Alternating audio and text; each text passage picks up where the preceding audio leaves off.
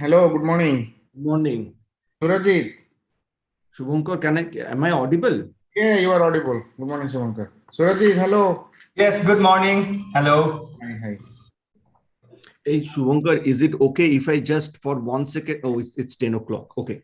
I just wanted to check if everything is working fine. I'm always nervous. So Yes. there is a degeneracy. So, there are two Shubhankars. The spelling is different. True.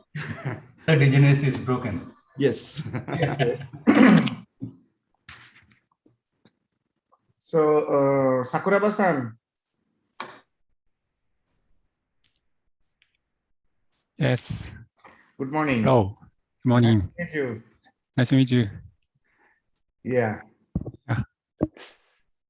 So can I share my view? Yeah, please. I think you are now co-host. 1 second. Abhishek, can you please make Sakuraba-san as co-host? Yes. So, Sakuraba-san, you should be able to share your screen now. Okay. You see? Yes, we can see it.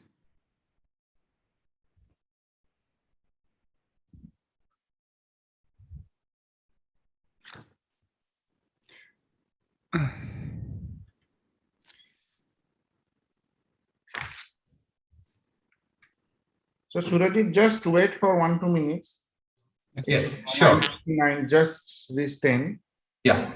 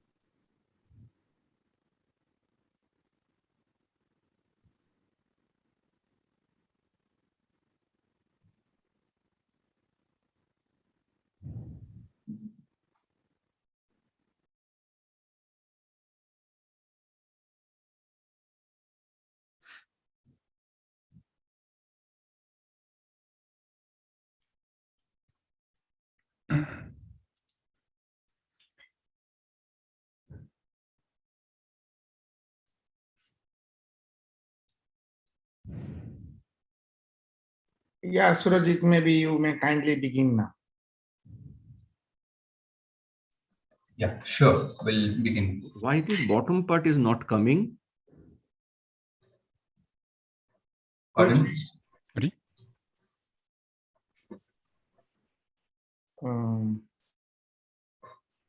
Yeah, I think you can begin. All right. So, good morning, everyone.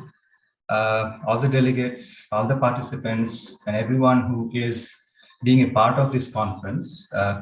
This is indeed a pleasure that Professor Shubhankar Vedanto has given me this charge to chair this session, today's session, which is the 5th one. And this 5th session hosts 5 talks.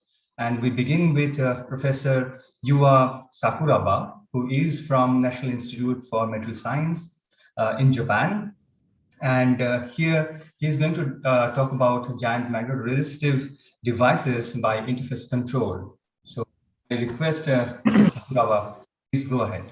Sakuraba-san, just 1 minute. Yes. I'd like to come in. I'm sorry, I forgot to introduce the chairman of the session, Professor Surajit Saha.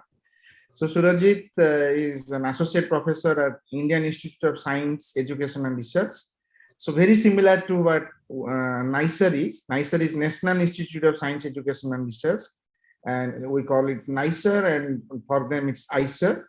So very similar concepts. And Surajit is an expert in 2D materials, graphene.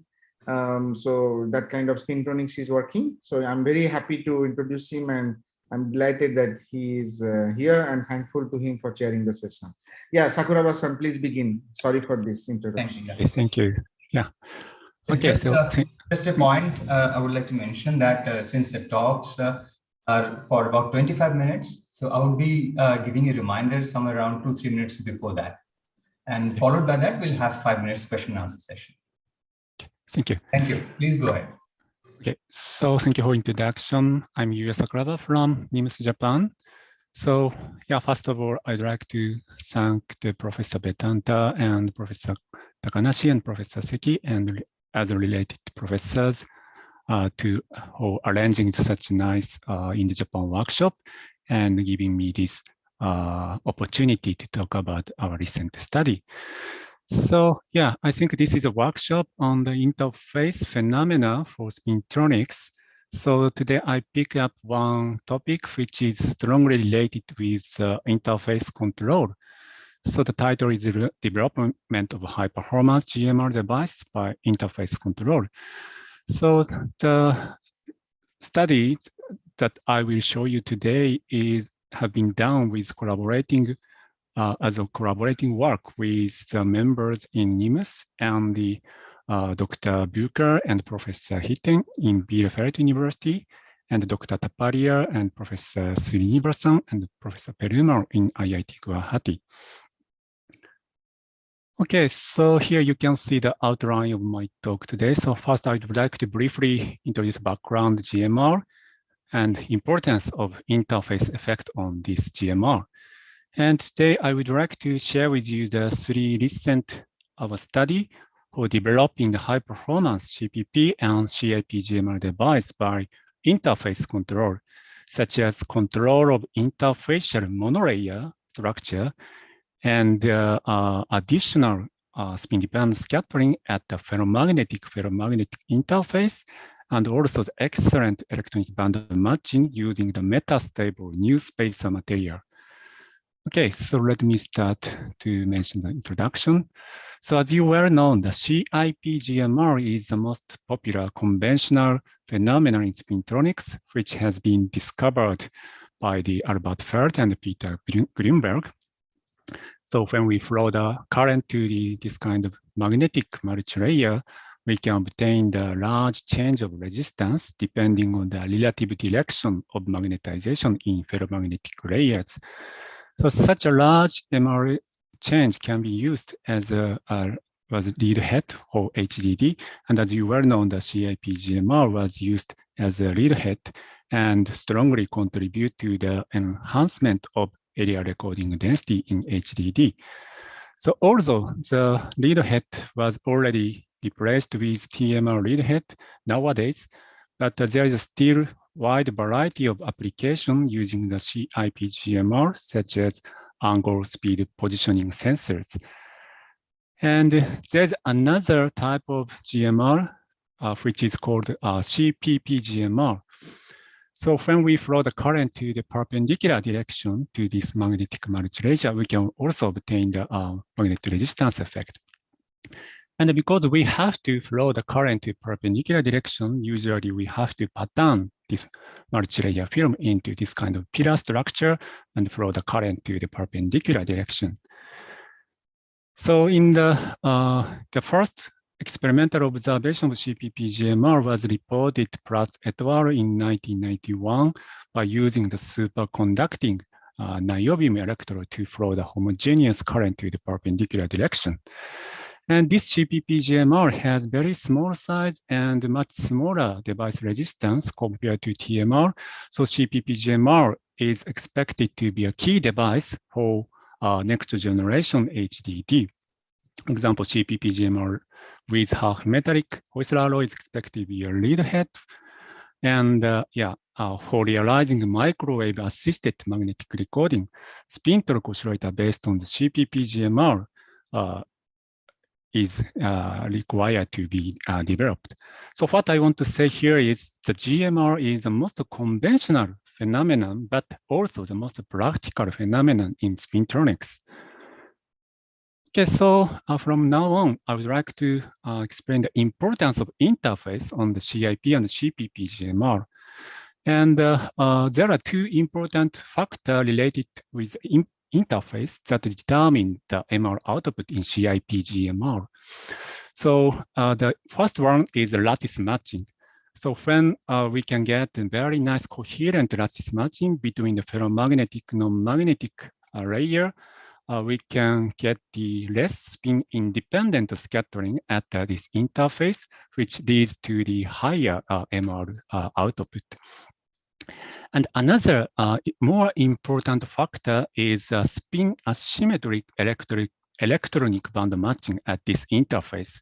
So when the one spin channel in ferromagnetic layer has very good electronic band matching with spacer material, we can get the high electron scattering at this interface only for one spin channel, which gives large asymmetric spin-dependent scattering, which results in the larger MR ratio. So for example, if we look at the most typical CIP GMR structure, cobalt copper structure, so we can see the very nice lattice matching between the FCC cobalt and copper. And if we look at the band dispersion of cobalt and copper, we can clearly see the very nice matching between the majority spin band of cobalt and copper spacer. So because of the satisfaction of these two requirements, so in the CIP GMR with cobalt copper, we can get a large MR ratio. So here we show the history of CIP GMR by summarizing the all reported MR value in pseudo spin bulb type CIP GMR with 3-layer structure and spin bulb type CIP GMR. Actually, the observed highest MR ratio was the 28% in pseudo spin bulb type and 18% in the spin bulb type structure. And what I want to emphasize here is large MR ratio have been observed in very limited combination of ferromagnetic and non-magnetic spacer. So only the BCC iron chromium combination and FCC cobalt or cobalt iron copper structures. So yeah, although there is a still wide variety of applications using the CIP GMR, as you can see in this figure, the highest MR ratio has not been updated in the spin bulb type CIP GMR device after 2007. So question here is there no other promising combination of ferromagnetic and non-magnetic material for enhancing the MR in CIP GMR? Actually, our recent study found that the BCC cobalt and the metastable BCC copper gives a very excellent MR performance in CIP GMR. So today I'd like to share with you this data later. Okay, in the case of CPP GMR, as expressed by this famous two current series register 2CSR model, so interface also has a very important role for MR output. So the MR ratio is determined by not only the spin-dependent scattering in ferromagnetic bulk region of ferromagnetic material, but also the interface region. So in this 2CSR model, as you can see, this gamma interface spin scattering asymmetry strongly affect the magnitude of MR output delta array. So the large difference between CIP and CPP GMR is that because of a simple picture of transport in CPP GMR, it is possible to evaluate this beta and gamma by performing the systematic experiment. So because of the very extensive various study in CPP GMR, there are reported very systematic experimentally evaluated gamma as summarized in these review papers. As you can see, yeah, there is already reported gamma for various combination of non-magnetic ferromagnetic material. And in the beginning stage of study in GMR, people believe that this kind of gamma is originate from the extrinsic factor at the interface, such as a defect or roughness at the interface. However, nowadays it was already established that that kind of intrinsic electronic band matching strongly contribute to the magnitude and the sign of this gamma. So in 1995, Sharp et al. Theoretically calculated the GMR without defect scattering by calculating the electronic band matching between the cobalt and copper, and successfully found a nice band matching in the majority spin electron channel in K-parallel wave vector space. And Stiles et al. After that reported the theoretically calculated gamma value for the various combination of ferromagnetic and non-magnetic spacer. And as you can see, this value is relatively showed very good agreement with the experimentally observed gamma. So even though GMR is treated as a diffusive transport, if we look at interface, interfacial resistance and its spin polarization can be calculated by the picture of ballistic transport. Okay, so although there are a lot of previous studies that investigate the interfacial spin-dependent scattering, in the experiment, because of no systematic microstructure analysis with atomic resolution in previous study, it has not been experimentally clarified that how the interface atomic structure affect interface transport. So yeah, today I would like to show you one of our study that successfully confirmed the importance of only one atomic layer on the interfacial spin-dependent scattering.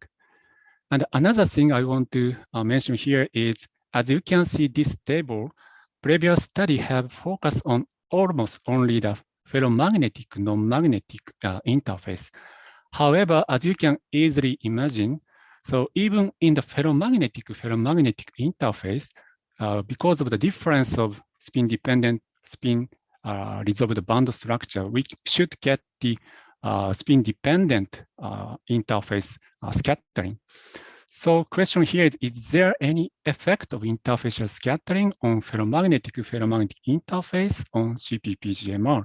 So recently we successfully confirmed the strong impact of normal ferromagnet cobalt iron and half metallic Heusler CFMS interface on CPP GMR. So today I'd like to show you this data, this result. Okay, let me show you the result for CPP GMR. Result show the impact of interfacial monolayer structure on the spin asymmetry in the CPP GMR. So as you may know, that recently very large MR ratio over 50% was observed in the CPP GMR, fully epitaxial CPP GMR with half metallic Heusler alloy with the kind of silver spacer. So such a large MR ratio is attributed to not only the bulk half metallicity, but also very good band matching between the silver and half metallic Heusler alloy. This my previous study clearly confirmed very nice band matching for majority spin electron in CMS, silver CMS structure. Supported by this theoretical calculation, we successfully obtained large MO ratio in this structure. However, although we performed the microstructure analysis by using TEM, we could not clarify the atomic resolution interface structure. Therefore, it has not been clarified how interfacial monolayer structure affect this band matching and MR property. So to investigate the interface structure, recently we have fabricated same kind of 001 oriented fully epitaxial CPP GMR with CFGG, cobalt, iron, gallium, germanium, half metallic material with silver spacer. And to tune the interfacial monolayer condition, we inserted very thin nickel in this at this interface. So right figures show the inserted nickel layer thickness dependence of device resistance and MR ratio. As you can see, interestingly, RA largely reduced by inserting the 0.2 nanometer thick nickel, and also MR ratio largely enhances by inserting very thin 0.2 nanometer thick nickel at the CFGG silver interface. So why it happens? So to understand the mechanism of this, first we perform the systematic characterization of structure by performing XRD. And as you can see in this XRD pattern, we obtained almost the same XRD patterns for every device with different nickel layer thickness, and evaluated degree of order of CFGG show the almost comparable value between the film without nickel layer and with 0.2 nanometer nickel layer. Therefore, this kind of change in bulk region of CFGG cannot explain the large enhancement of MR. So we carefully characterized the interfacial structure by performing the microstructure analysis. So here you can see the TEM images and the atomic resolution EDS mapping for the film without nickel insertion and with 0.2 nanometer nickel insertion. So this atomic resolution EDS mapping successfully visualized the difference between these two devices. Actually, there is a very tiny difference. The film without a nickel insertion has the cobalt as a second termination layer from this silver interface, but this layer is perfectly replaced with nickel in this nickel inserted sample. So only this small change might give such a large MR change. So to confirm the origin of this, we performed the first principle calculation of ballistic transmittance based on the structure observed by this EDS mapping, and successfully found that when this second termination layer is replaced by nickel, we can obtain the larger transmittance of majority spin electron and smaller interfacial resistance. So this result qualitatively explained why we can get a large enhancement of MR ratio in this nickel inserted sample. So this result suggested that only the monolayer structure at the interface can drastically enhance the MR ratio. So this kind of interfacial control is very important. Okay, so let me move to the second topic. So as I mentioned in the last study, the very large spin asymmetric transmittance can be calculated between the silver and half metallic Heusler. Here you can see the calculation for silver and CFMS, cobalt, iron, manganese, silicon. So evaluated theoretical gamma can be reached up to 0.95. But if we perform the same calculation for ferromagnetic cobalt, iron, and CFMS, we can also get very large spin asymmetric transmittance, and evaluated gamma can be even larger than the case with silver spacer. However, as you can imagine that this kind of large gamma cannot be detected in this kind of bilayer structure because of strong ferromagnetic coupling. We cannot realize the anti-parallel magnetization configuration. So in order to confirm this contribution on the MR effect, we have fabricated this kind of CPP GMR structure with bilayer type electrode. And in this structure, we can realize anti-parallel magnetization configuration. And when the thickness of CFMS layer is shorter than the spin diffusion length of CFMS, so we can see the effect of spin-independent scattering between CFMS and cobalt iron on the MR property. So in this study, we change the thickness of CFMS with fixing the total thickness of cobalt iron on the CFMS at 7 nanometer. So here you can see the stacking structure of this device, and here I show the one TEM analysis from the device with 4 nanometer 6 CFMS, and we clearly confirm the L21 ordered CFMS and no remarkable diffusion all of layers. Okay, and to strictly evaluate the intrinsic MR ratio for every device, we patterned the device with different size and plotted the delta array as a function of each device resistance. So from the slope of this curve, we can get the intrinsic reliable value of MR ratio. So by performing this kind of analysis for every sample, we can get the CFM thickness dependence of MR ratio. So as you can see, we can clearly see the enlargement of MR ratio in the middle range of CFMS So this result clearly suggests that the MR ratio can be strongly enhanced by using this cobalt iron CFMS stacking bilayer electrode. So this is a thickness dependence of MR ratio. And if we look at the CFM thickness dependence of delta array, we can also see the very large enhancement in the middle range of CFMS. So if we can neglect the contribution of this cobalt iron CFMS interface, this tendance should be increase and saturate, but we can clearly see the peak around this region. So to reproduce this kind of tendency based on the generalized 2CSR model, we put the parameter that was obtained by the previous literature, and we put several reasonable assumptions. We can get a very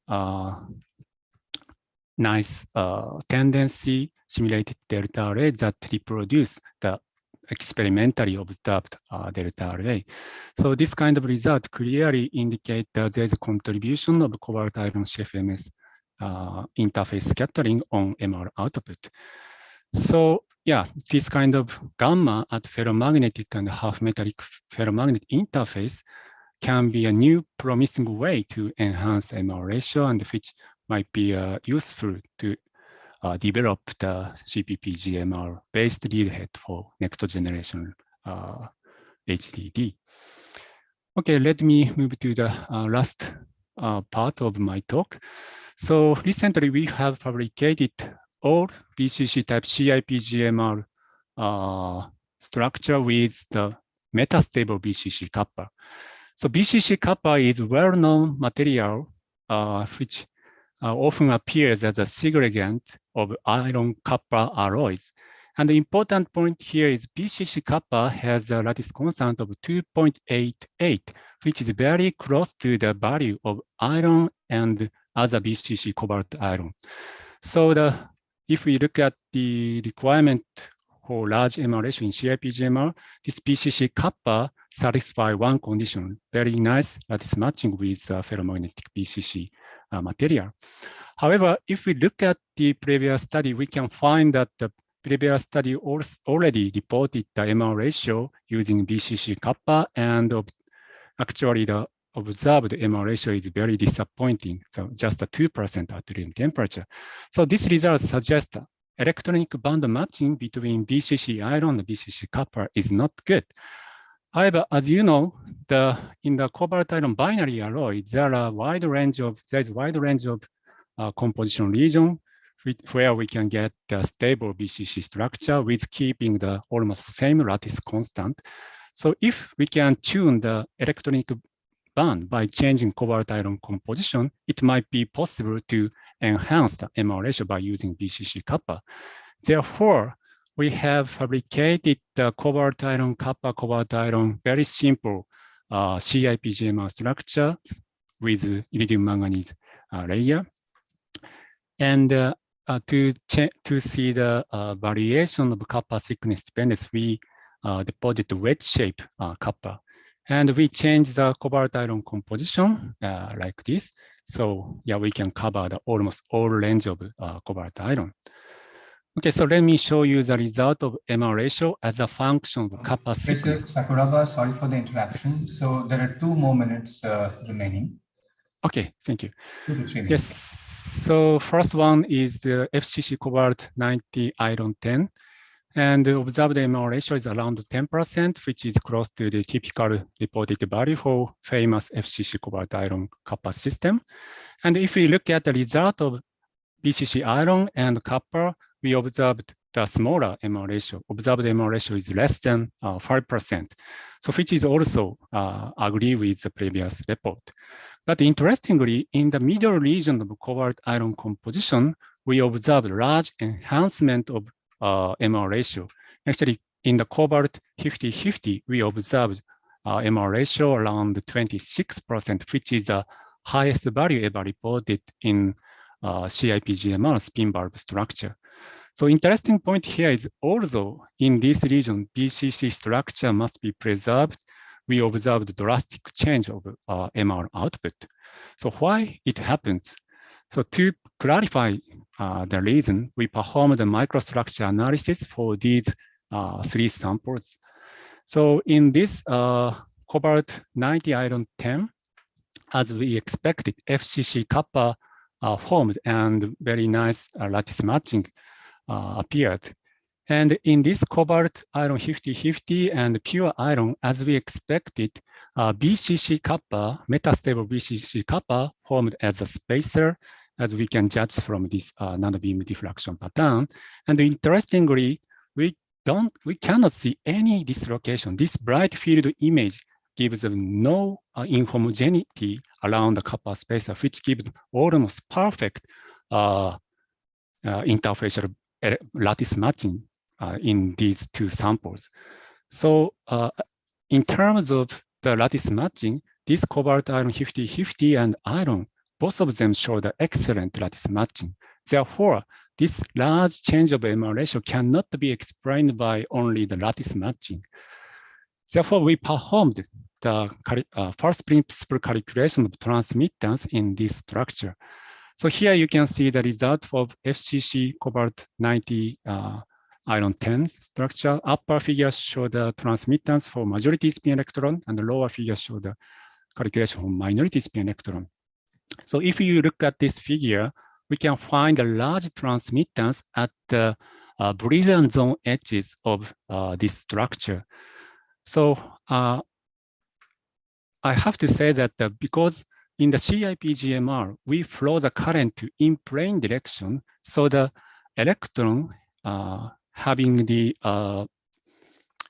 momentum toward the in-plane direction mainly contributed to the MR effect. Therefore, the transmittance around the brilliant zone edge, large transmittance around the brilliant zone edge is very suitable condition to get large MR ratio. So from here, we can say that this cobalt iron 9010 and FCC kappa showed a very good electronic band matching to get large MR ratio. And if we see the same calculation for BCC cobalt iron 50-50 and BCC kappa, we can find that very excellent band matching around the wide range of brilliant zone edge. As you can see in this edge region, we can see very large transmittance for majority spin electron. Oppositely, in the minority spin electron, we found very small transmittance. So this result suggests that there must be large spin asymmetry at this interface. So we can say that this all BCC structures should give a very excellent electronic band matching. And if we see the result of pure iron and pure BCC kappa structure, because of the shifting of Fermi level from this cobalt iron 50-50, we perfectly lose the large transmittance around this brilliant zone edge. And oppositely, we observed relatively large transmittance in the minority spin channel. So by changing the composition of cobalt iron to pure iron, we lose the very nice electronic band matching. So this electronic band matching calculation clearly explains why we can obtain this kind of large enhancement in this CIP GMR structure. Okay, so I think my time is already up, but let me show you one more data that might, that is interesting. So in the CIP GMR, as I mentioned, we flow the current to in-plane direction. So the electron should mainly has the momentum towards the in-plane direction. Therefore, we should look at the transmittance around this brilliant zone edges. So yeah, this large spin asymmetry of transmittance must be the origin for large MR ratio. So to prove the importance of this K-parallel dependence of transmittance, we have fabricated the CPP GMR device based on the same stacking structure and found that the much smaller MR ratio. So in this case, this electron should mainly have the perpendicular wave momentum. So the transmittance around this gamma point has important role in the CPP GMR. So this result suggested that this kind of K-parallel dependence of transmittance gives us very important information to judge which CIP and CPP is suitable to get the large MR ratio. In the case of this BCC cobalt iron and BCC copper, CIP is much better than CPP. Okay, so yeah, we successfully found a much larger MR ratio by making this specular type or BCC CIP GMR, and yeah, observed a much larger MR ratio. So yeah, this kind of metastable material has a chance to make a breakthrough in GMR, which has long research history. And because this, we observe, although we observe a large MR ratio, this kind of jump of resistance change is not suitable for magnetic sensor application. So sorry, I cannot explain in detail because of my time limitation, but we fabricated this kind of structure with cobalt iron rhodium underlayer, and by using the biquadratic coupling, we can successfully obtain the very nice linear dependence with keeping the high MR ratio originating from BCC copper structure. So if you're interested in this work, please check this paper. Okay, so this is a summary. So yeah, GMR is the most conventional and practical phenomena for various applications, and higher MR performance is achievable by new approaches through the interface control. Thank you for your attention. Thank you, Professor Sakuraba, for this wonderful talk. I would like to open this forum now for questions. So yeah.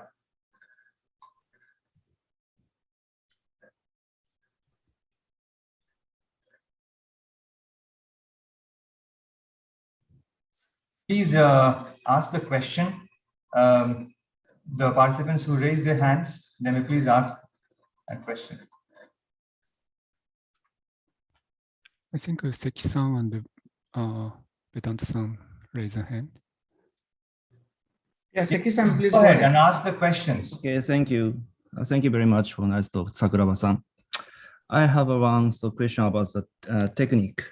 So you showed very thin CFMS insertion layer to enhance CPP GMR. And how did you suppress the interdiffusion between cobalt iron and CFMS? Actually, so you needed to anneal or heat the sample to get the L2 order state. But your TEM image shows a very nice separation between iron, cobalt, and CFMS. Yes. Actually, so we easily imagine the interdiffusion occurs due to such a high temperature process. Yes. Actually, we reduced the annealing time for this. Oh, 2 minutes. Okay. We annealed, only for 2 minutes to suppress the interdiffusion. So is that works. So rapid summer annealing or something like that? No, it is usual conventional one.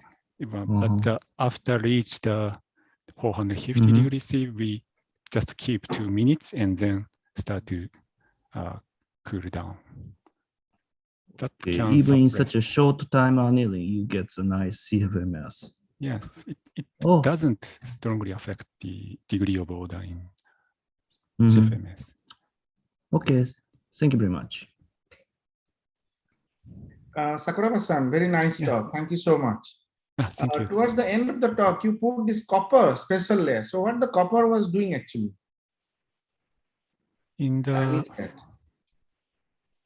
you have like a wedge-shaped copper. Here. Yes. So what the copper is doing, the BCC copper? You mean this copper? Yeah. This is the usual spacer, and and the structure is different for this And then what is the reason that you have taken copper? Because for GMR, people have mostly found the chromium is a more suitable material, isn't it? Yeah, but FCC copper is also good material in the previous study with the FCC ferromagnets such as cobalt or this kind of cobalt 90 iron 10. What we found in this study is when this copper become metastable BCC, we can obtain the much larger IMR ratio. This is a typical MR ratio in FCC stacking structures around the 10%. But by making this BCC metastable copper, we can largely enhance this MR ratio. That is the point of this study. Okay. Thank you so much. Thank you. Okay, thank you. So I would like to thank Professor Sakuraba for this wonderful talk, and this is really a wonderful one, and I'm sure there are more questions from the audience because we are now sort of running out of time. I would like to move ahead with the next speaker. Surajit, we have to present a small memento, so the organizers are putting it. You kindly please go ahead. No, you kindly present it to Professor Sakuraba. Okay. So Professor Sakuraba, the conference organizers have this memento for you for giving this wonderful talk and filling up our session with such a wonderful contribution. So this is a memento toward you from the organizers. Thank you so much. Thank you so much, Sakuraba-san. Thank you. Thank you once again. So we have now the next speaker, Professor Pranab Kishore Muduli, who is from the Department of Physics at IIT Delhi. And today he is going to talk about spin-orbit torque generated at the interfaces. And let's welcome Professor Muduli for this talk in this session. Professor Muduli, please go ahead. Hello, is my screen visible? Your screen is visible. You are also audible. So go ahead. Okay. So thank you for the introduction, and thank you, Suvankar, for inviting me to give this presentation on here. So I'm going to also talk about interface. In fact, this conference is also related to interface, and interface is actually very important. And that's why I decided to choose a topic which relates to the theme of the conference. And really sorry for the interruption. So it'll be okay if I kind of remind you like about 2-3 minutes before the time ends. So we have about 25 minutes for the presentation and 5 minutes for the question session. Yes, sure. Yeah. You can just switch on your video. I know that. Okay, it's time for me to wrap up. All right. Okay. Yeah, thank you. Okay. So let me start with this picture that was taken during the last Indo-Japan workshop, which was in 2016 and Sendai. And you can see that many of the participants in this conference are present here.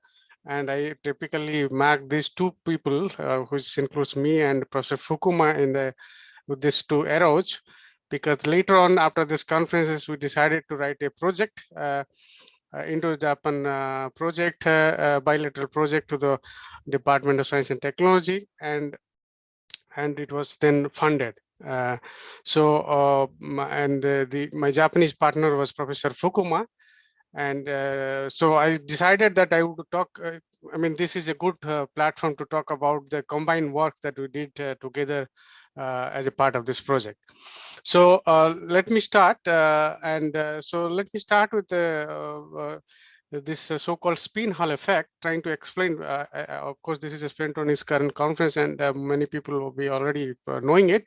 But just for the sake of introduction, I like to introduce this so-called spin Hall effect, which happens in some metal like platinum. If you pass a charge current, and then the charge current will split, something like this. You can see that the spin off going to one edge and spin down going to other edge, and creating a spin current. This is typically observed in heavy metal. It depends on the spin orbit coupling of the material, and it's a bulk effect. Initially, it was experimentally observed in the semiconductor, where they were able to image this spin accumulation at the edges. But nowadays, it has been reported in many metals as well. So this is one way of creating a spin current. There is another way of creating spin current that is known as the Raspa-Eidenstein effect, or REE.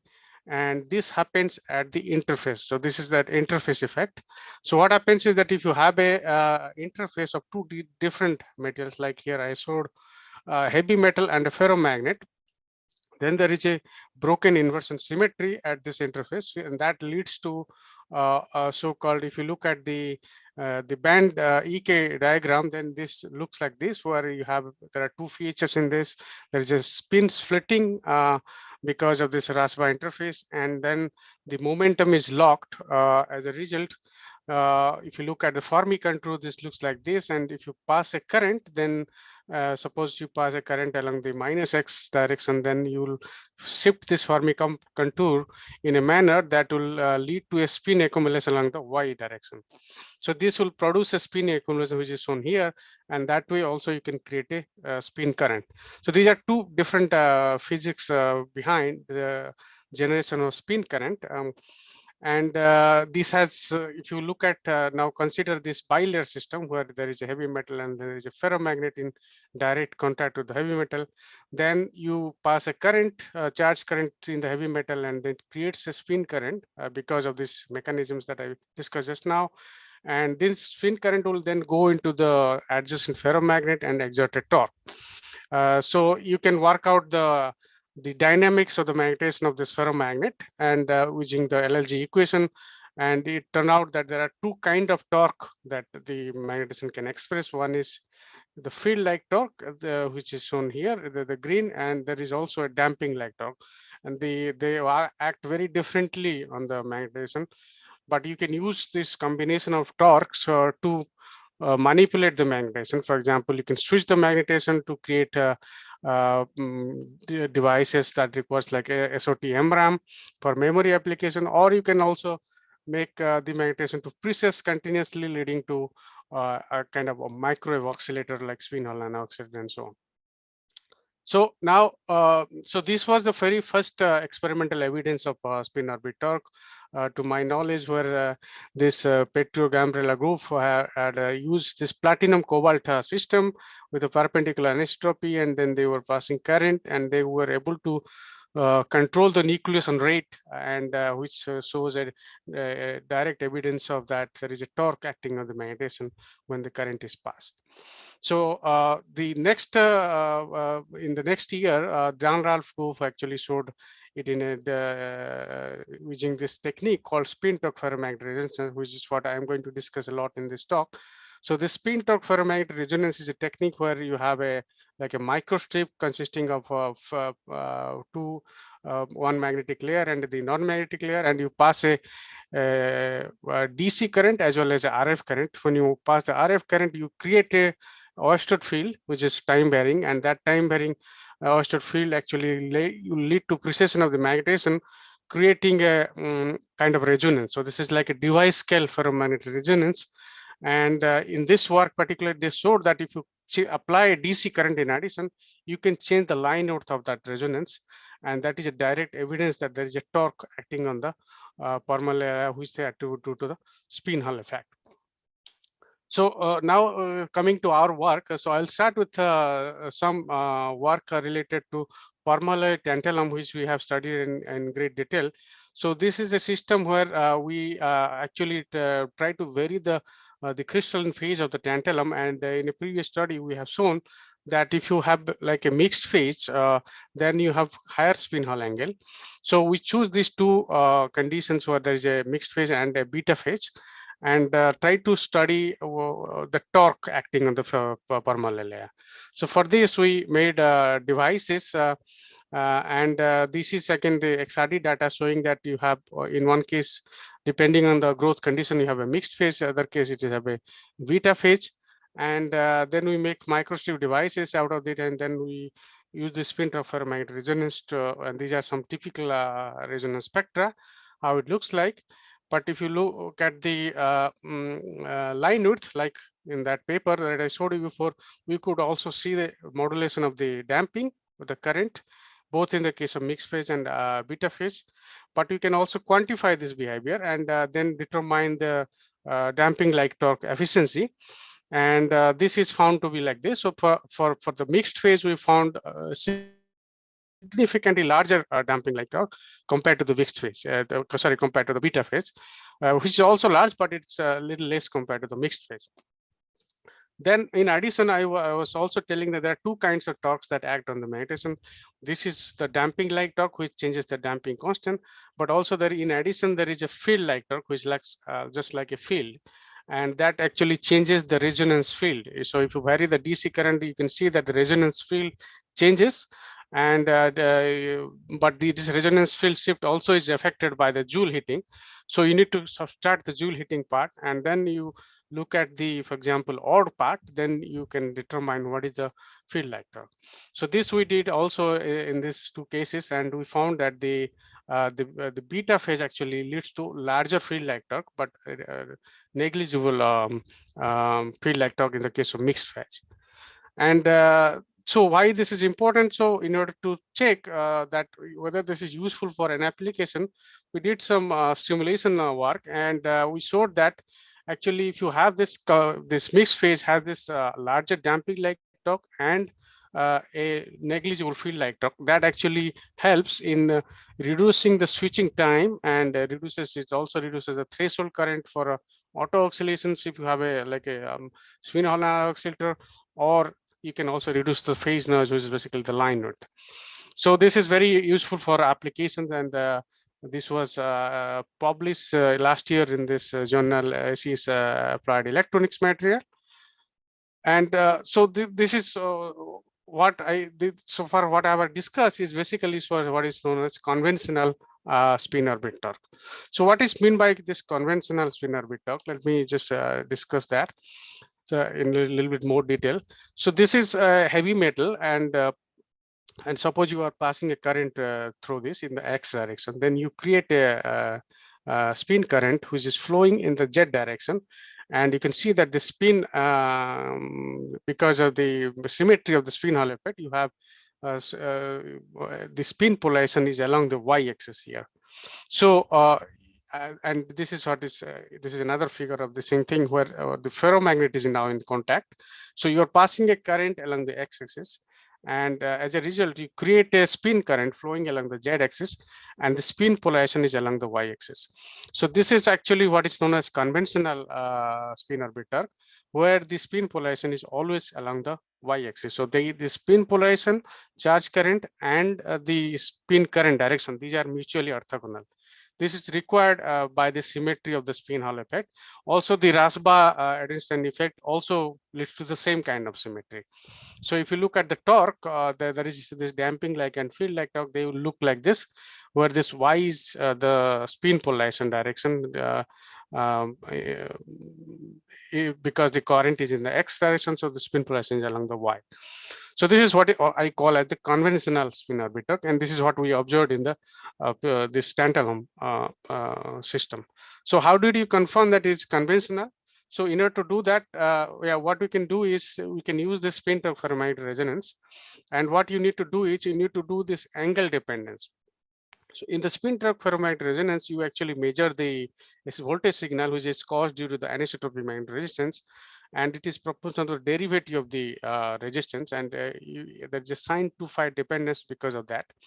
And if you have the torque is due to this conventional mechanism, that is spin Hall effect or Rasba effect, then that leads to additional cos phi dependence. So that means you have this DC voltage that you measure will have a angular dependence of the type sin 2phi cos phi. What it means is that if you had measured the DC voltage at a certain angle, phi with respect to the current direction, the magnetism is having angle phi with respect to the current, and you rotate by 180 degree, then there should be a sign reversal of the voltage. And this is exactly what you see here. If you look at the tantalum system, so this is the spectra. And if you look at the, for example, the symmetric part, which is shown in the green, you see that there's a sign reversal of the symmetric part. There is also that of the anti-symmetric part. So this is consistent with this sin to phi cos phi dependence, indicating that this is a conventional spin orbit torque. We can do this in more detail by doing the angular dependence. And so we have done this for example, platinum system as well as tantalum system. If you look at the platinum system, you see this behavior, which you can fit exactly with this sin to phi cos phi dependence, and the same is the case of tantalum as well. However, you can see that the symmetric and anti-symmetric component here in the case of platinum is of the same sign. In the case of tantalum, they have opposite sign. That is because of the fact that tantalum has a spin Hall angle which is opposite to that of the tantalum. So that of the platinum, they have opposite spin Hall angle. Here it is positive, here it is negative, and that is why the sign of the symmetric and anti-symmetric component are different. But both the cases, we have the dependence is sin to phi cos phi. So this is a conventional spin orbit torque. So this is a very powerful technique, this angle resolve STFMR, to distinguish this torque, whether it is conventional or not. So what I mean by unconventional now is that this is the conventional one in which the polarization is along the spin polarization is along the y-axis. But what if the polarization is along the x-axis, like here shown here? Spin polarization is along the x or minus x, it doesn't matter. So that will lead to a torque which looks like this. And similarly, what if the polarization is along the z-axis? So that will lead to a torque which is of this form. So the torques will be very, very different in these cases. So the question is, can you really have such a torque? Because the physics that I discussed before, the spin Hall effect and the Raspa effect, they only lead to the conventional spin orbit torque, in which case by symmetry requires that the spin polarization has to be along the y. So can you have X and Z spin polarization as also? So in fact, it has been shown recently. Some work has been published where they showed that this kind of unconventional spin orbiter can be observed. So this is both this work is from Dan Ralph, and here they have used a non-collinear antiferromagnet Mn3 gallium nitride. And here they can found that there are 3 components of spin Hall conductivity. This is the conventional one, and there are 2 additional conductivity which are also non-zero. And this again depends on the antiferromagnetic ordering in this material. And if you go above the nil temperature, this unconventional torque disappears.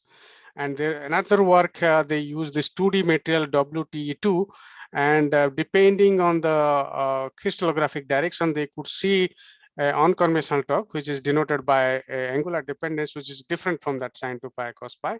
There are additional terms present here, and which was present in only in particular crystallographic direction, not in other crystallographic direction. So this is related to the symmetry of the of this 2D material.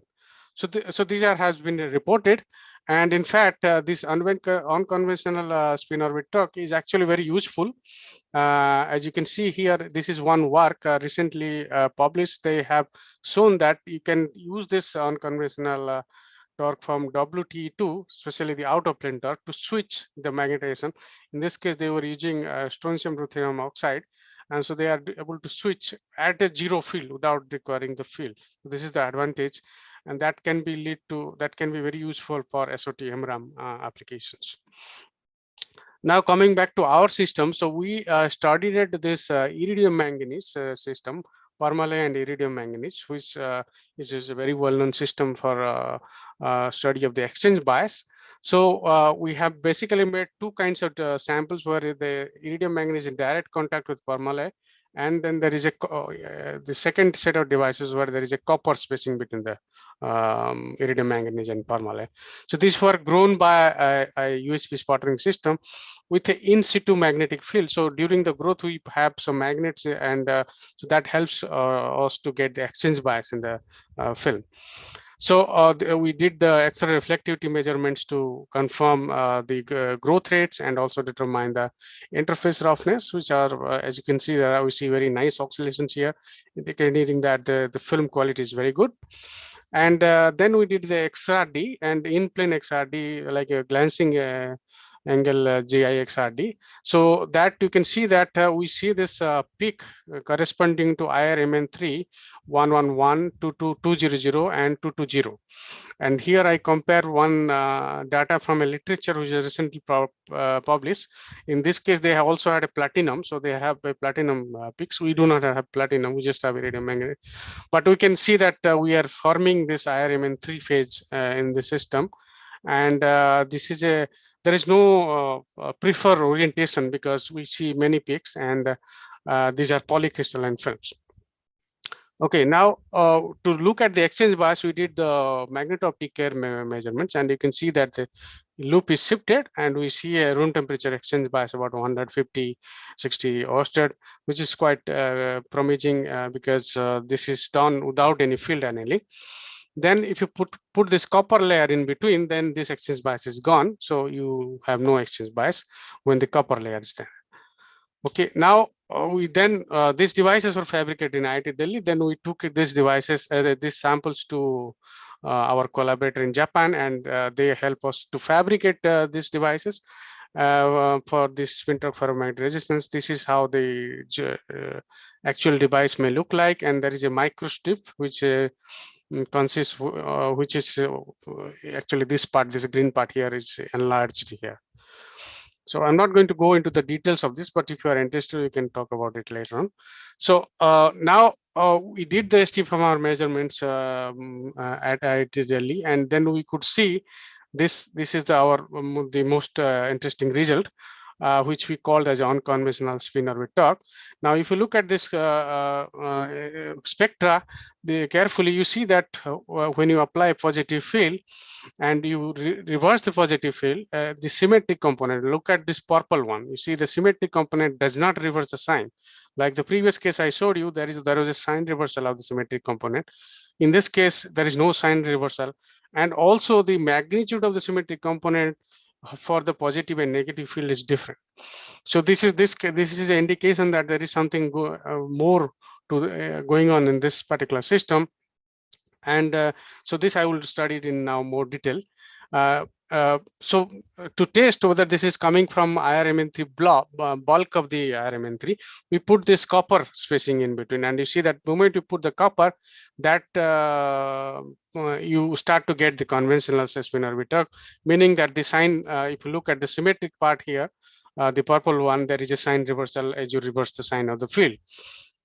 So now everything in this case is a really conventional spin-orbit torque because there is a sign reversal. Here there is no sign reversal. So this is a clear indication that there is a unconventional spin-orbit torque in this system, and it also tells that this is directly coming from the interface between Permalloy and IrMn3, because the moment you put copper, this effect is completely gone. Now, there was a recent report on similar system, IrMn3, where they had used epitaxial IrMn3, and they were also reporting this unconventional spin orbiter. And they actually studied a different kind of crystallographic IrMn and IrMn3 and so on. And they were also seeing this unconventional spin orbiter, which they attribute this to the magnetic asymmetry induced anomalous spin orbit. So this is what they call, because in their case, if you look at you see this angle dependence, there's a slight deviation from the sin 2 phi cos phi dependence in these two cases. And in their cases, however, if you put copper in between, it is still there. So that a slight asymmetry from deviation from the sin 2 phi cos phi is still there. And that is why it is in their case, they do not believe that this is due to the interface, but it is due to the magnetic asymmetry coming from the IrMn layer. So in our case, however, now I am showing the angular dependence, full angular dependence. Again, let me start with a simple case where you have the copper spacer, and the copper spacer, you can see that there is a clear sin 2 phi cos phi dependence in both symmetric and anti-symmetric component, that indicating that it's entirely conventional spin orbiter. But if you go to this sample with Permalloy and IrMn3, which in direct contact, then you see a angular dependence is completely very, very different compared to what you see here. And in order to fit this behavior, you need actually torques with spin polarization both along X and Z.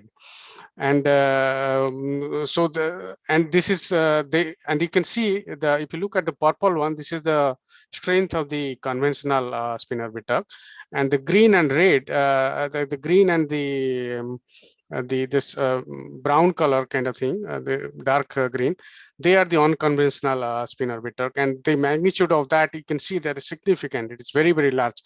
Compared to this study, the magnitude of unconventional spin orbital was not that high. In our case, however, the magnitude is significantly high. And the fact that you put the copper and this disappears, it just indicates there is an interfacial origin of unconventional spin orbital. Now we can quantify this unconventional spin orbital, and we now need three different spin Hall efficiency.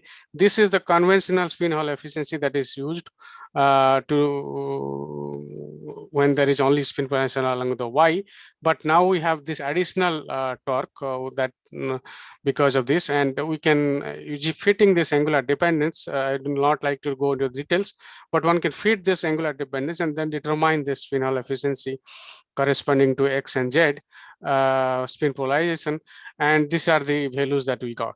So you can see that these unconventional torques are there in the case of Permalloy IrMn 3, and the magnitude is very, very high. It is in fact higher than the conventional one.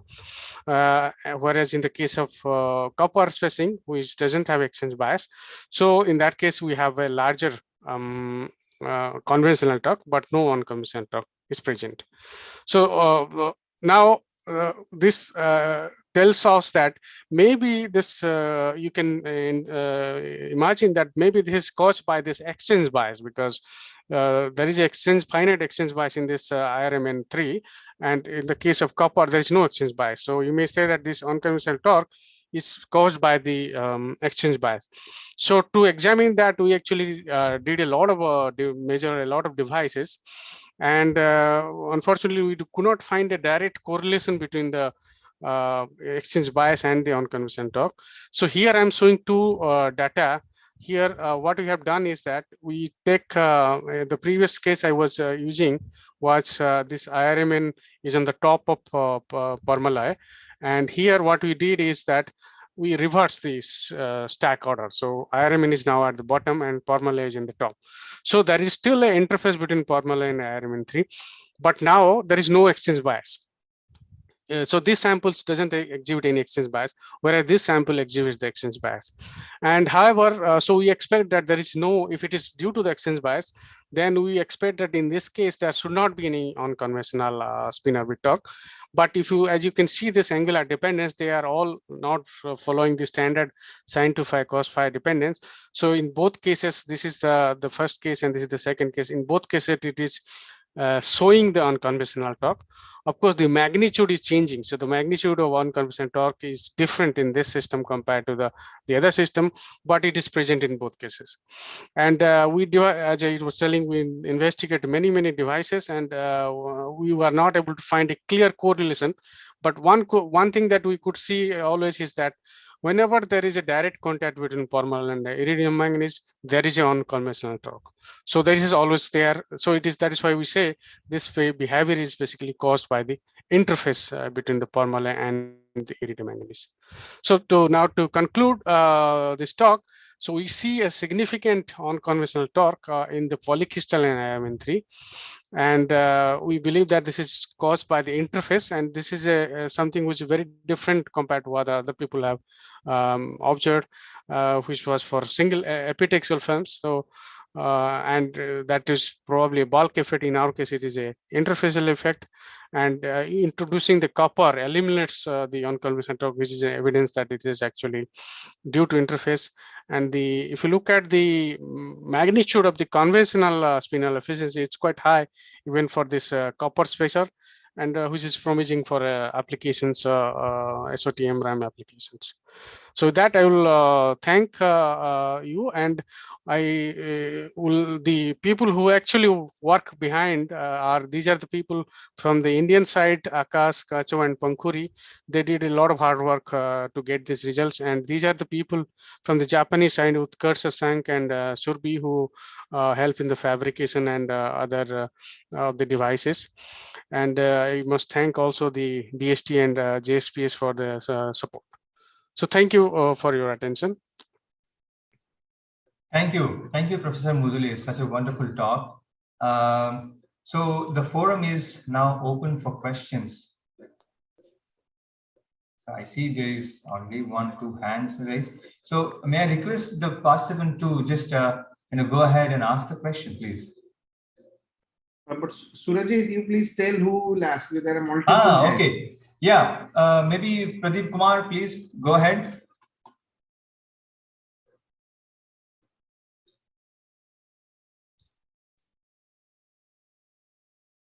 Pradeep Kumar Raut, please go ahead. Abhishek, I think you need to give him access. You need to allow him to unmute.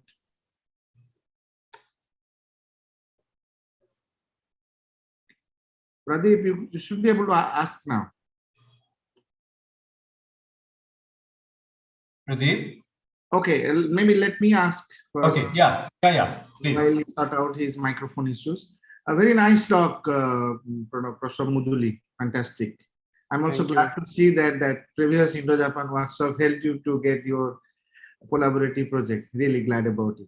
So I'm just wondering, did you put any extra effort to get this iridium manganese 3? Because that's a very special phase, of course, which is much desired in terms of the high spin orbit coupling and high spin Hall angle.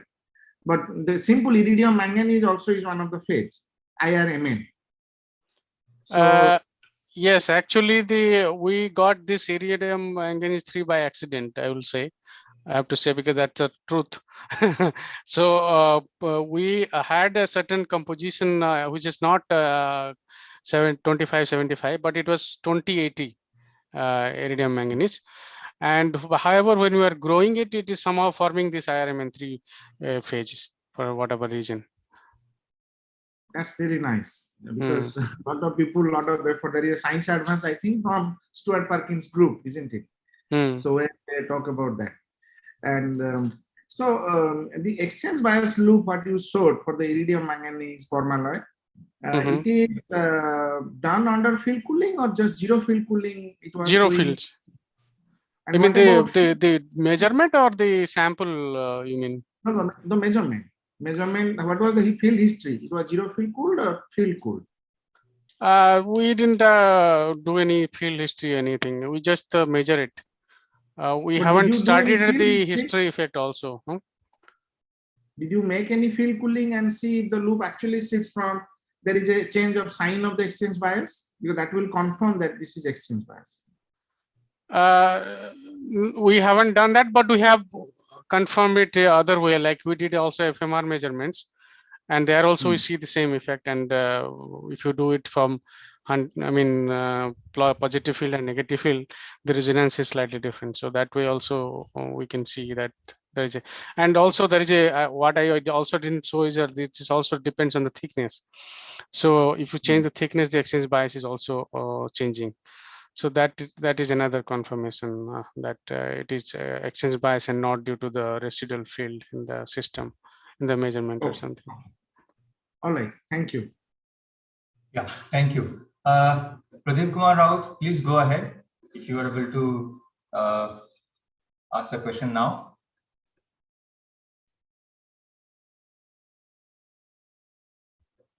Okay, I guess he is not audible for some reason.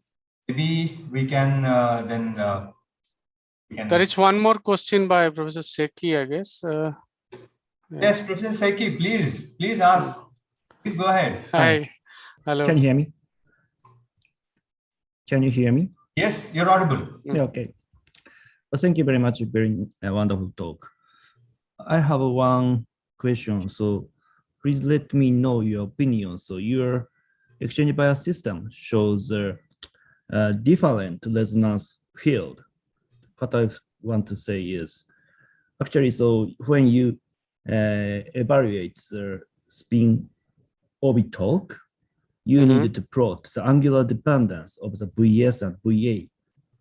But the VS and VA is, the values of the VS and VA are obtained a different resonance field depending on the angle.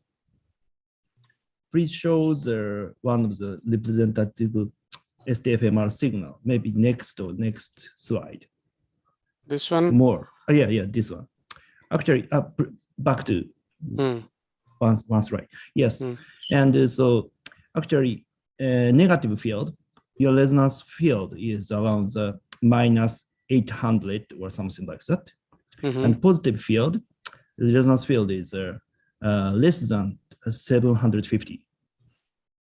That means the resonance conditions are different between positive field and negative field. Right. Yeah, that is because of the exchange bias. Yeah. Yes, that's right. That's right.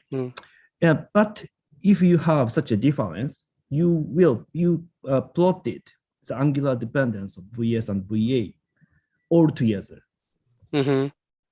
without any consideration of the difference in the resonance field. I'm not sure, is that valid for the evaluation using the usual STFMR analysis? Okay, that's a very good question. I think it should not matter that much because the frequency is fixed. So of course, if you are doing a frequency scan, then this will be very different because that would affect the amplitude because the microwave losses are different at different frequencies. But since the frequency is fixed, so even if there is a the resonance field is different, the losses due to should not be different, So I think it should not be a problem. Yeah. Okay, thank you very much. And also later on, we are actually taking the ratio of VS over BA. So which removes any, if you just use the VS method, then of course you have to be very careful. VS over VA will obviously cancel out any losses, Okay. Yeah. Thank you. Yeah, Professor Muduli, I think Pradeep Kumar Raut has the question typed on the chat box. Surajit, I'm sorry to interrupt. It's already 11:15. So I think we should go ahead with that. His question, and I request Professor Muduli to write the response in the chat box. Let's move because otherwise it will get delayed. Right. So you can present the memento now to Professor Muduli, and Pranabhai, you please respond to Pradeep's question in the chat box. Okay, all right. Thank you. Professor Muduli, so here is a memento from the organizers. We are very much thankful for this wonderful talk, and this is a nice gesture from the organizers towards you. Thank you. Thank you. All right, so we'll move ahead with the next talk, which will be given by Professor Takahide Kubota from Tohoku University in Japan. And he will be talking about magnetic-based materials, which are very important for spintronic applications.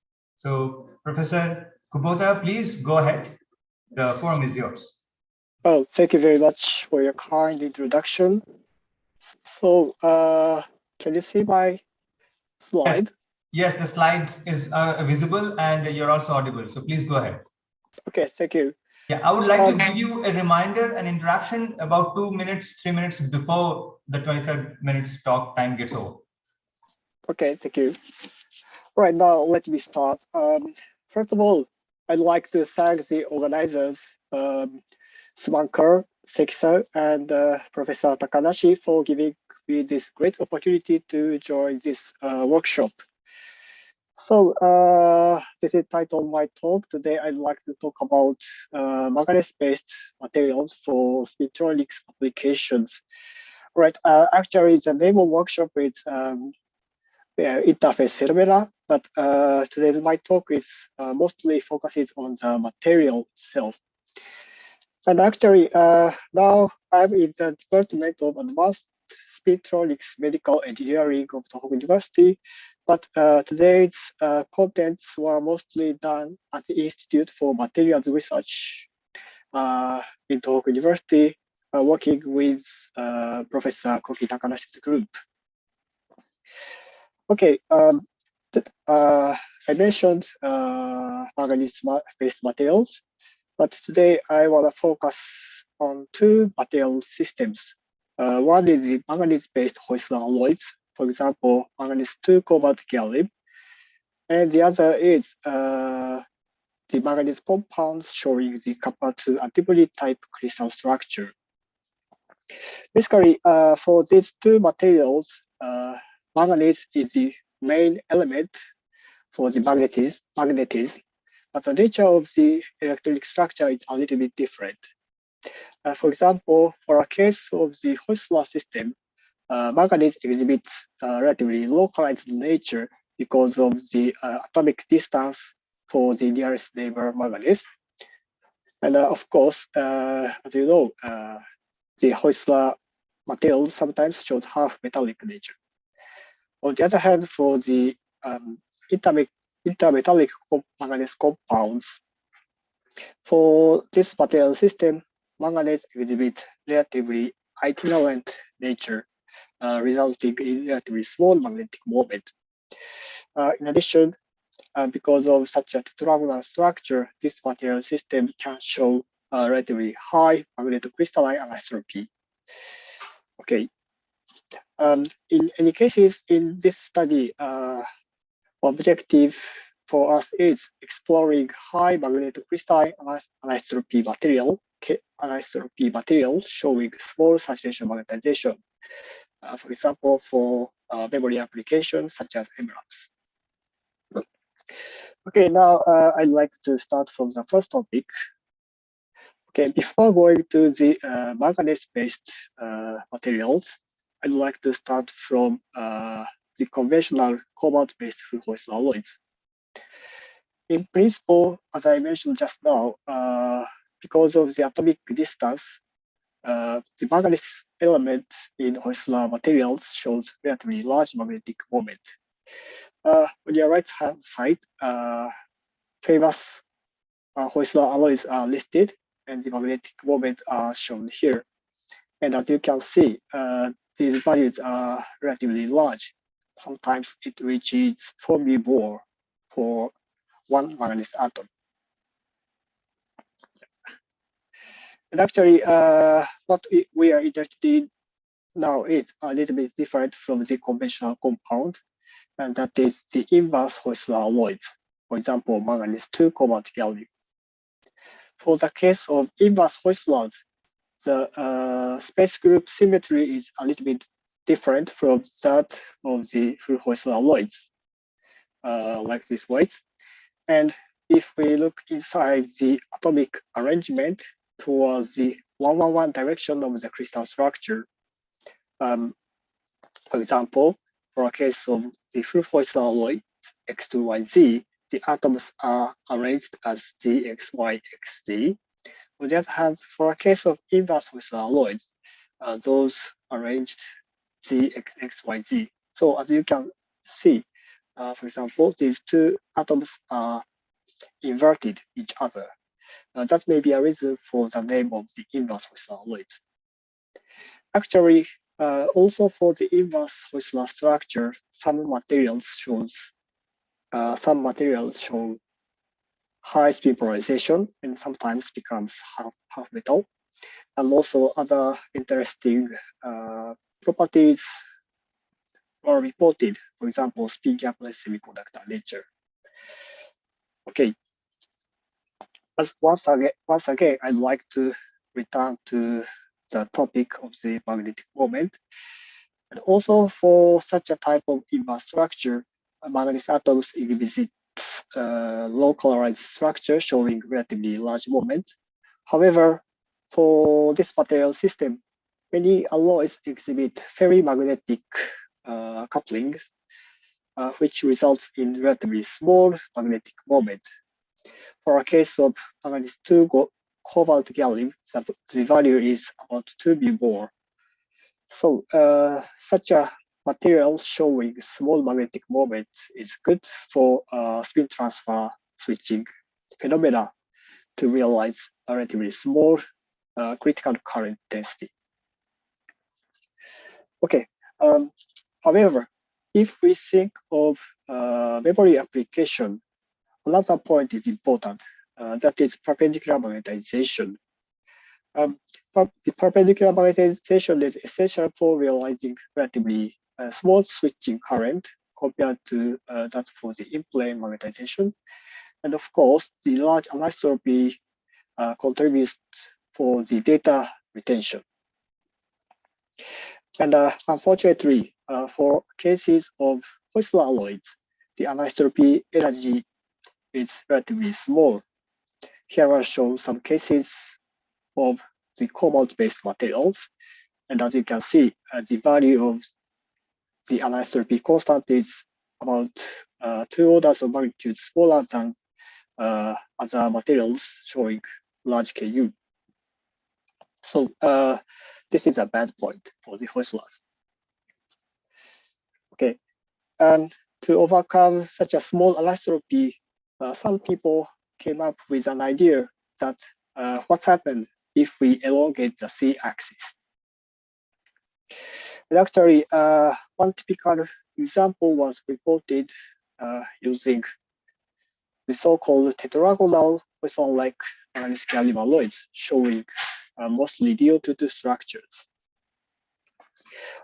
For a case of DO22 manganese gallium, the Claudia Felsat group reported relatively large coercivity in 2007, like this way. In addition, Dr. Wu and Professor Mizukami reported film samples showing very large Ku, which is of the order of 10 to 6 joule per cubic meter in epitaxial films. Such a large anisotropy is really attractive. However, the distortion of the lattice is relatively large, which is about 1.7 for the C/A ratio.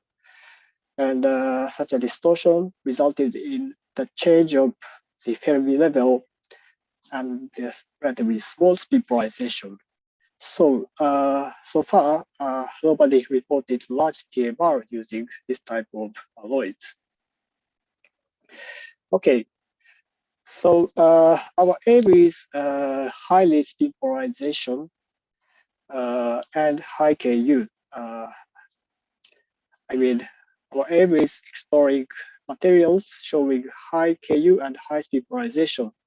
So we came up with another idea that then what's happened if you can elongate the C-axis moderately with keeping the structure of density of states. And what we did was really simple. We prepared the inverse Heusler alloy, manganese to cobalt gallium films onto various kinds of substrates and metallic underlayers like these ways. These are some examples of the lattice spacing for manganese to cobalt gallium. I call this one sometimes as MCG, and other substrates and underlayer candidates. So by changing such underlayer conditions, and also we changed the layer thickness, we did the control of the lattice strain with these conditions. Okay, and what you see next is some examples for MCG films on oxide substrates. On your left-hand side, lattice constants are plotted as a function of the layer thickness for MCG films on MGO and on STO. And here, as you can clearly see, with increasing the layer thickness, the lattice strain relaxes towards the bulk lattice of the MCG material. And once again, in the values of CO/A ratio, the reacquisition is clearly confirmed. So by means of this way, we can easily control the strain values. And in addition to the samples onto the oxide substrates, we can do similar things using metallic underlayers. Here are shown some cases for silver underlayer and chromium underlayer. And once again, we can change the lattice constant values like these ways and control the C/L ratio using the layer thickness and the underlayer materials. Yes. So we can control the strain. Okay, by changing the strain values, we can also control the magnetic anisotropy. First, what you see here is the magnetization curves for a sample showing C/A nearly 1.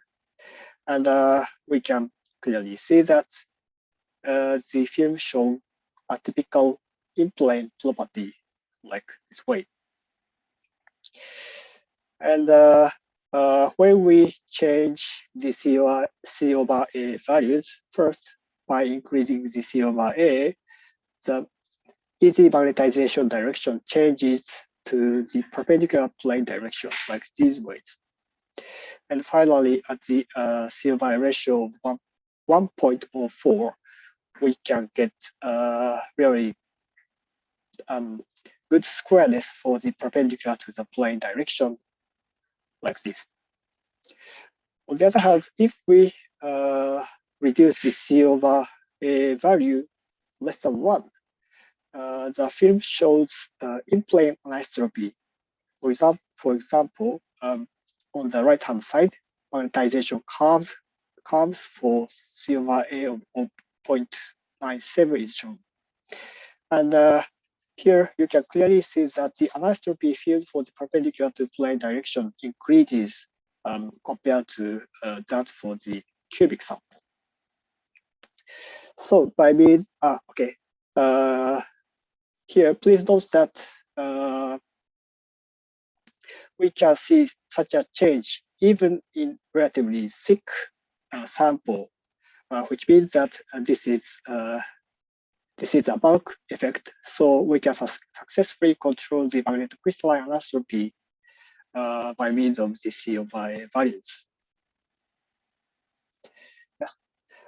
In addition to such a magnetization curve changes, we also carried out magnetic domain observations under collaboration with Professor Spanker-Medanta's group.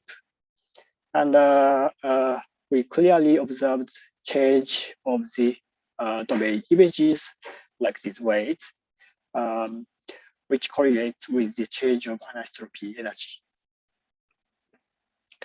Okay, and from the magnetization curves, we evaluated perpendicular magnetic anisotropy constant, and the values are summarized as a function of the C/A ratio like this way. And here, we successfully obtained very clear correlation between the Ku and the C/A. That is such a type of nearly linear relationship in between. Okay, in addition to experiments, we also carried out the first principles calculations, which was done by Professor Kota in Fukushima. And as you can see, once again, in the calculation, we observed very good positive correlation between the Ku and C/A.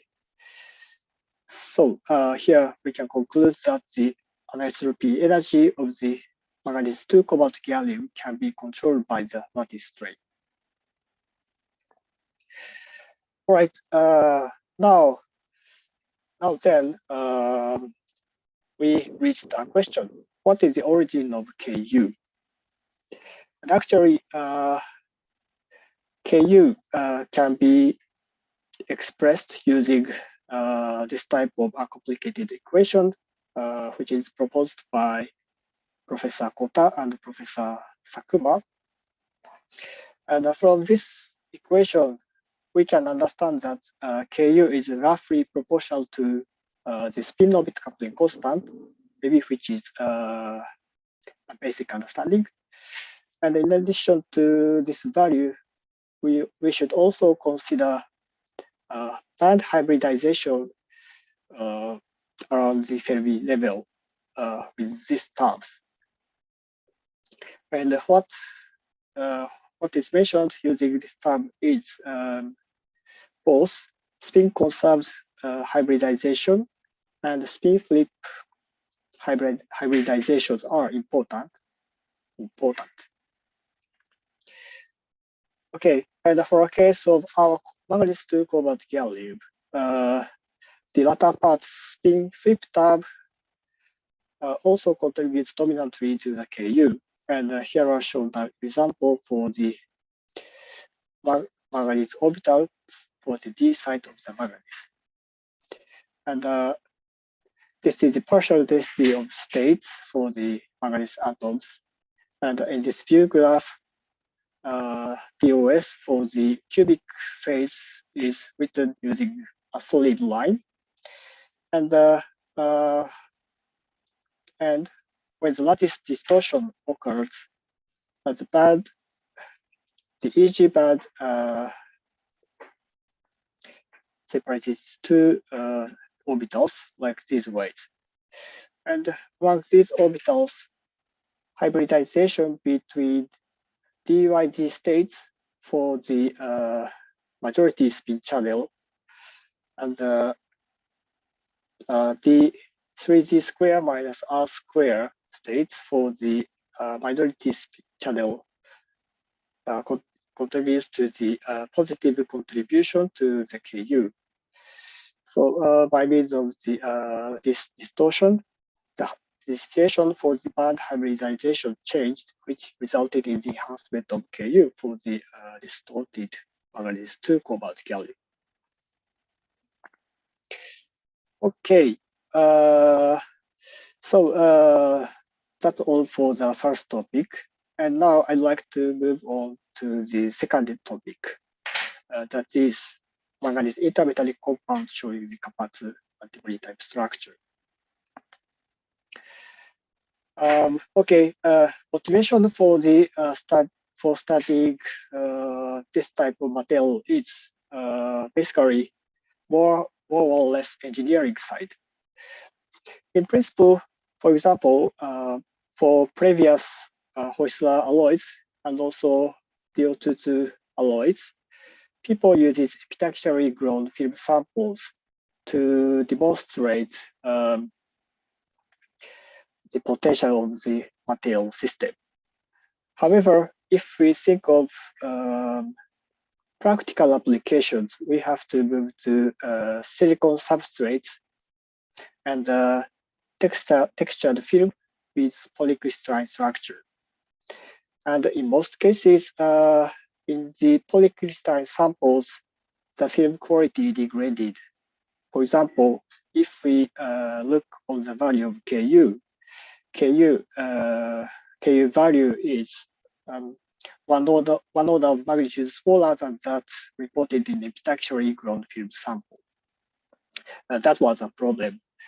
So we wondered whether we can get a better material system showing very good properties also in textured sample.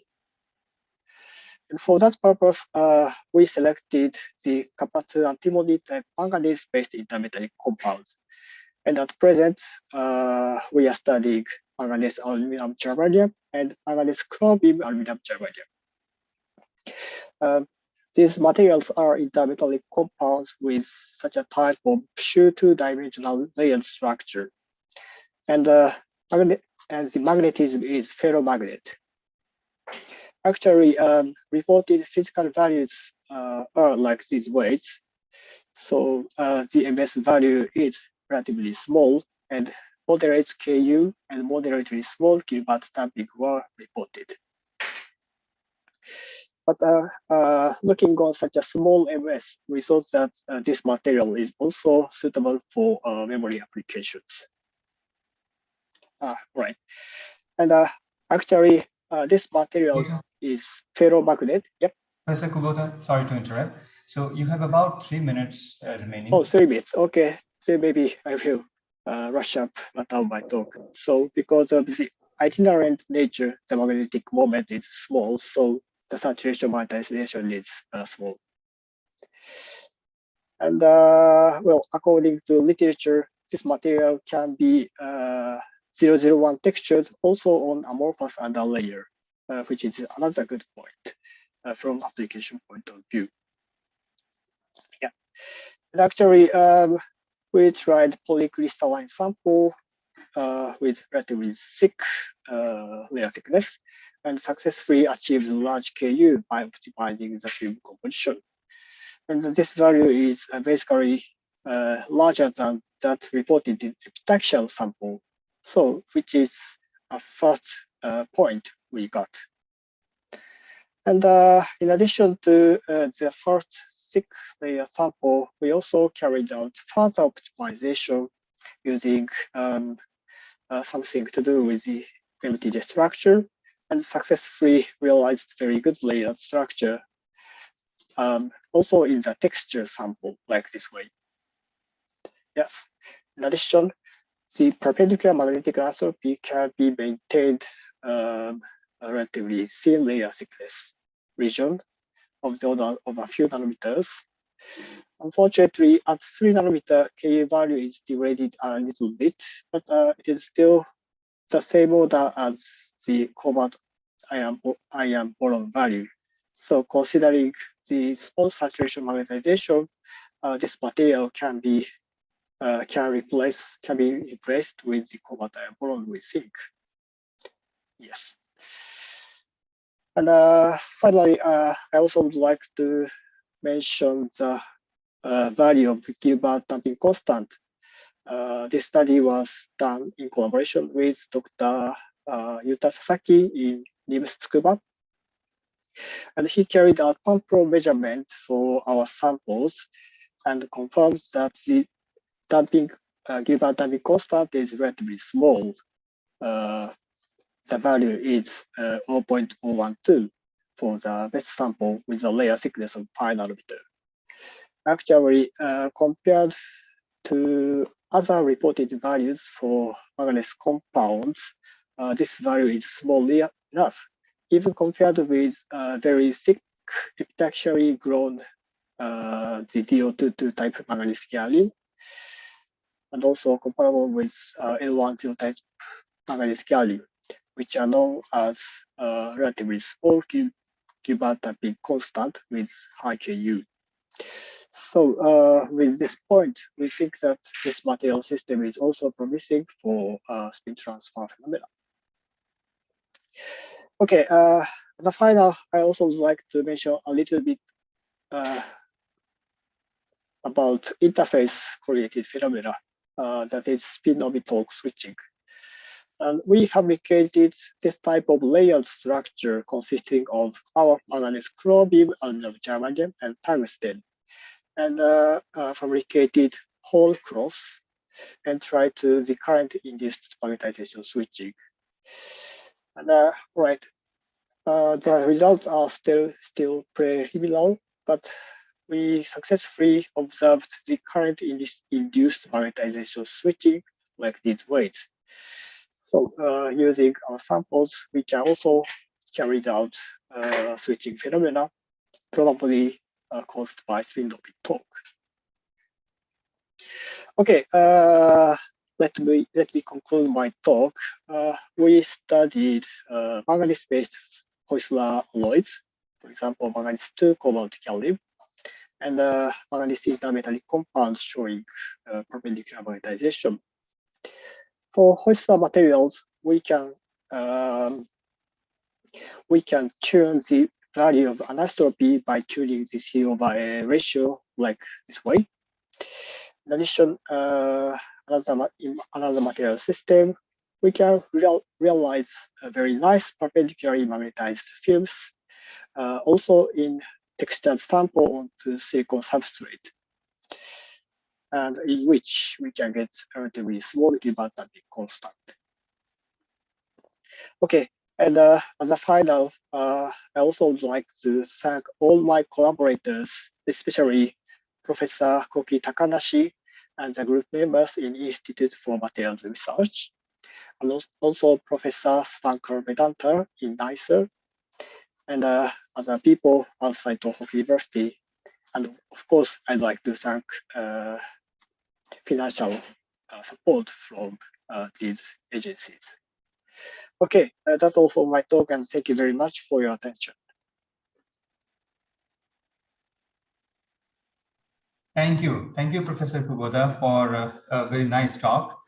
Now, I would like to request the participants to raise hands or ask questions.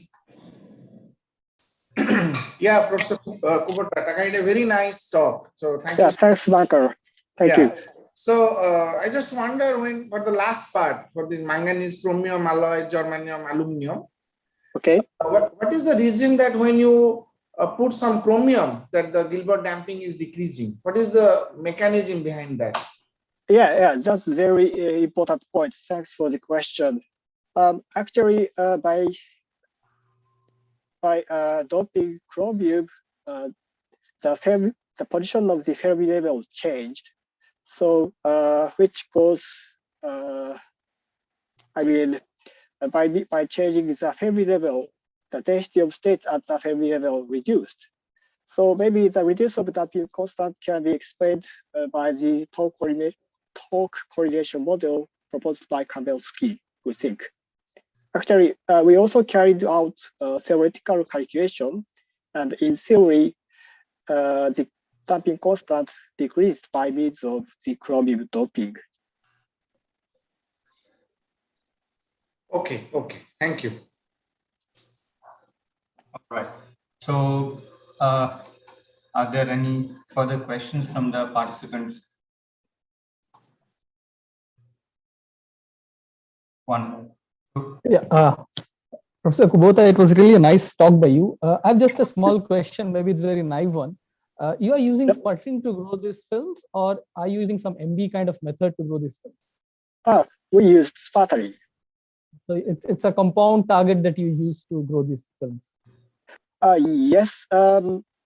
Actually, we used, for example, 3 targets for this one. One is manganese aluminum alloy, and another was germanium element, and another was manganese chromium alloy. Okay, thanks a lot. Thank you. Yep. Thank you, Professor Kubota. So for this very interesting talk, I believe Professor Vedanto has a memento from the organizers again. Yes, it should come soon. Yes. So here it is, Professor Kubota. Thank you so much. Thank you very much. Thank you. Thank you So much. Yeah. Now we can move on to the next speaker. We are already a bit late. So we have the next speaker, Professor Shubhankar Chakravarti from INST Mohali in India. And he's going to talk about a new kid who in the spintronics. So yeah, Professor Chakravarti, the forum is open for you. Please go ahead. Yeah. So let me ask you this 2 mandatory question. Am I audible clearly? Yes, you are, and your screen is still not fully visible. I can see something. It's a black screen, right? Yeah, you need to duplicate it. Yeah. So, okay. So is it visible now? Yeah, now we can see your background, the screen's background. I think you are not seeing my screen background. This is Mount Fuji. Aha. Okay. So thank you, Shubhankar. Yeah, please go ahead. Yeah, this is really a very unique opportunity for me because of my long-term association with Japan. I was there for 7 years. So I work with several people, maybe known to most of these Japanese colleagues there, Tokura Sensei, Harold, and Kawasaki Sensei. So these are the bosses when I was in Japan. So since it is an international conference, I would prefer to give a brief idea about where am I working. So I'm working at what is known as Institute of Nanoscience and Technology. It is located northern part of India. This is one and only Government of India research center dedicated to nanoscience and technology. Okay, so this slide basically represent the overall idea of our research. We are working on kind of two-dimensional materials where the electrons are flowing in two dimension under some electric field which is perpendicular to the direction of this motion of the electrons. And because of this scenario, there is a spin momentum locking in the system, and that gives rise to very interesting physical property. Today I'm going to talk about mainly on potassium tantalate. We believe it's going to be a new kit in the spintronic block. So we are working on oxide materials and especially the interfaces. This is an old picture of a TM picture of our real sample where you have two oxide material, oxide A and oxide B, and we want to look into the properties at this interface of two oxide materials. Okay. Now, so if you think of physics, there are two very fundamental aspects of physics. One is special theory of relativity, and another is, let me just turn on the laser pointer, and another is quantum mechanics. When these two merges together, they give rise to what is known as Dirac equation. This Dirac equation and relative physics was mainly exclusively observed in high energy physics. But recently, people had seen this in condensed matter physics in terms of Dirac, Weyl, or Majorana fermion as a quasi-particle excitation and related phenomena. What are the related phenomena? Corresponding to these quasi-particles, they are non-trivial Berry phases, appearance of chiral anomaly, Rashba spin splitting, and so on. We asked the question: can we observe this kind of fancy or interesting physical property in oxide materials? So before I talk about anything, I must acknowledge my collaborators from INST. We have a lot of collaboration, students, and as well as theoretical support by Chandan Bera. From ISR Mohali, we have Yogesh, Gautam, and Sanjeev. From ISC Bangalore, Professor Diri Sharma and Rahul, they helped me a lot. For theory, Sushanto Dattagupta, and from BAR, Professor Surinder Singh. From Japan, we have from Riken in Tokura Sensei and Kawasaki Sensei's group, Marianko is helping us, Wadashi-san from University of Tokyo helping us for the spectroscopic measurement. And funding was supported by generous support by DST Nanomission, DAE BRNS, as well as INST Mohali. So this is my group, and I'm going to talk about whatever I'm talking about today has been done by my PhD students, Neha, who is now in Cornell University with Darul Shloom, and Ruchi, she has also finished and now working with Pratap Rai Chaudhary at TIFR, and Nand Kumar. So for my student friends, let me give you a brief introduction what is perovskite oxide. It has a very simple general formula, chemical formula AbO3, where A is an alkaline or rare earth metal, rare earth ion, and B is the transition metal ion. And the crystal structure is very simple. It's a simple cubic structure where these B atoms are sitting at the corner of the cube, surrounded by 6 oxygen atoms, and A atom is sitting at the center of the cube. Why are you interested in this perovskite oxide? You think about any physical properties starting from superconductivity, magnetism, ferroelectricity, you'll find it in perovskite material. Not only that, you can see the correlation or the coexistence of superconductivity, magnetism, ferroelectricity, and so on in this kind of material. So this is a very fascinating material, and it's a platform to look into new physical phenomena. So today we are basically going to talk about two-dimensional electron gas formed at the interface of two insulating materials. So this is not a new story. This has been observed long back. So what is the new aspect? The new aspect is that we want to incorporate strong spin orbit coupling and magnetic interaction into the system and want to see if there is something new or not. So let me tell you what I'm going to convey to you. Number one, I would like to show that realization of a new interface of two insulating perovskite oxide with very strong spin orbit coupling, and this is the highest spin orbit coupling so far reported. This is the second point.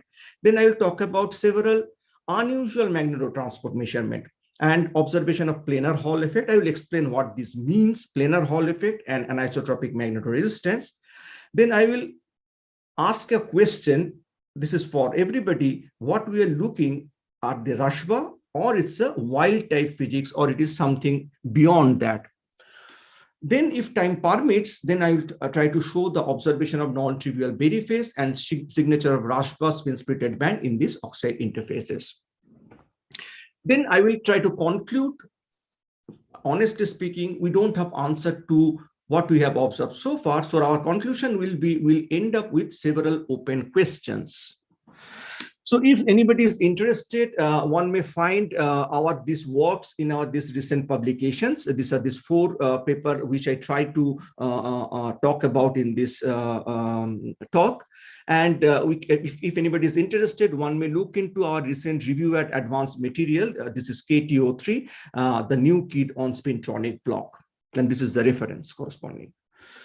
So let me start with a very simple idea of what is Rashba effect. Let's start from a very free electron model. So what is the Hamiltonian? The Hamiltonian is nothing but p square by 2m, and corresponding energy dispersion is h square k square by 2m. And if you draw the EK diagram, it's a simple one parabola which is degenerated in spin. And if you think of a Fermi circle, you have one Fermi circle. Now let us assume that you have an electron which is moving with a relativistic velocity under the application of an electric field. That electric field could be an internal electric field or could be an external electric field. So what will happen? Because of the Lorentz transformation at the rest frame of that electron, this electric field will now be converted into a magnetic field.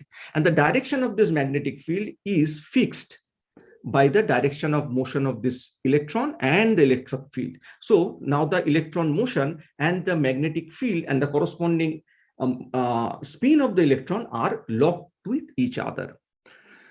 Okay, so what will be the corresponding Hamiltonian? Now on the top of this free Hamiltonian, you have a mu dot b term, and the corresponding energy is h square k square by 2m plus minus alpha h cross k. So now you can see that instead of having one parabola, if you draw the corresponding EK diagram, it has 2 parabolas splitted. And each parabola has a spin polarized structure. Now, instead of having one Fermi circle, now you have 2 Fermi circle with 2 different spin chirality. In one Fermi circle, spins are rotating in k space in one direction, and in another Fermi circle, it is rotating exactly in the opposite direction. So what are the requirements for this? You need strong spin orbit coupling, you need an electric field, internal or external, and a relativistic electron. So why it is important? This is a key feature. This Rashba is a key feature for spin transistor and for in terms of fundamental science. If you look at this crossing point of these 2 energy parabolas, they are linear. So this is like a Dirac cone, and you can expect to have topological aspect of matter in this system. So let me start with a very old story of lanthanum, aluminate, strontium titanate. They are both insulating material. In 2004, Akira Otomo, a good friend of mine, who is now in Tokyo Tech, and he was initially, when I was in Tohoku, he was in Tohoku University, IMR. They had shown when you have this interface of 2 insulating material, the interface become completely conducting. So this is the resistivity data as a function of temperature. And you can see the resistance goes down with decreasing temperature, suggesting this interface is conducting, although the material itself are insulating. So it's a very old story. So what is the new thing we can add? We want to add, as I said, we want to add strong spin orbit coupling. The obvious choice was potassium tantalate. Why? If you look into this data, then you can see it has a strong spin orbit coupling around 500 milli-electron volt, which is reasonably strong. And people had already shown if you can dope potassium tantalate with barium, then it gives very high mobility. So one can expect that if you can somehow make this potassium tantalate, make an interface of potassium tantalate with something, and if this interface is conducting, then it must have a very strong spin orbit coupling with electron with very high mobility. Keeping this in mind, let me just give you a brief idea of why this kind of two insulator, when they juxtapose on each other, the interface become conducting. Just give you a very brief idea for my student friends mainly. If you think of a perovskite oxide, you can resolve this into two layers. One layer is BO2 type and other layer is AO type. Now, if you think that if you take strontium titanate, then what will happen? This BO2 layer will be a titanium dioxide layer, and this layer is charge neutral. And if it and this layer will be a strontium oxide layer, and this will also be a charge neutral layer. So this is known as a non-polar perovskite material. Now, if you think about lanthanum aluminate, then this layer is aluminum dioxide type layer. Then you have +3 aluminum and -4 oxygen. So it's a -1 charge. And this aluminum oxide layer is similarly is a +1 charge. So now if one make a non-polar polar interface, then one can show this kind of interface gives rise to what is known as a diverging potential. And diverging potential is not allowed because this gives rise to energy non-conservation. So what nature does is the following: it make a what is known as electronic reconstruction. What is that? It sends half an electron from the top surface to the interface, which makes this potential converging. So if this polar catastrophe, this is known as a polar catastrophe scenario. If polar catastrophe scenario is true, then if you perform a measurement, you must find half electron per unit cell at the interface, number one. And you can see that you need a critical thickness of this layer so that this diverging potential is large enough to form this electronic reconstruction. So there must be a critical thickness of the thin film. So this orange part is thin film going on the top of strontium titanate. Okay, so we are using what is known as pulse laser deposition technique. This is the real system. I'm not going to the detail of that. Many of you are aware of this. And okay, we are having a what is known as reflection high energy electron beam diffraction system, which is an in situ monitoring system while growing the thin film. The one of the biggest advantages is that by looking into the intensity oscillation of this reflected electron, one can basically precisely calculate the number of monolayer you have grown on the top of your thin film. Okay. So I will try to talk about two materials. I don't know time will permit or not. Number one is lanthanum vanadate thin film grown on potassium tantalate substrate. So this lanthanum vanadate is it's an antiferromagnetic insulator with 1.1 electron volt, and potassium tantalate is a strong spin orbit coupled, as I said, insulator with band gap of 3.5 electron volt. Then the second part is europium oxide thin film, which is a ferromagnetic insulator with similar band gap on the top of potassium tantalate. So this is the basic characterization. We see very nice read intensity oscillation. We have grown different monolayers of thin film on the top, monolayer of potassium lanthanum vanadate thin film on potassium tantalate, and this is the read intensity oscillation for 10 monolayer, 8 monolayer, 4 monolayer as it is representative samples.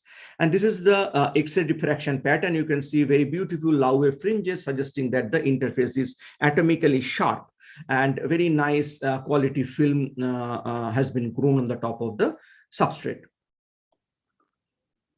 This is the resistivity data as a function of temperature. And this is for different number of thin film grown, lanthanum vanadate thin film grown on potassium tantalate substrate. What we observed, number one, is that you have, when the number of monolayer of lanthanum vanadate is 2 monolayer, then the interface is insulating. When it is 3 monolayer, it is kind of conducting, but there is an upturn at around 50 Kelvin.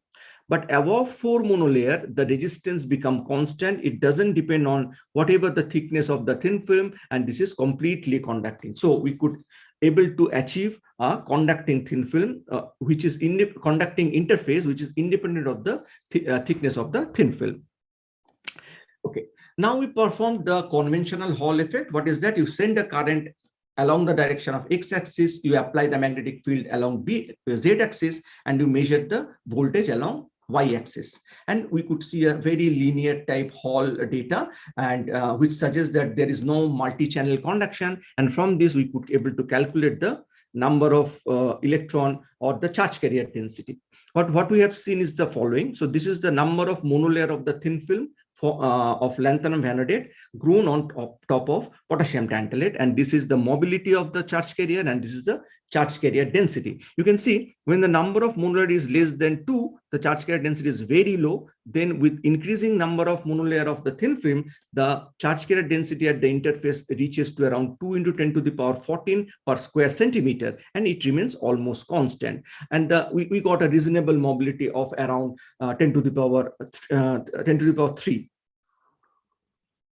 So you can see this is a very important point to observe, that this looks as a very perfect example of a polar catastrophe scenario, because the carrier density in our case is around 3 into 10 to the power 14, which is kind of believed as a half electron doping per unit cell, and you need around at least 3 monolayer of lanthanum vanadate to get this interface conducting. Now let me give you a comparison. So this is for LAO-STO case.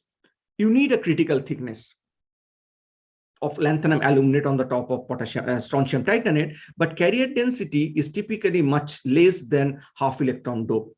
In case of gadolinium titanium oxide and strontium titanate, you don't need any carrier in any critical thickness. If you grow 1 monolayer of gadolinium titanate on strontium titanate, the interface become conducting, but it has also exactly half electron doping. But in our case, lanthanum vanadate, potassium tantalate, this both condition has been satisfied. Number one, you need a critical thickness, which is 3 monolayer of lanthanum vanadate, as well as it has a half electron dope in the interface.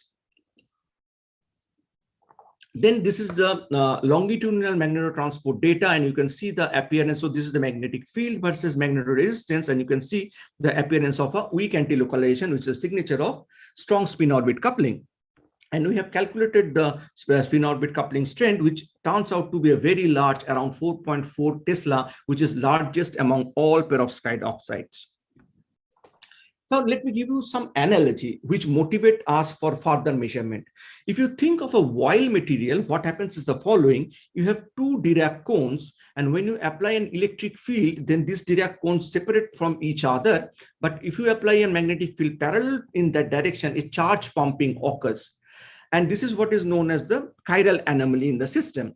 And this gives, and when you measure what are the signatures in the measurement? The signatures are negative in-plane magnetoresistance, planar Hall effect, and anisotropic magnetoresistance. I'll explain what does mean. Now, if you think of a Raspberry system, you now don't have 2 Dirac cones. Rather, you have 1 Dirac cone, and you have 2 Fermi circles with 2 different spin chirality. In while you have 2 Dirac cone with 2 different spin chirality. Here you have 1 Fermi circle, the 1 Dirac cone surrounded by 2 Fermi circle with different spin chirality. Keeping this in mind, we have performed this angular dependent magnetotransport measurement. What is the geometry? The geometry is the following. Let us assume that our interface, which is containing this 2-dimensional electron gas, is XY plane. And you send the current along X direction, and you apply the magnetic field along Z direction.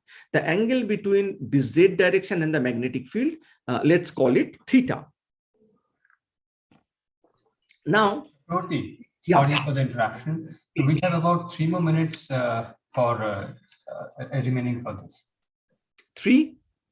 Around 3, yeah. So it's 20 minutes. So it's all right. Yeah. Just talk me, no problem. Yeah.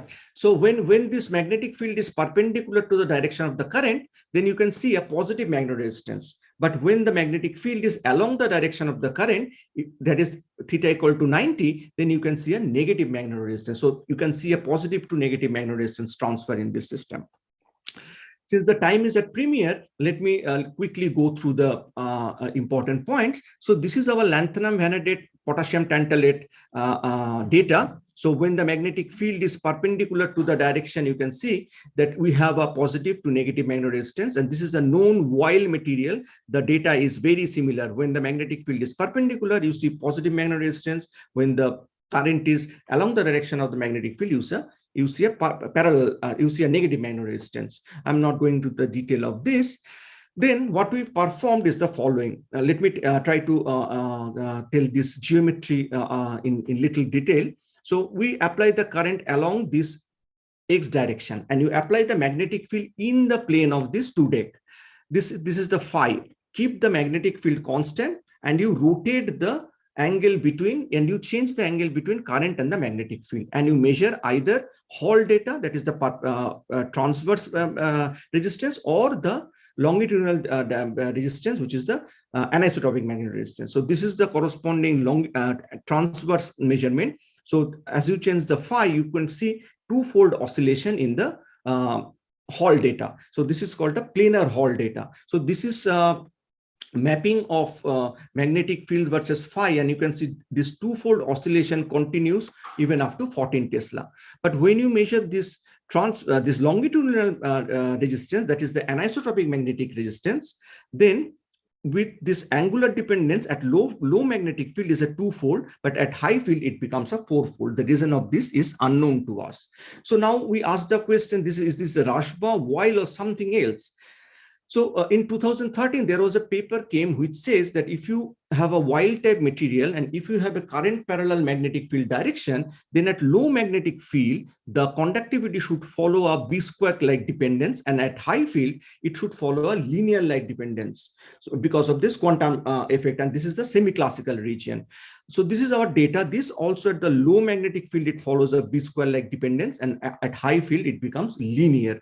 And what it says is the following: this increment of conductivity is coming because of what is known as axial enhancement in the relaxation time. So we can see that the relaxation time of our system has been increased 50 times more than the normal 2-day relaxation time.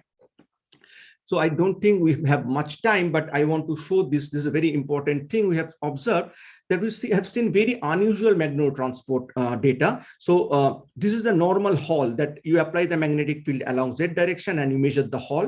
This is a completely straight line, and the corresponding MR is a positive MR.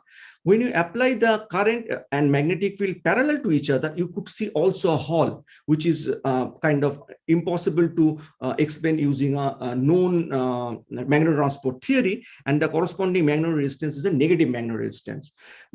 And when you keep your magnetic field in the plane of the current, but make it perpendicular direction, that is along X you have current and along Y you have magnetic field, then also you see a Hall, which is opposite to the Hall we have observed for these two cases, and the magnetic resistance is a negative magnetic resistance. So this is unknown from any known theory of magneto-transport measurement. So we don't know what is going on in this system. So we have talked about this lanthanum vanadate. I just give you one idea of this europium oxide potassium tantalate interface. This interface was also conducting. We had seen, in addition, appearance of anomalous Hall effect. I'm not going to the detail of that. When you perform the longitudinal magnetic resistance measurement, you can see the appearance of Shubnikov-Das oscillation, which was very helpful to analyze further. Instead of going into the detail of that, let me show you the key point. Key point is that when we draw the Landau-Fine diagram, where we have drawn the 1/b as a function of Landau indexes, this goes through a half integer value, which suggests this system as a non-trivial Berry phase. The detail of this is difficult to convey now, but this says that the system has a non-trivial Berry phase in the system. And also this had shown a very strong spin orbit coupling. For this system, what we have realized is the following. Number one, it has 3 channels. One is a trivial parabolic band, which has a charge around 5 × 10⁻13. And we have 2 other non-trivial band, which has a which contains some Berry phase, and the system has a strong spin orbit coupling. Using this transport data, we could able to predict the possible band diagram of the system, which you can find in one of our publication. So now let me end up the whole scenario with asking this question, that what is the band structure of these interfaces? The explanation of this negative magnetic resistance is not clear to us. The explanation of planar Hall resistance and planar Hall effect at various magnetic field is not known to us. What kind of topology of this system has? Is it non-trivial or trivial? So at least can you give a pictorial understanding of how this chirality evolves with temperature? and how the band topology changes with magnetic field. So these are the fourth thing I tried to convey, is the realization of this new interface with very strong spin-orbit coupling, this kind of unusual magnetotransport measurement, especially when you apply the magnetic field in the plane containing this two-dimensional electron gas, and observation of non-trivial periphase. So, so we end up with the question that we see Rashba, while, or something completely else. So if anybody is interested, can look into our very recent publication of potassium tantalate. Here is the list. And thank you very much, all of you, for your kind attention.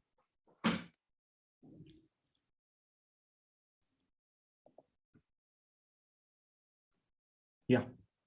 Yeah, thank you. Thank you, Professor Chakravarti. This has been really a wonderful talk. I really enjoyed it.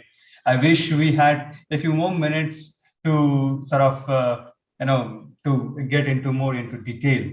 But nonetheless, I really enjoyed it through, and I'm sure most of the participants also have enjoyed it. So I would like to open this forum for question. So all those participants, please raise your hand, and so that we can go ahead with the question session. There is a question in the chat box. How is the spin-orbit coupling strength has been measured? Okay, this spin-orbit coupling strength is measured from weak anti-localization measurement, which I had shown. There's a very standard procedure. I don't know. I'm lost. Is it visible, my screen? Screen is visible, but not the slide. Now slide is not visible? No.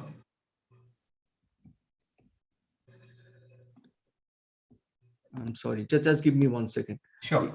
Is it visible now? Not No, yet. you just click please on the PPT. I think it is in a, yes. Yeah, it is there. Okay.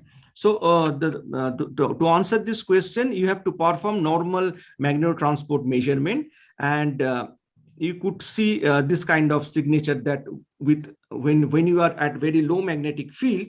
So this is the data. This is the magnetotransport data. When you are at very low magnetic field, then with increasing magnetic field, the resistance increases very sharply, not in a B square form. Then it increases like B square form. So this part is known as the signature of weak anti-localization. And if you fit this, it has a terms which is known as spin orbit coupling strength term. And this is the fitting of that. By fitting this, you can basically calculate the strength of the spin orbit coupling in your system. Yeah. All right. Any further question? A follow-up question, Subhankar, very nice talk. Thank you.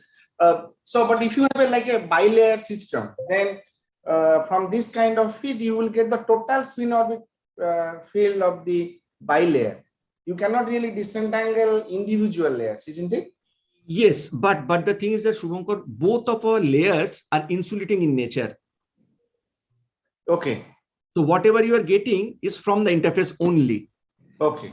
To ensure that, we have performed this top-down transport measurement also, but if you measure top-down, it is completely insulating. Okay. So this is completely CIP. Yes. Okay. Thank you. All right. Okay. Thank you. Thank you, Professor Chakravarti, once again for this wonderful talk.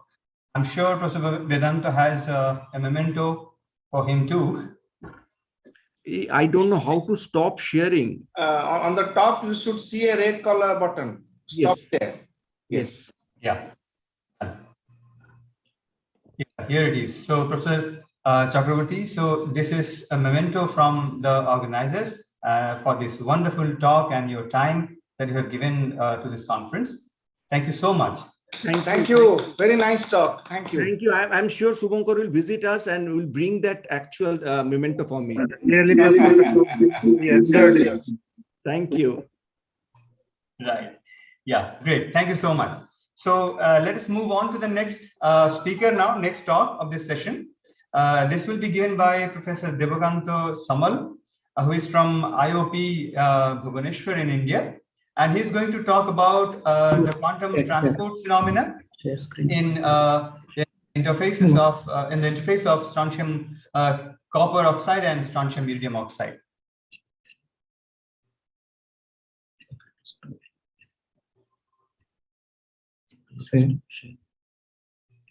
So please welcome Professor Samal. Yeah, I'm trying to open my screen. Yeah, just a minute. Give me 1 second. Yeah, I can see that.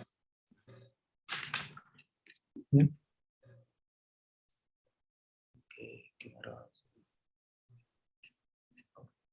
Allow these apps to record. Oh, what is that? This one. You need to click this. Yeah, click this. Give the access. Oh, I'm not taking. Okay. Screen recording. Allow these apps to record your screen while using the apps. I'm not able to share my screen. I'm seeing what it is. But you are already a co-host. You should be able to share your screen. Right. I'm trying to share, but Do you see the option to share the screen? There will be a green color. it is there down, share screen.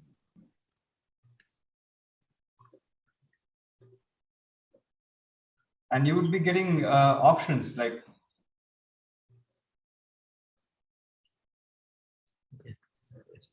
You see the green button? Yeah, I can see that. And if you click it, what happens? If I click, nothing is coming. If you click, you should be able to see a pop-up window where this will have many options like screen and many more. Open system preference, it's showing. Why? No, you don't click on the arrow. This like a this up arrow. Yeah, click on the green button itself. The green button itself, you please click. Yeah, I do that. And then Desktop.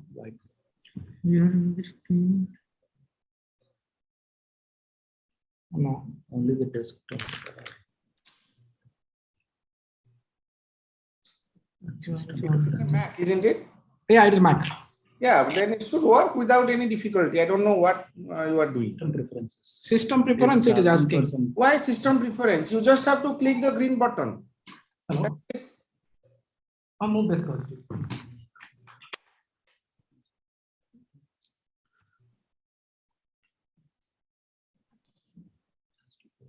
If you just click on the share screen, the whole green button. Yeah, I did that, but it is not. Okay. It's not very clear. Can you please log out and log in again? Yes.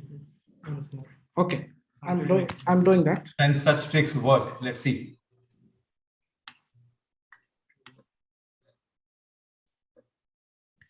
Yeah. At least Surajit, it worked in the Mission Mangal movie. So I mean, my Japanese friends will not get that. It's just a movie, just a joke, just to chill a little bit.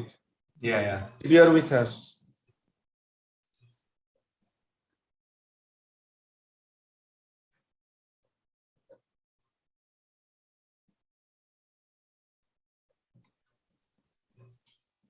Can we switch to another speaker?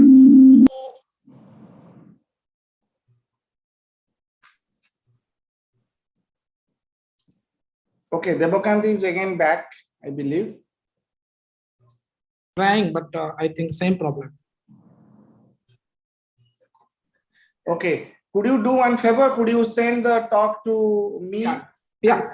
I open it and you just I'm doing it in one moment. Yeah, otherwise we are just losing time and then Please. Right. And all this time what you have lost will be deducted from your talk time. Okay. I request the chairperson to note about it. No, you can't do this, Shubhankar. You can't do this. You will see. Okay, I sent to Shubhankar. Please open my PDF file. Okay.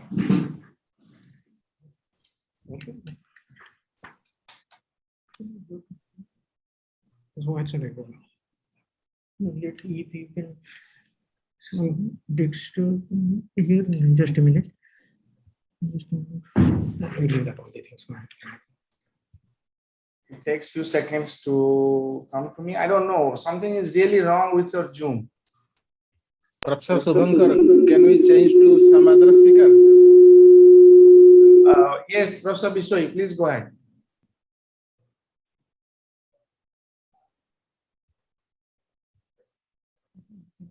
Professor Biswa, you want to say something? Devakan, which email you have sent? To your Niger. I have not received. Yeah, I have sent it. You can check it.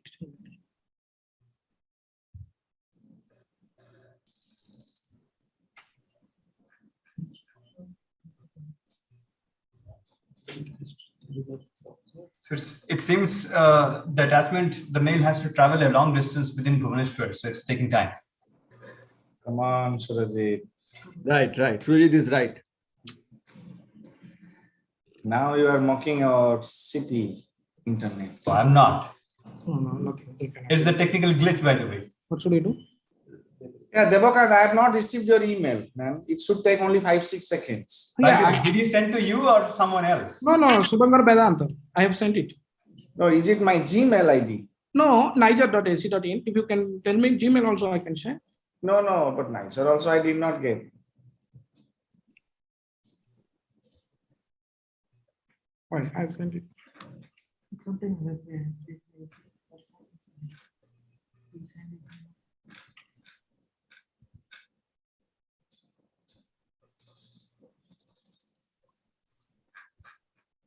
Nah. Could you get it? No. I sent once more.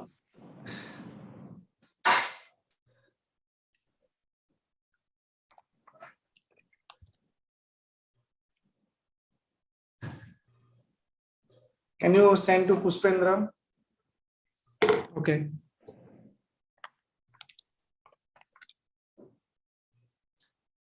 Puspendra, are you there? Yes, sir, I am here. Yeah, if you receive, then you can open it. Huh? Because I have not still so far received. By the way, Shubhankar, did you ever block him? No, Baba. Puspendra, I have sent. Huh?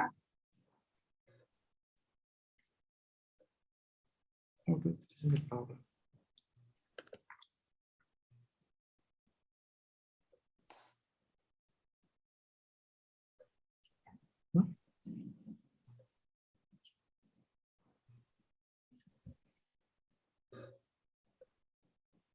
Puspendra, have you received?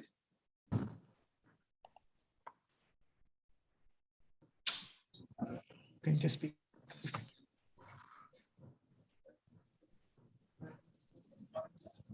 Something is wrong with your computer, buddy. Emails are also not coming. It's highly confidential, by the way. So the computer is. No, sir, I have not received. No, Devakan, something is really wrong. You check. Maybe Sir, he can send in Gmail ID. Instead of Niger, he can send into Gmail ID, I think, from his personal account, not from IOP. That may work. There you go. Okay, can you get your own laptop, please? Devakan. I have sent to Gmail also. No. You send the email from your Gmail ID, not from IOP ID. Yeah. Because not me, Puspendra receiving, or it is like our nicer server. I don't know. I'm getting email from others. This morning I have got many emails. I don't know if it is an IOP problem, but Surajit, can you please write your email and let Devakan try to send it to you? can you connect it to my? Anything is fine. Surajit, can you please type your email in the chat window? Okay, just hold on.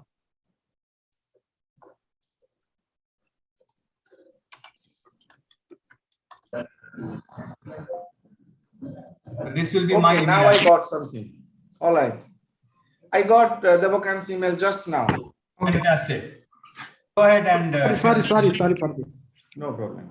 I will just download it and. Where is the pointer? Here we go. So I'm sharing my screen.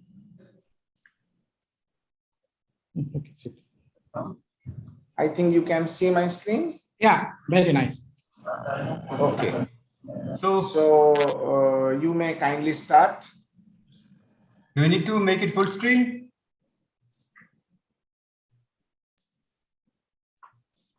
Yeah. Great. Yeah, it's visible. And Devakanto is also audible. Am I right, Devakanto? Yeah. Yeah, please go ahead then. Yeah, I'm sincere apology for these technical problems. And let me first thank the organizers and for giving me, extending this invitation, and also to the chairman for chairing this session. So I will be talking about this emergent quantum transport due to quenched magnetic impurity scattering by antiferromagnetic proximity effect in a cuprate and spin orbit coupled systems. So basically, I belong to this Institute of Physics, so which is close to Niger, where the conference is being organized, at least on online mode. So can you go to the next slide? Yeah, basically what we do, we work on this oxide heterostructure. So our strategy is very simple. You can look at the triangle left-hand side, where we grow the films by pulse laser deposition, and we structurally characterize them either by transmission electron microscopy or X-ray diffraction. And we look for various physical properties like magnetic properties, transport properties, and spectroscopic properties. And we look for what is the emergent electromagnetic phenomena that can occur in this kind of interfaces. So, and the material that we are interested in is, so basically this is, we work on the strongly correlated electron systems and moderate correlation in spin orbit coupling systems or iridates kind of systems. And also we work on systems which is a non-trivial band topology. Next slide, please. So the overview of today's talk is, I will be focusing on one particular problem here. So the antiferromagnetic proximity effect in a metal and mott insulator interface. We know various kind of magnetic proximity effect, but it is a different kind of proximity effect at the interface between a normal metal and a antiferromagnetic mott insulator. And I'll try to motivate you from the earlier works from a group from Stanford, that if you can make this kind of interface, you can quench the magnetic impurity scattering. Then I'll come into the our system, where we are studying an interface of spin orbit coupled system, that is SRIRO3 iridates, and a typical cuprate system, strontium copper oxide. And I'll show you some of our data based on the Magneto-transport study and how it gives rise to some kind of emergent topological phenomena because of quenched magnetic impurity scattering. Next slide, please.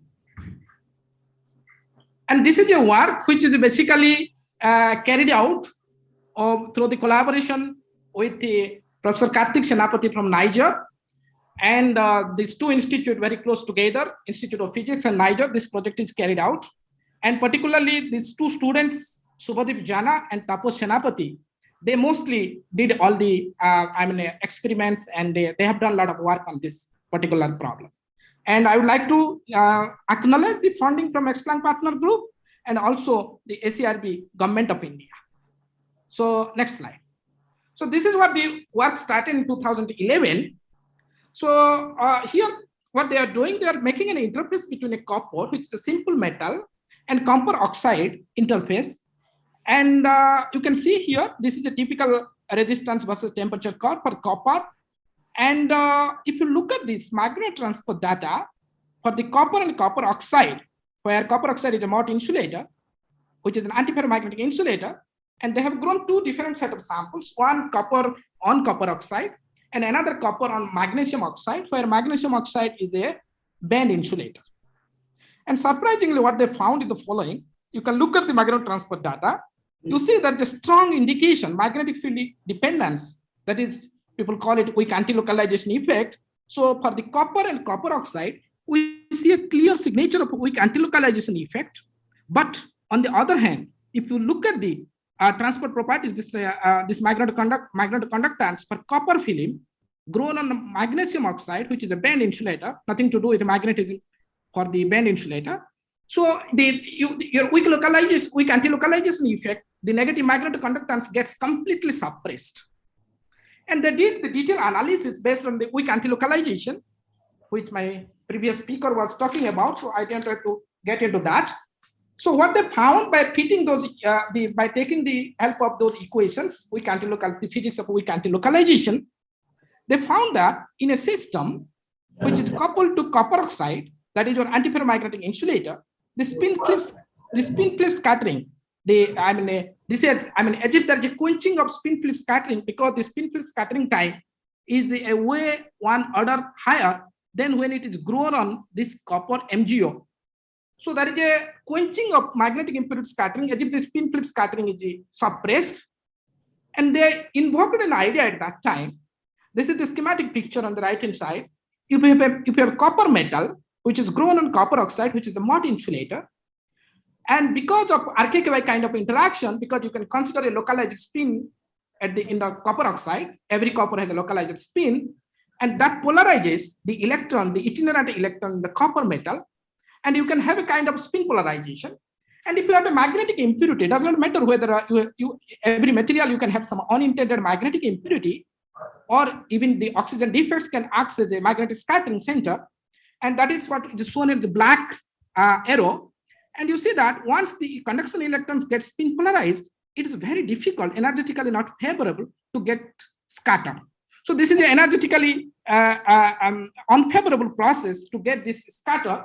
So they found that this is one of the idea they invoked, that this could be the reason why the magnetic impurity is getting scattered more, because we know that the magnetic impurity weakens the quantum interference effects, that is your weak anti-localization. So probably that could be the reason why we are getting strong weak anti-localization effect in copper oxide, but not in the case of copper magnesium oxide, because the magnetic impurity in the copper is not getting quenched. Can we go to next slide, please? And a few years, this was in 2011 and 2015, this PRL came. And this is what they talked about. They argued about the experimental data from the Stanford group.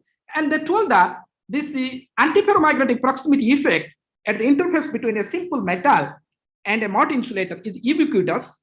And they show that very much similar to under reflection at a normal metal superconducting interface, where you can have a Cooper pair. When you incident a normal electron, a Cooper pair can be formed in superconducting side and a hole can be reflected.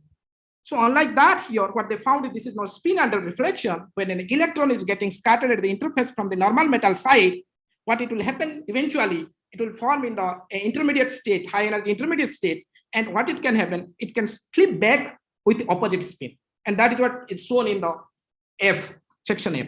So this is what is a theoretical elaboration on the observation that spin under reflection can happen at the metal and Mott insulator interface. And it's very interesting. Could you go to next slide, please?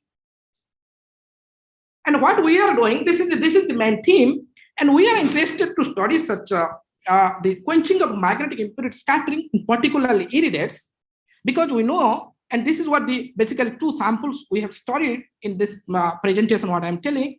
So we have made a bilayer of strontium copper oxide. I'll come to that, what is strontium copper, which is an antiferromagnetic insulator. And we have grown a strontium iridate on top of it, which is a spinner with coupled metal. And for comparison, we have grown only strontium iridium oxide on strontium titanate substrate. And why we are onto this strontium iridates? Because we know strontium iridate is a spinner bit coupled system, and this is because of spinner bit interaction is strong here.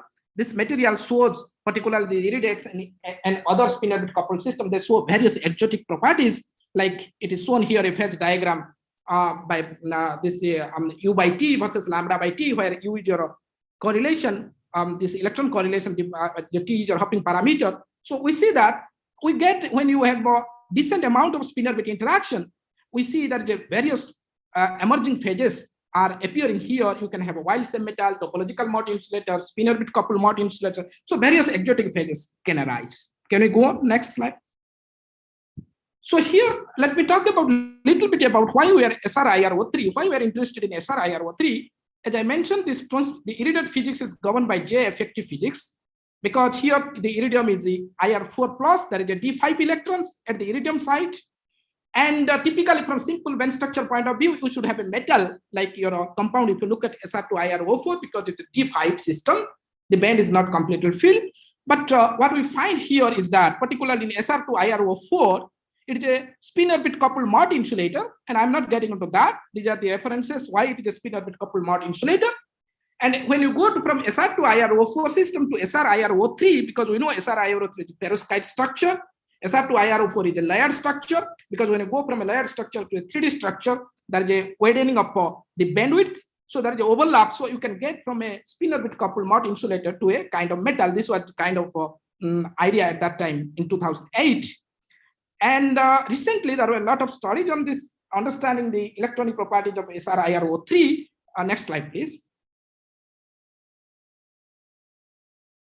So here, if you look at the strontium iridate, it forms in the bulk in a monoclinic phase, very distorted phase. But only by thin, either you can apply very high temperature and pressure to stabilize the orthorhombic, this perovskite phase, or you can take the help of the thin film technology. You can grow this strontium iridium in the orthorhombic perovskite structure.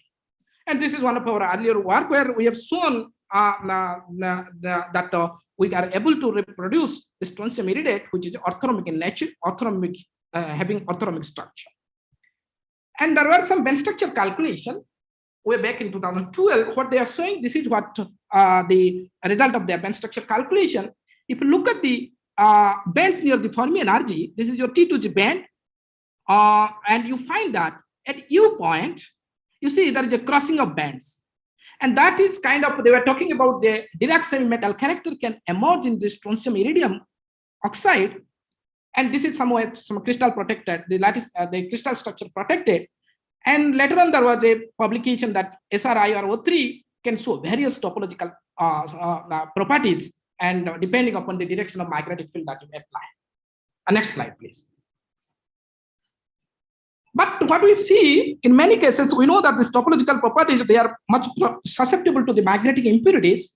And in real life, materials can have magnetic impurities, unwanted magnetic impurities, and particularly these are oxides. You can have oxygen deficiency, you can have oxygen vacancy, which can act as a kind of a magnetic center where the electronic states can get scattered, and that can have a detrimental effect on these electronic states. And after the prediction of this Dirac-like topological properties in SR-IRO3, there was a photo emission study in 2015 from this Cornell group. What they showed is that, very similar to whatever was the prediction, they found left-hand side, you can see this that shows a hole-like band in the SR-IRO3. And as I was mentioning, there is two bands they are crossing each other. There is an indication of a Dirac line node. In the right-hand side B figure, you can see there is a clear indication of a steep linear dispersion, and this was a suggestive of a Dirac-like electronic structure in SR-IRO3. But if you look at the Magneto-transport point of view, there has not been enough signature for this kind of topological or Dirac signature in the study of strontium iridium oxide. So one of the reasons that we ask, because we know that these electronic states are very much susceptible to magnetic impurity scattering. So we ask the question, if we make this the antiferromagnetic couple quenching of magnetic impurity scattering, so how does the Magneto-transport property emerge? So that was our main motivation. So could we go on next? So this is what we tried to couple the strontium copper oxide. So strontium copper oxide, as I mentioned, it is a layered structure. It is an antiferromagnetic system, and typical the physics, the high TCP cuprate physics applies here. And we know this is a TN of roughly 440 Kelvin. And we have grown this. This is from one of our earlier work where we can grow nicely strontium copper oxide on strontium titanate, and the physics can be governed by this extended spin-up system in a Heisenberg system. And to look at that, whether really it is antiferromagnetic. So we had also, our earlier study showed that you can see nice dispersion, antiferromagnetic dispersion, indicating that strontium copper oxide grown on strontium titanate is really retains its antiferromagnetic character. Next slide. So here what we did, we tried to couple this strontium copper oxide with strontium iridate, and this is what we do by PLD, and this is the diffraction pattern, which shows nicely sticky pattern. And this is the typical X-ray diffraction spectra for a bilayer, and we saw nice oriented peaks for strontium copper oxide and strontium iridium oxide, indicating that we have been successful in growing this bilayer structure. Now can we go next? So here I saw the zero resistivity transport data on both the films, on this bare film, which is SR-IRO3, and the SR-IRO3 coupled to this cuprate layer. And we saw this because, as I mentioned, and I showed some data, that strontium iridide is a semi-metallic character because this is a very little density of states at the Fermi level. And what we see that this is a very narrow range we have shown here. We can see that the change in resistivity is the, kind of in the order of what is reported in the literature for this kind of semi-metals. And we see in the low temperature, there is an upturn in the resistivity. And this upturn is resistivity because it is a high jet material, strontium iridium oxide. So, and this could be due to the upturn in the resistivity is because of the quantum correction, as well as we cannot ignore the electron correlation in the iridiums because both the things can have a LNT dependence, both electron-electron correlation and this quantum interference. And this is could be due to both the combination of quantum interference and electron-electron correlation. And that is what, because it follows a LNT dependence, this correction, the conductance correction because of quantum interference and this electron correlation. This is what we show in the inset, that it really fits with the LNT, indicating that the upturn is because of this quantum effects involving interference as well as this correlation. Next slide, please. So then what we try to do to establish or to understand how this antiferromagnetic proximity affects the electron transport in this SRIRO3, we did in presence of magnetic field, and we analyzed the data using the formalism of weak anti-localization. And this is what is a general slide on quantum interference effect, because this is we can have weak anti-localization or weak localization effect that can arise due to interference among the scattered electrons. And this scattered electrons, these scattered electrons are getting scattered from some kind of scattering centers. And this can give rise to, if you have a destructive interference, it will give rise to weak anti-localization effect. And you will see that with the application of magnetic field, you will get negative magnetoconductance, and constructive interference gives rise to weak localization. And when you apply magnetic field, because it gives an extra knob to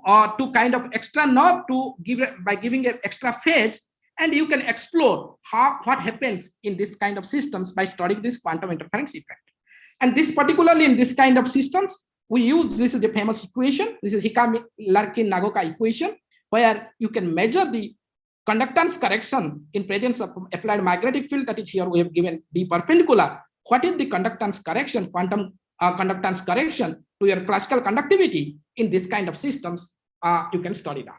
Where these are various terms are there. So these are the standard available for who are doing this quantum interference. I will not get into these terms, but you have various terms here. The characterization magnetic field, you have a B phi, you have a BSO spinor bit. I think somebody was asking in the last talk, how do you define BSO? And this is what the equation you need to fit, and you need to find out what is the BSO and be inelastic, this kind of things.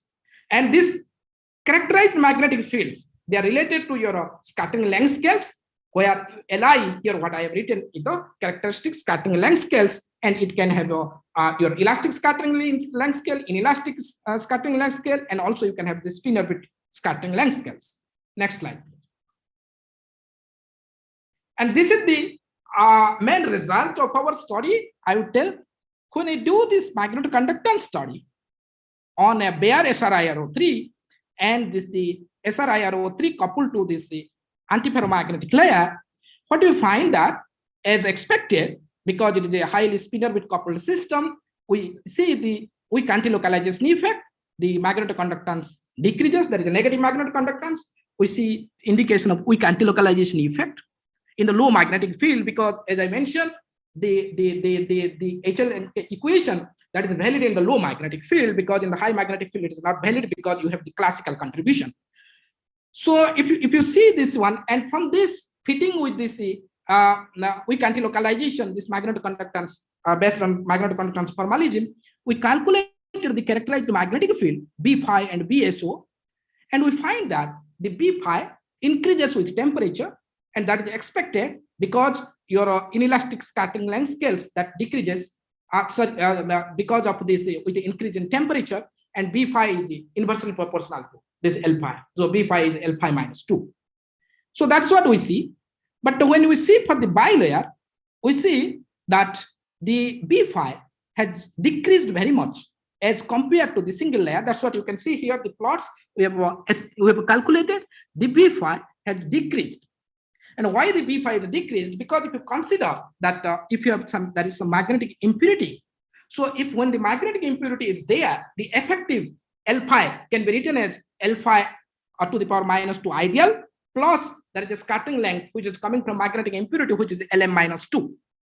And since this B phi is reciprocally related to this L phi, so what we find is that because there is a quenching of magnetic impurity scattering, so that is why the B phi is decreased here. But in case of the bare SRIRO3, where the magnetic impurity is not quenched because of there is no antiferromagnetic proximity effect, so this drastic reduction, quenching of magnetic impurity scattering, so that is what manifested in this in the estimation of B phi.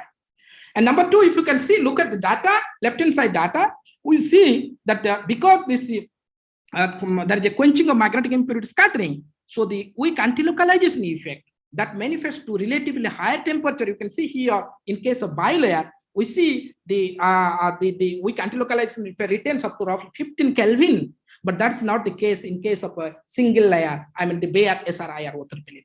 So this gives an indicates that the magnetic impurity scattering, the unintended magnetic impurity scattering in SRIRO3 gets suppressed, gets quenched when you are coupling it to an antiferromagnetic layer. In this present case, it is strontium copper oxide. But that is the first part of the talk. Now the question is, important point is, so then how does it affect? Because we told that the strontium iridium oxide has a direct line node and various topological features in it. And though there have been some RPS study, but there is no direct evidence from Magneto-transport. So to look at that, so I think in the last slide, we are talking about chiral anomaly. So I will not get into that probably now. The previous speaker elaborated on it. So we looked at can you go to my next slide, please? Yeah, before going to my next slide, this is what I am talking about. If you have a strontium copper oxide, which is represented by SCO, which is the antiferromagnetic alignment of spins, and strontium iridide, which is a semi-metal, and it is like you have randomly spins hovering here and there. And when you make an interface, what happens? This is what is the spin under reflection. The spins coming from the electrons coming from the itinerant, this strontium iridium oxide side, they get reflected. That the intermediate process here happens, and they get reflected with the flipping their spin, and eventually what we find that because of there is a polarization, there is antiferromagnetic proximity effect, there is a polarization, spin polarization of conducting electrons in strontium iridium oxide side. So you will have the quenching of magnetic impurity scattering. This is just a schematic model based on this spin under reflection. Yeah, next slide, please. So this is what the important slide where we are talking about, can we really manifest the topological property that has been predicted from the band structure point of view in this strontium iridium oxide.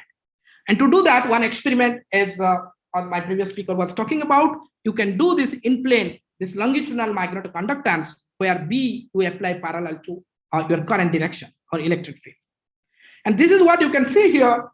We see a positive magnetoconductance for the bilayer case, but for the bare strontium irradiate thin plane in the beep, we see there is a negative magnetoconductance. And this is strikingly this wonderful, because you do not expect this positive magnetoconductance in this kind of systems. So this is because of there could be a chiral anomaly. And this is what we know, that when you apply a magnetic field to a Dirac semi-metal, the Dirac nodes get separated out. You have two kind of wild nodes. And because of this chiral anomaly, so the electrons can go from one wild node to another wild node. And this is what we have shown in the picture C here. And there are two wild nodes. They are separated in the momentum space in the direction of magnetic field. And because when we apply magnetic field, now because of this, the charges, the chiral electrons can go from one wild node to another wild node. And that is why you get an axial current. And when you get an axial current, that is the reason why do we get this positive magnetoconductance in this kind of topological materials. And if you look at this one, the expression for the chiral current, which is dependent upon magnetic field, B parallel, and temperature. And this is what is given by, it depends upon a T square, 1 by T square term is here.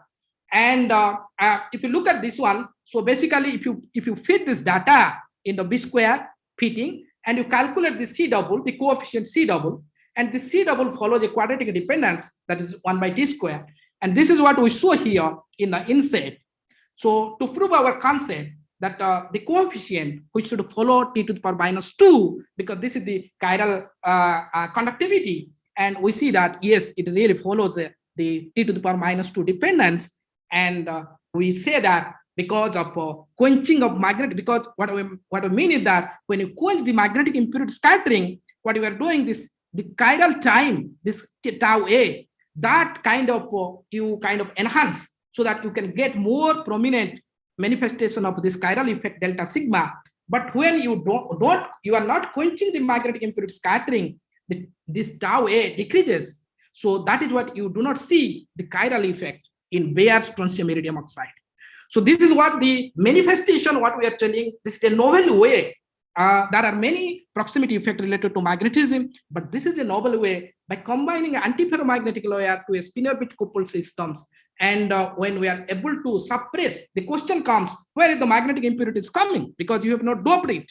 But whatever because these are oxides, always you have, even though parts per million, parts per billion, always there is a impurity of unintended magnetic impurities. And also, as I mentioned, the oxygen deficiency can also act as a vacancy, and that can give as a local magnetic scattering. And we know that when there is a magnetic impurities there, the quantum effects, because we know the double L effect, the weak anti-localization will go towards a Drude-like behavior. It will not show the quantum effect. And particularly when we are suppressing this magnetic impurity scattering, that is why we are enhancing the tau A, this chiral time, characteristic chiral time. So that is what we see the chiral effect in this bilayer. But when it is bare SRIRO3, we do not see that chiral effect. It's simple coming from this negative magnetoconductance. So can I go to the next slide?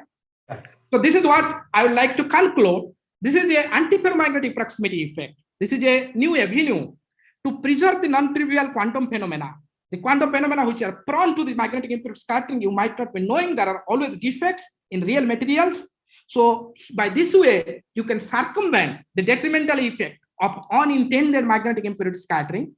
And for the spintronics community, where people look for this spin relaxation to have more the length spin, so they can to control the undesired spin relaxation, because we know that if there is a magnetic scattering, we can have spin relax. So you cannot have the spin polarized current which can hold to a long distance.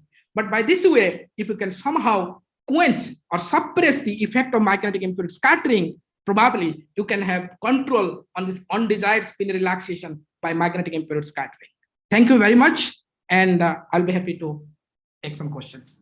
Thank you. Thank you, Devakanto. So this is really, really nice to listen to you with wonderful work being here. So I would like to open the forum to the audience, to the participants. If there are questions, please go ahead. We have a couple more minutes that we can spare for the question and answer. Though we are a bit late, that's okay.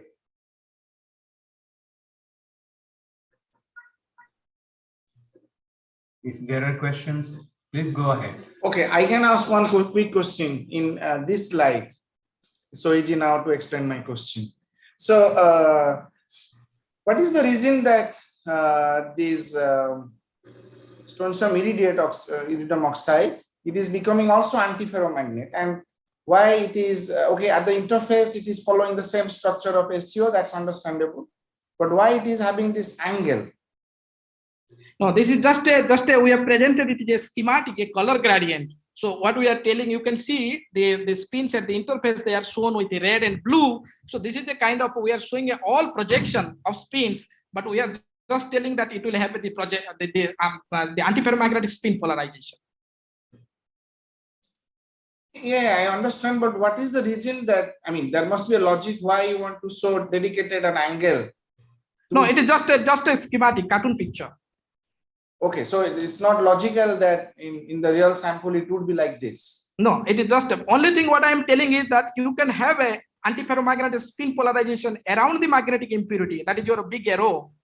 So which, because of antiferromagnetic spin polarization, the spin flipping process is energetically not favorable. Okay. All right. I think Surajit, you should wrap it up because. All right. Yeah. So I think we're anyway to the end of this session now. We had 5 speakers. All of them gave really wonderful talks, presented their wonderful work, and I would like to thank all the speakers. Before that, we have so we have this memento. Very nice from talk. organizers. Thank you, Surajit. Thank you. Thank you. I would like to thank all the speakers once again and the organizers for this wonderful conference and this talks. Thank you so much. We have to also present a memento to the chairman. So Abhishek, please share that. Puspendra, do you find it?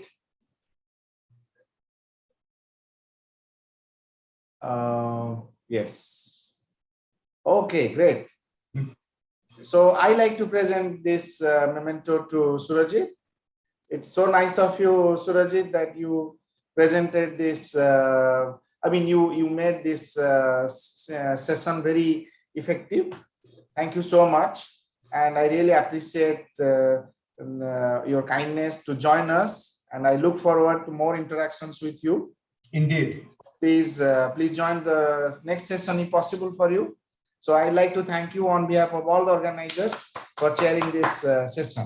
Thank you so much. Thank you. I just have one request that we have exactly half an hour. Seki-san, if you are still there, can we start a little late, like instead of 1:30, like 1:40 p.m.? 10 minutes, so that we will have some time for lunch. Yes, that means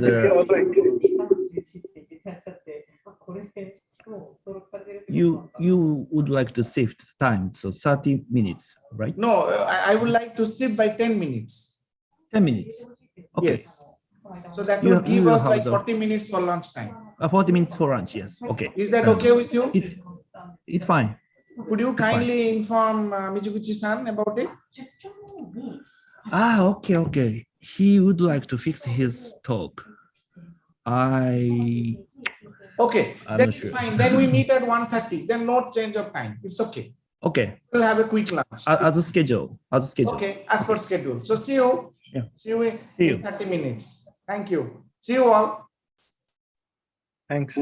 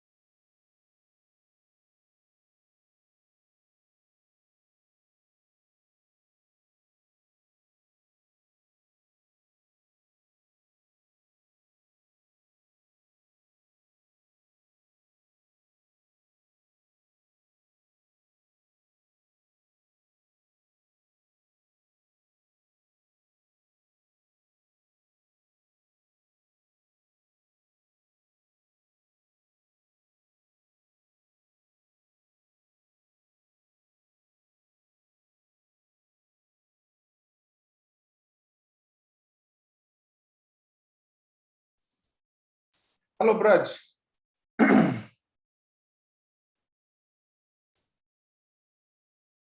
Hi, sir. Yes, so good that you are here. So Professor Mizuguchi is also here. He's co-host already. Hello, Mizuguchi-san. Hello, can you hear? Yes, good afternoon. Afternoon. How are you? Yeah, good. Long time. So we can start in 1 minute, 1 or 2 minutes. Actually, we finished the session a bit late. So most of the people, I mean, I really had to run for my lunch. No problem. Running. So just please allow us to wait 1 or 2 more minutes and then we can start. Okay. Okay.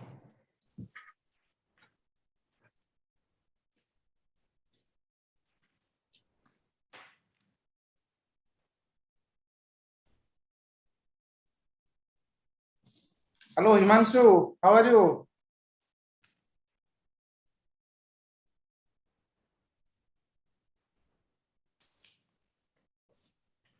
You can unmute now.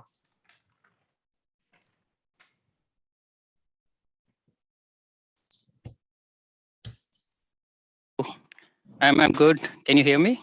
Yes, yes. Oh, hello. Hello, Sensei. How are you? Yeah, and you? I'm good.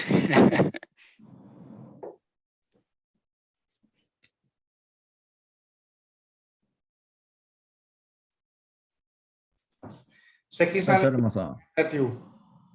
Hi, Sharma-san. Oh, sorry.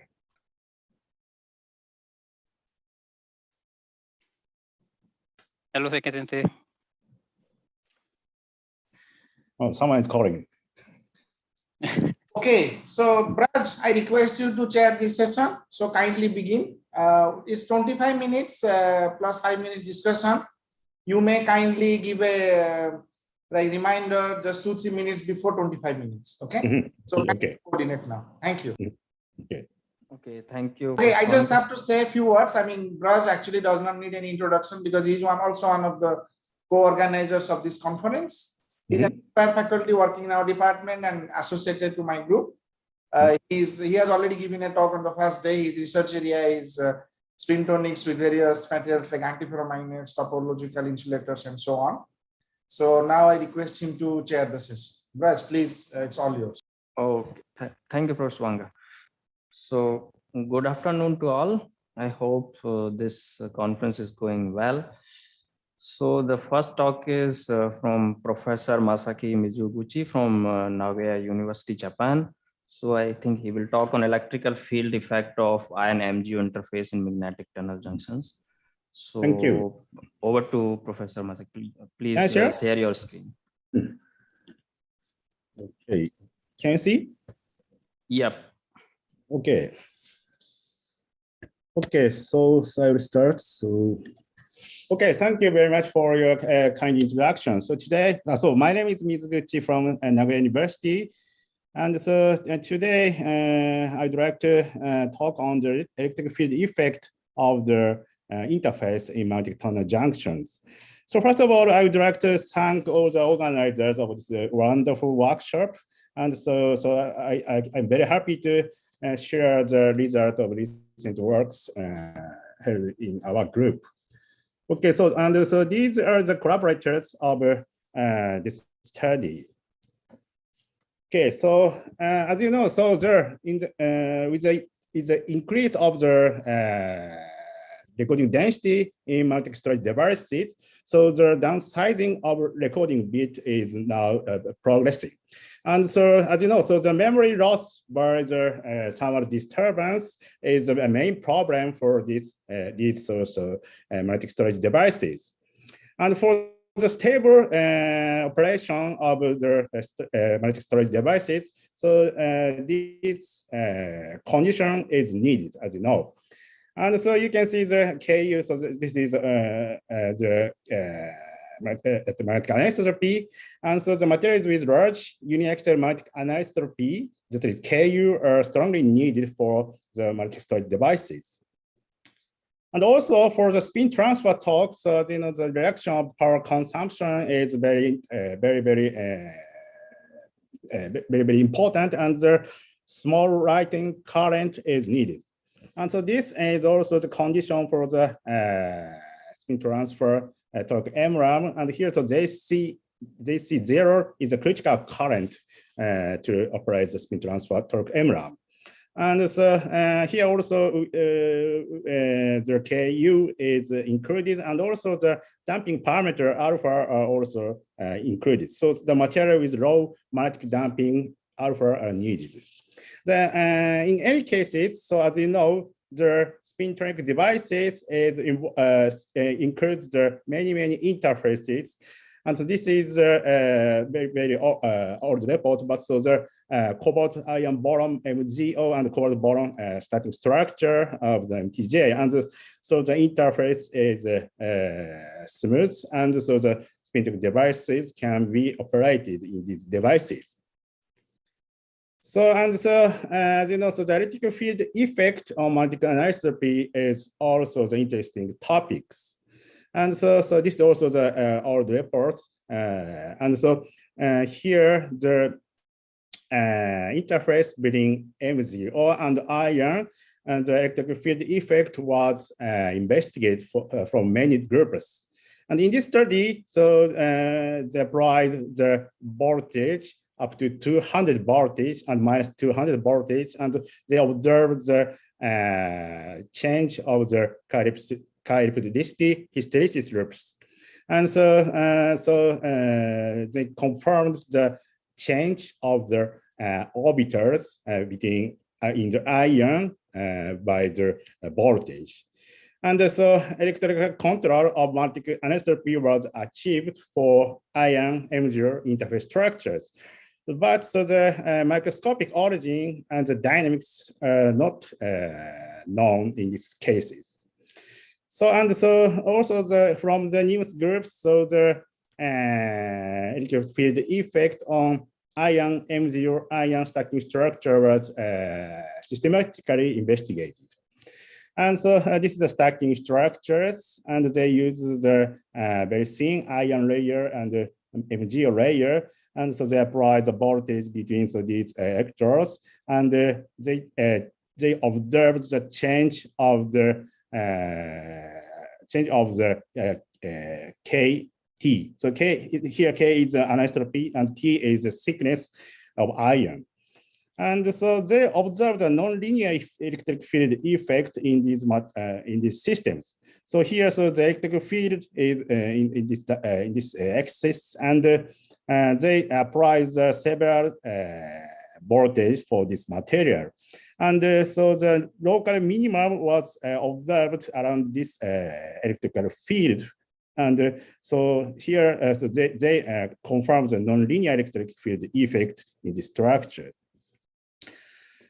And so this is a result from the Spring 8 Justice groups, and they also fabricated the MTJ structures of the iron, platinum, MgO structures.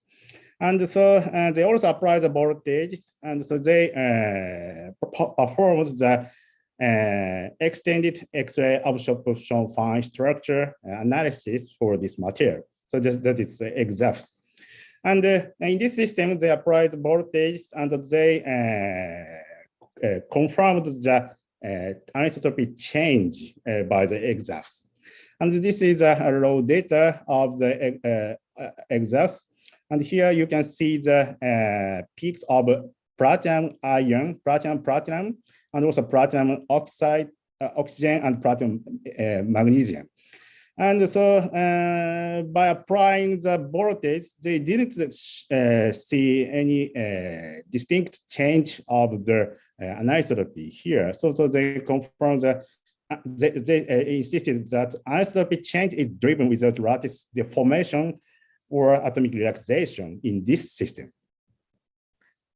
Okay, so we want to know the change of the atomic position by electric field. And so this group reported the result of the piezo response force microscopy for the multi-tunnel junctions. And so they fabricated the cobalt iron boron MgO interfaces, and they applied the electrical field. And they applied the induced strain in this system. And so, this is the result of the voltage. So this is 1 volt, the result of 1 voltage application, and this is 2 volt. So you can see the change of the counter color plot. And so by applying the 2 volts, so the very large, very large change of the atomic position in this system. Okay, so we want to know what site is actually distorted and how much is the site displacement for this material. And so in this study, we performed the X-ray fluorescence photography of the multi-tunnel junctions devices with electrical field. Okay, so the purpose of this study is elucidation of electrical field effect in multi-tunnel junctions. And the purpose of this study is of what site is actually displaced and how much is the site actually displaced in these multi-tunnel junctions. And so the X-ray fluorescence photography is a very powerful tool to confirm the displacement of the atomic positions. And so in this study, we use the stacking structure of MgO and iron fabricated on MgO substrate. So this is the epitaxial magnetic tunnel junctions. Okay, so as I said, so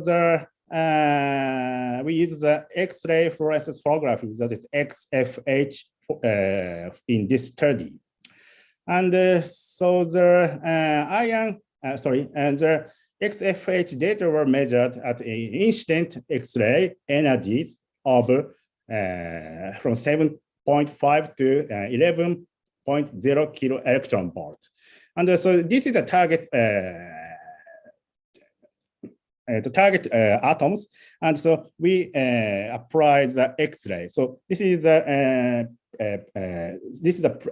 plane wave, and so here, so atomic B. So the incident beam scattered to these A atoms, and here the interference of the incident beam occurs, and so this atom emits the X-ray fluorescence from this atom. And so we can see the photography in this system. So this is the actual device, the measurement systems. And here we can see the sample, and we rotate the theta and azimuth phi. And so the X-ray fluorescence is coming from sample to this avalanche photodiode in this ring structure. So this is actual photograph of the front view of the sample rotation system. So we need the sample. We need sample rotation system in this study. So we fabricated the rotation systems in spring gate, and so we apply the X-ray from this direction to sample. And also detector was also placed in this direction. Okay, so this is a typical structure, and as I said, so iron 0.7 nanometer and MgO 3 nanometer is a stacking structure of this MTJ. Okay, so here is MTJ interfaces. But so as I said, so also here we include the cobalt iron board in MTJ. And so we want to know the information from the iron atom. But so this cobalt iron boron also includes iron. So we want to exclude the information from this layer. So in this study, we cut the cobalt iron boron. And so we very simple structure, including iron and the MgO only structure was employed in this study. And the MTJ size was typically 20 by 20 micrometer. And so this is a photograph of the MTJ. And we put the MTJ on these chips, and we the very small beam size of X-ray was used in this study. So about 20 or something like that X-ray size was used. Okay, first, so we confirmed that we can successfully see the fluorescence holography of iron films on MgO thin films. So this is a hologram pattern from the iron 20 nanometer fabricated on MgO thin films. So you can see the clear hologram pattern from the iron. So this iron is the thickness of this iron is 20 nanometer. So this is not so thin. But so by applying the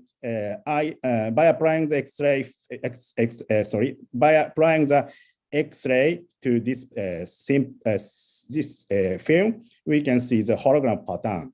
And so this is a reconstructed pattern fabricated from this hologram pattern. So by the Fourier transform. And you can see the BCC type iron structure was successfully reconstructed by this hologram pattern. And atomic local structures are elucidated for iron thin film. And so this is a comparison between experiment and theory for the iron 20 nanometer thin films. Okay, and so sorry. So okay, so this two graphs shows the holography pattern of the this plane. This plane means so this red atom is a target atom, and so this is the information from the same plane of this target atom ion atoms.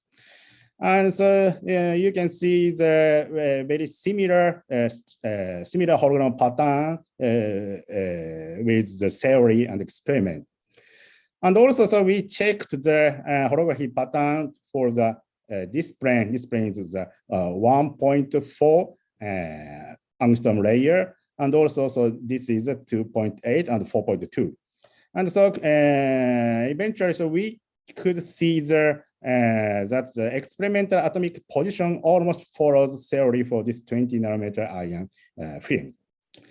Okay, so next we checked the very, very thin iron film on MgO structure. So this is the hologram pattern from the iron with a thickness of 0.7 nanometers on MgO thin film. And so we can also see the hologram patterns from iron 0.7 nanometer. And so you can see the clear standing wave lines from this hologram patterns. And so actually, so this structure, in this structure, so we have the MgO 2 nanometer capping layer. And so this means the X-ray standing wave is observed even for the iron 0.7 nanometer layer, buried layer from this hologram patterns. So 0.7 nanometer means so just 5 monolayer iron films. So we confirmed the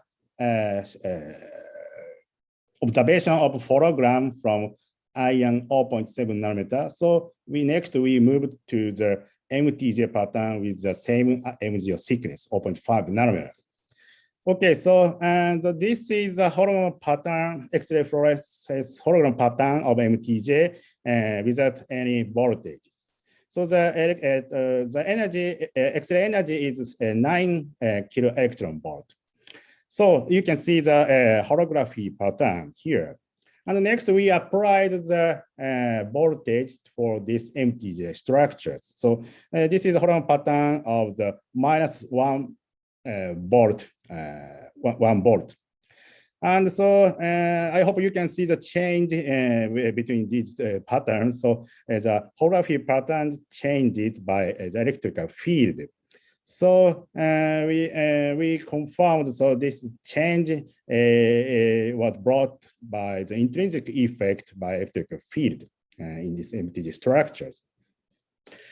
Okay, so so next we change the energy, X-ray energy to 10 kilo electron volt. And so we can see more clear hologram patterns for these MTG structures. Okay, and this is a hologram pattern for 0 volt. And so this is with -1 volt, and this is 1 volt. And so you can see the change also for this X-ray energy. And so the typically, so this portion, so that we can see the patterns, but this pattern changed clearly with the voltage, -1 and 1 voltage. So this pattern changed to the dense patterns. And also, so you can see the standing waves here. And so this standing wave also changed by the electrical voltage, so just like this one. So, and positive voltage and negative voltage brought the clear change in hologram patterns for these MTG structures. Okay, so we confirmed the difference between theory and experiment for these hologram patterns. Okay, here this graph shows the atomic position of the MTG structures. Here, so this axis is the x direction sample atomic position, and this is a y atomic position. And this center is the target ion atom position. And so you can see the second neighbor atomic structures here, and third neighbor atoms, and 6 and 8 here. And this is also the constructed theory pattern for the atomic position.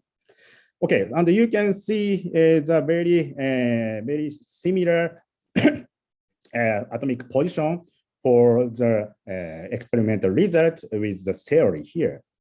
Okay, and so this is the result of the 0 voltage. And so, the interesting point is the second neighbor is very similar, but so the for instance, third neighbor, the experimental position is completely different with theory. And also the sixth neighboring position is also different.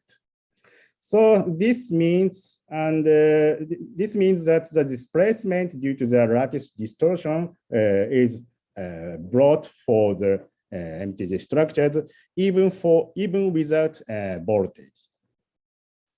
Okay, and so we apply the voltage for these MTG systems, and this is a result. Okay, and so this is a result of the 1 volt application, and this is from of the -1 voltage. Okay, and so this graph shows the result of the same plane, that is 0.0 angstrom plane of the for the target ion atoms. Also, and you can see the clear change of the atomic position by applying the voltage with the 0 voltage. So just like here. So you can see clear change, particularly for the second neighboring ion, and also the 8th neighboring position, you can see. And so we can estimate the distortion of the atomic position from this result. And so, for instance, second neighboring atomic position was displaced with the order of about 0.05 angstrom per voltage. Okay, we also checked the displacement of atomic position by application of voltage for also for the next layer, ion layer. So this is a upper position ion layer, and so also we can see the change by electrical field for this magnetic tunnel junctions. And so this in this plane, so particularly for -1 volt application, we can see the clear change of the atomic position of iron. And the first neighboring position also changes, seems to depress with voltage. So here, so you can see the very clear atomic position for this first neighbor. But so this position was disappeared by applying the electrical field for this magnetic tunnel junctions.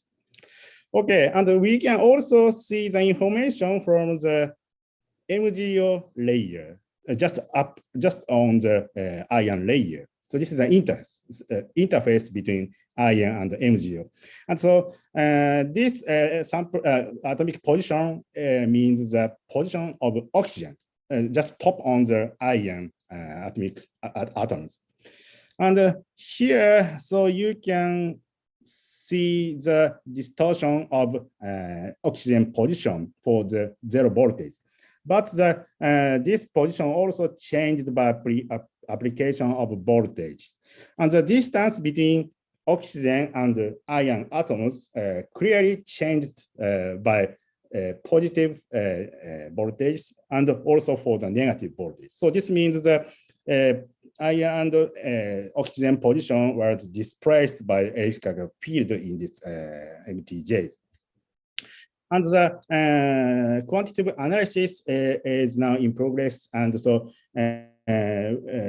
we hope we can exclude the origin of the nonlinear effect for the voltage application for MgO ion interfaces.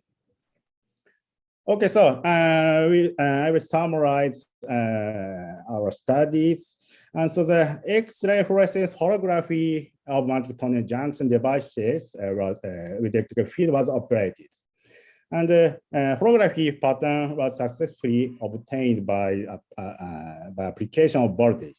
And so the difference in holography patterns with and without voltage was clearly observed, and the typical order of displacement of ion atoms is about 0.05 angstrom per voltage. And the distance between oxygen and iron atoms also clearly changed by the voltage for both positive and negative.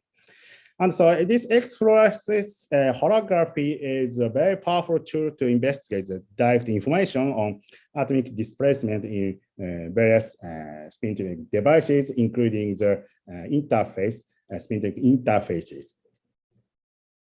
Okay, so finally, so I will show the acknowledgement of this study. So this work was started by JSPS, and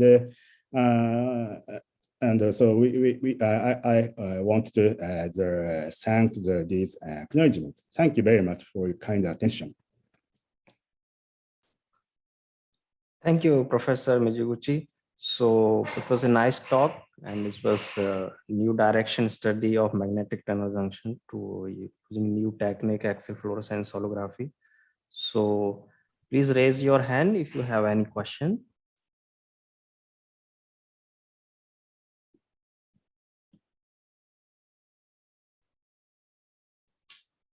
Okay, so I think there is a no question.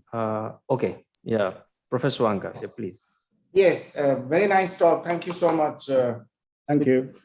So I just wonder this voltage control anisotropy, you know, it is now going in the direction of with ionic gels. So people are exploring that it is much more efficient with that. I just wonder if you want to do that kind of experiment with this technique, because I'm not very familiar with this experiment. Okay. So in principle, we can do. So no problem. But so we want to so how to say, so we want to perform the very precise analysis, and so the very quantitative analysis.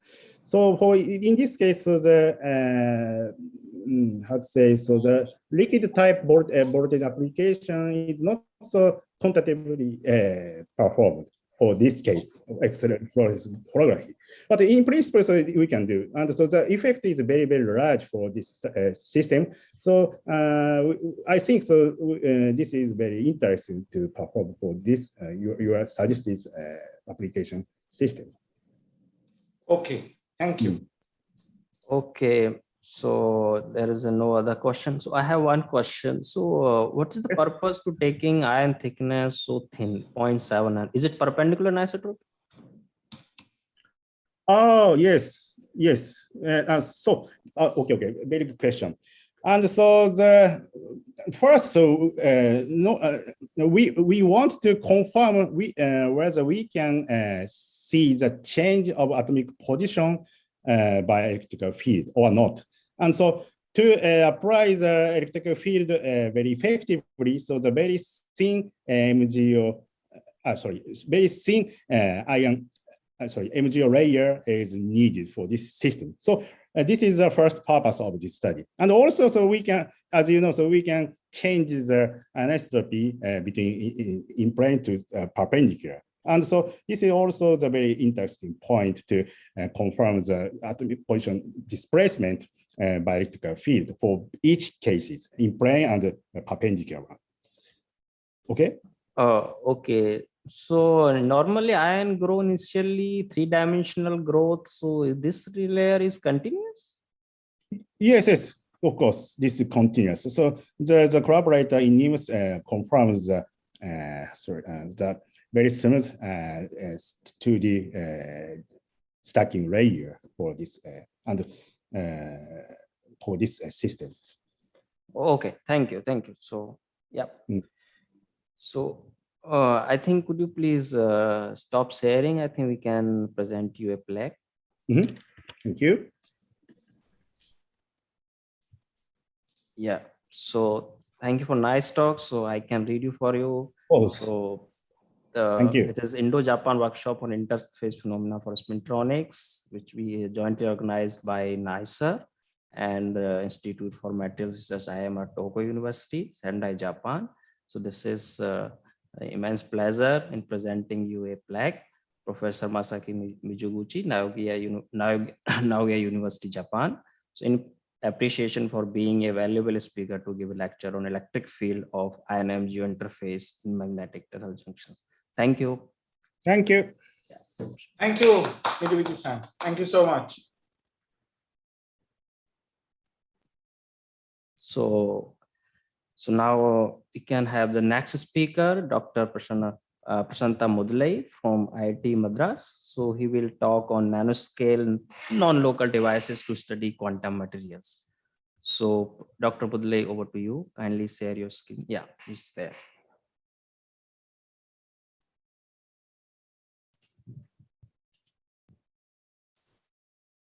Okay, can everybody hear me? Yeah, we can hear you. Yeah. So screen is clear. Okay. Let me start the pointer first. Okay. Yeah.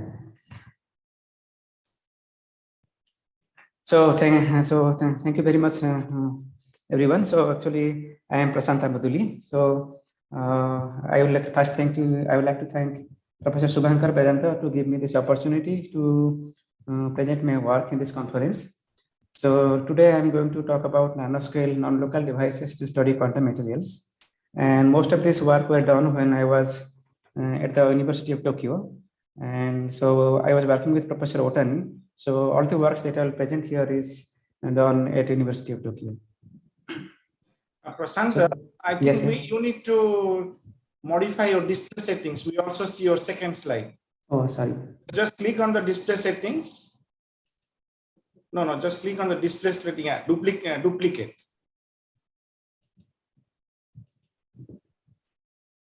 Oh yeah, sorry about that. Yeah, it's fine. Please continue. So most of the work is done at the University of Tokyo. And then, so the outline of my presentation is like this. So today I'm going to talk about 5 different topics. The first, I will talk about introduce spin currents and non-local spin Hall devices, and I will talk a little bit of history. So this talk is designed mostly for students, and I will apologize to the experts in the audience who might find it very trivial.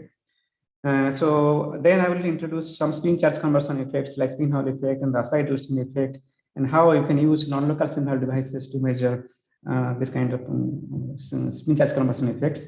Then I will choose 2 examples. One is the bismuth oxide copper interface, where I will show direct and inverse interference effect measurements.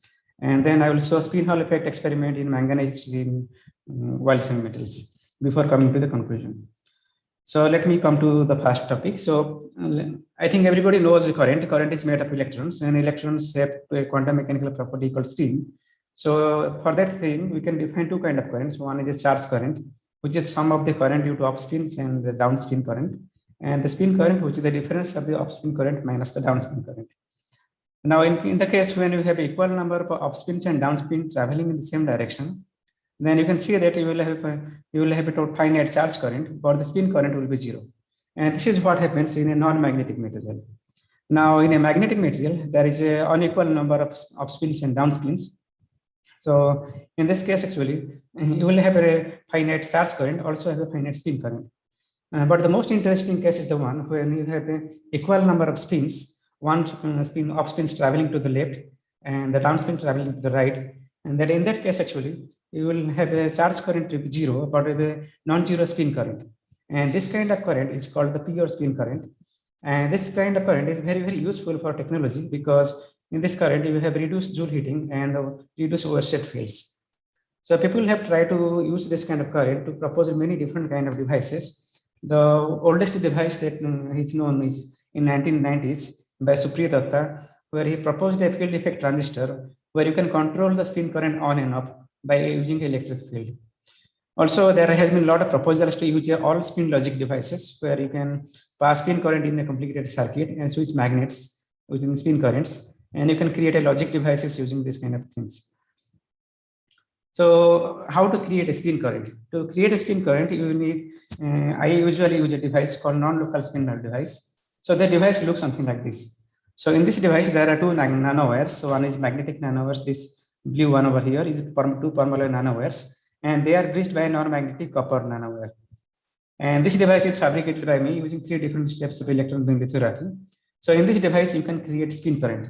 So let me show how you can create spin current in this device. Suppose you apply electric voltage between one of the ferromagnet and the copper, and then you will inject spin polarized current into your copper. And due to this, the electrochemical potential inside the copper will be splitted like shown in this picture over here. And this will produce a non-equilibrium spin accumulation inside this copper. And this diffusion of this non-equilibrium spin accumulation will create a current. And you can call it a spin current, which is defined like this over here, where J up and down refers to the gradient of the electrochemical potential. And since we have a current and similar to electrical current, we can also define a voltage. We call it a spin voltage, which is defined like this. And we can define resistance, we call the spin resistance, which is defined like this. The spin resistance depends on the spin diffusion length, resistivity, dimension of the sample, and the spin polarization. The spin resistance is a very important quantity, so I will refer to this quantity quite a lot in this conference, in this talk. So please note down this expression. So now we have a spin current. Now, if you put a voltmeter at other end of this device between ferromagnet and the copper, then you can detect a voltage. And this is because at one end you apply voltage and you create a non-equilibrium spin accumulation at this end. And this non-equilibrium spin accumulation diffuses. And at the other end you have a non-equilibrium spin accumulation. So due to the reverse process, you will detect a voltage. And you can also define a resistance by normalizing it to the amount of current that you are injecting. And you call it non-local resistance. So in these devices, when these two ferromagnetics are parallel, then you will get a positive resistance. And when these two ferromagnets are anti-parallel, you will get a negative resistance. And the difference between this positive and negative resistance is called the spin signal. And this device you can use to measure spin diffusion length of a material. So spin diffusion length means the distance up to which spin current travel inside a material without getting completely lost. So to do this thing, you make a device like this one and you measure spin signal.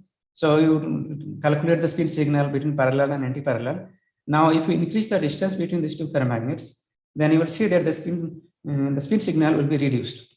And so if you make many devices like this ones and plot the spin signal as a function of distance, then you will see that this spin signal goes down exponentially, and you can fit an exponential equation like this one over here, and you can find out the spin diffusion length. So this is for a spin diffusion length that I measured for copper at 10 Kelvin to be around close to 1 micron. So let me tell a little bit of history about this non-local spin valve device. and how did this device came into existence, and what is the present status. So in spintronics, there actually involves 5 different steps. One, you can create spin current, then you have to inject spin current, then you have to transport spin current, and you have to control, and at the end you have to detect. So actually the first experimental demonstration of creation, injection, and detection was done quite a long time back in 1985 in Johnson's and Silsby. So what they did is that they took a piece of aluminum and they took 2 pieces of Permalloy on it, and they did a non-local device similar to the device that I showed earlier. And they could detect a positive voltage when these 2 ferromagnets were parallel, and they could see a negative voltage when these 2 ferromagnets were anti-parallel. And this was the first non-local spin Hall device that was fabricated. But this device worked only at low temperature at 27 Kelvin. And the major breakthrough happened in the year 2001 when in the Bart Van Wijs group, they could show that non-local spin Hall measurements at room temperature using copper spin transport channel and Permalloy as the 2 ferromagnetic electrodes. And they could fabricate the nanoscale device. And before the previous device was in micron scale. And they could see that in the room temperature, you can travel spin up to inside copper up to 350 nanometers. And so another major breakthrough happened in this non-local spin Hall community, that people started using non-local spin Hall device for spin charge conversion experiment, like spin Hall effect experiments in the year 2007 in our group, in Otani group. So what it was shown was that we could show that at room temperature, you could measure spin Hall effect and direct spin Hall effect and inverse spin Hall effect in a platinum nanowire. So in this talk, I will come into detail of this technique, how you can do that later section of this talk. So with time also, people have been able to inject spin current and detect into semiconductors. In this paper over here in the year 2009, in 2013, people used to inject spin current into superconductors. And another major breakthrough happened in the year 2007, where people could make a non-local spin Hall device using graphene. So this was the first non-local device using graphene at room temperature. People could see that at room temperature, you can inject the spin current can travel quite a long distance inside graphene. And up to now, the record is in CVT type graphenes, where you can inject spin current and travel up to 13.6 micrometers. So this graphene gave a big boost to this non-local spin Hall devices, because now you can make slightly bigger device, which was very difficult with simple copper metallic channels. So non-local spin Hall device has been at the center of all the kind of spintronics. Now people are using graphene as the major spin transport channel. For example, this is one example from Casanova group, where they use to measure spin Hall effect in platinum using graphene channel. And this is spin Hall Rasbach addition effect measurement in MOS2 in Casanova group. And people are also using this tungsten telluride vallecine metals in our local spin Hall device to study spin charge conversion using quantum materials. So the main advantage of non-local spin Hall device is that this device is scalable. What I mean scalable is that if you see the present chip technology, that is the 3 nanometer technology that was coming to production this year, we are trying to go smaller and smaller dimensions. So if you want to make a memory and logic device at the simultaneously, this technology has to be scalable. So present technology that we are using, for example, spin pumping and thermal spin currents, they are trying to go to create spin current. You can do spin Hall effect studies, but they are not scalable. So whereas non-local spin Hall is a scalable technology where you can directly use in applications. So now I will say how you can use this non-local spin Hall device to correlate spin current to charge current. So before that, let me introduce the 2 effects where you can create spin current to charge current. One is the spin Hall effect. I think all the people already know about these effects from previous talks, but I would like to just reinforce the same concept so that you can memorize it clearly. So spin Hall effect was initially proposed in the year 1969 by Diakonov and Farrell. So it was a very difficult experiment. So it took almost 35 years, and it was experimentally detected only in the year 2004. So this effect is like this. Suppose you take a piece of platinum, for example, and pass a charge current, then you can create a spin accumulation on the surface, as shown in this blue arrows over here. So in this process, you can create a spin current that will be mutually orthogonal to the spin current direction and the charge current direction. And the magnitude will be given by this expression over here, where theta corresponds to the spin charge conversion efficiency.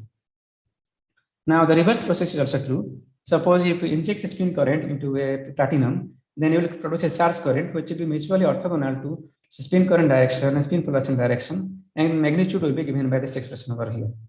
So this direct spin Hall effect experiment and inverse spin Hall effect experiment are the two most fundamental experiments in physics, because this experiment, direct spin Hall effect, gives you opportunity to create spin current, and inverse spin Hall effect gives you opportunity to measure spin current. So to measure spin current, you can inject spin current into the platinum, and due to the inverse spin Hall effect, you can detect voltage by putting voltmeter across the platinum. So note that here there are two spin charge conversion efficiency. Suppose you do a direct spin Hall effect experiment, you will determine a spin Hall angle, that is direct spin Hall effect angle.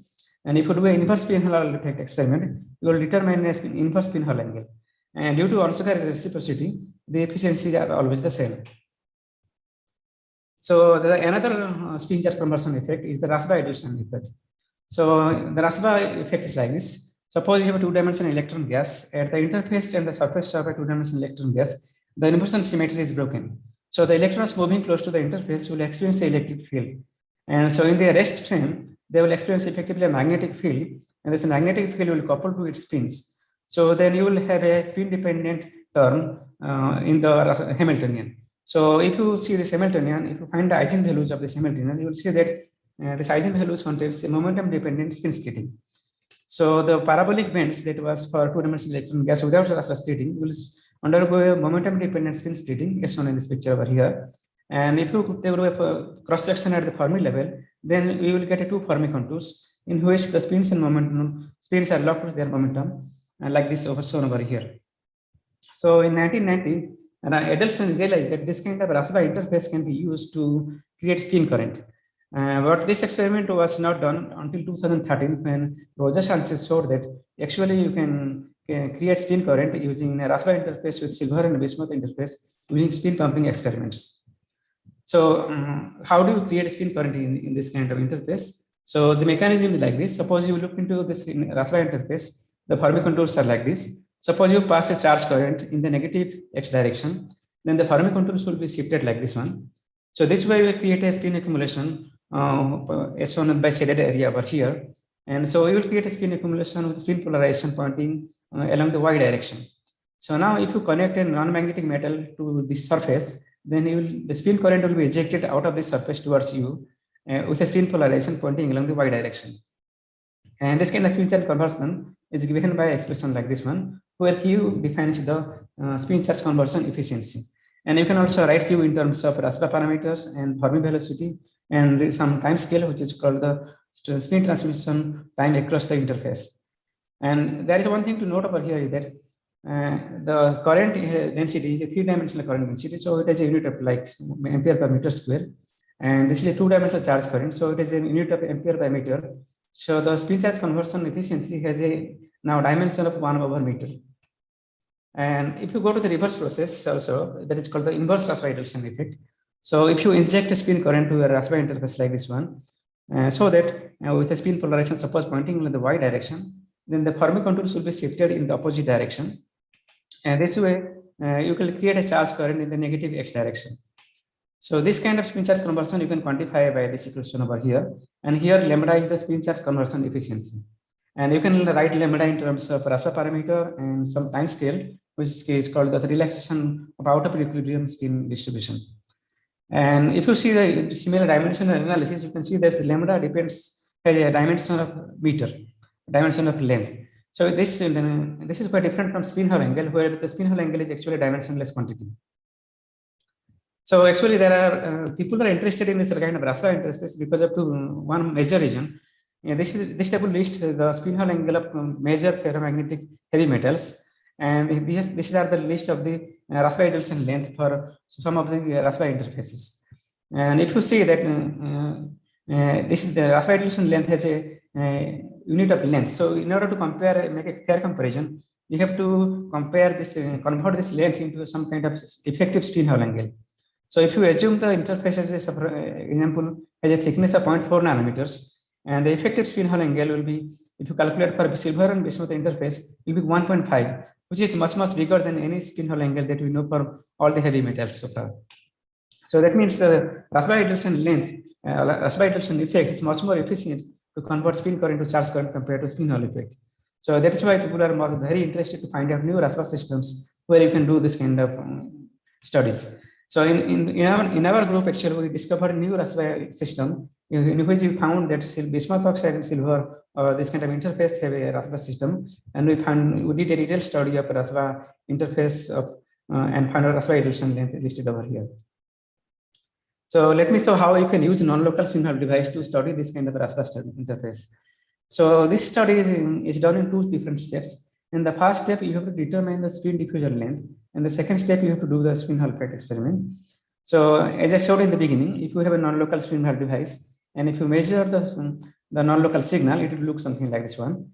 And now if you put a spin Hall material in the middle of this non-local spin Hall, then you will see that the spin signal will be reduced. And if you know the ratio between these 2 signals, then you can calculate the spin resistance of the spin Hall material. And if you know the spin resistance of the spin Hall material, then you can calculate spin diffusion length using this expression over here. So once you know the spin diffusion length, then you can go to the next step.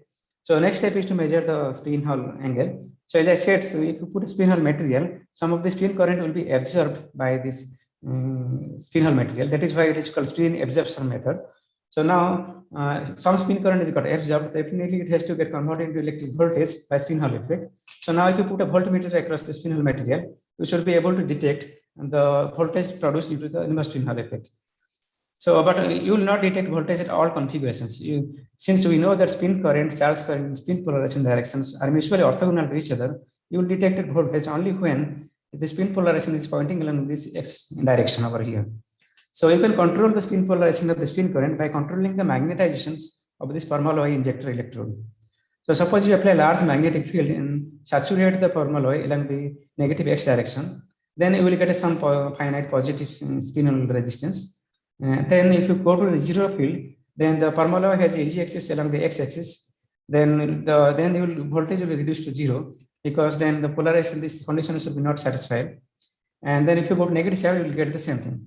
And the difference between this positive and negative spin Hall resistance is called inverse spin Hall resistance.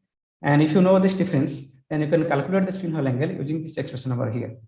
And usually in the device, you will simultaneously measure the AMR of this Permalloy to correlate this magnetization configuration and spin polarization directions.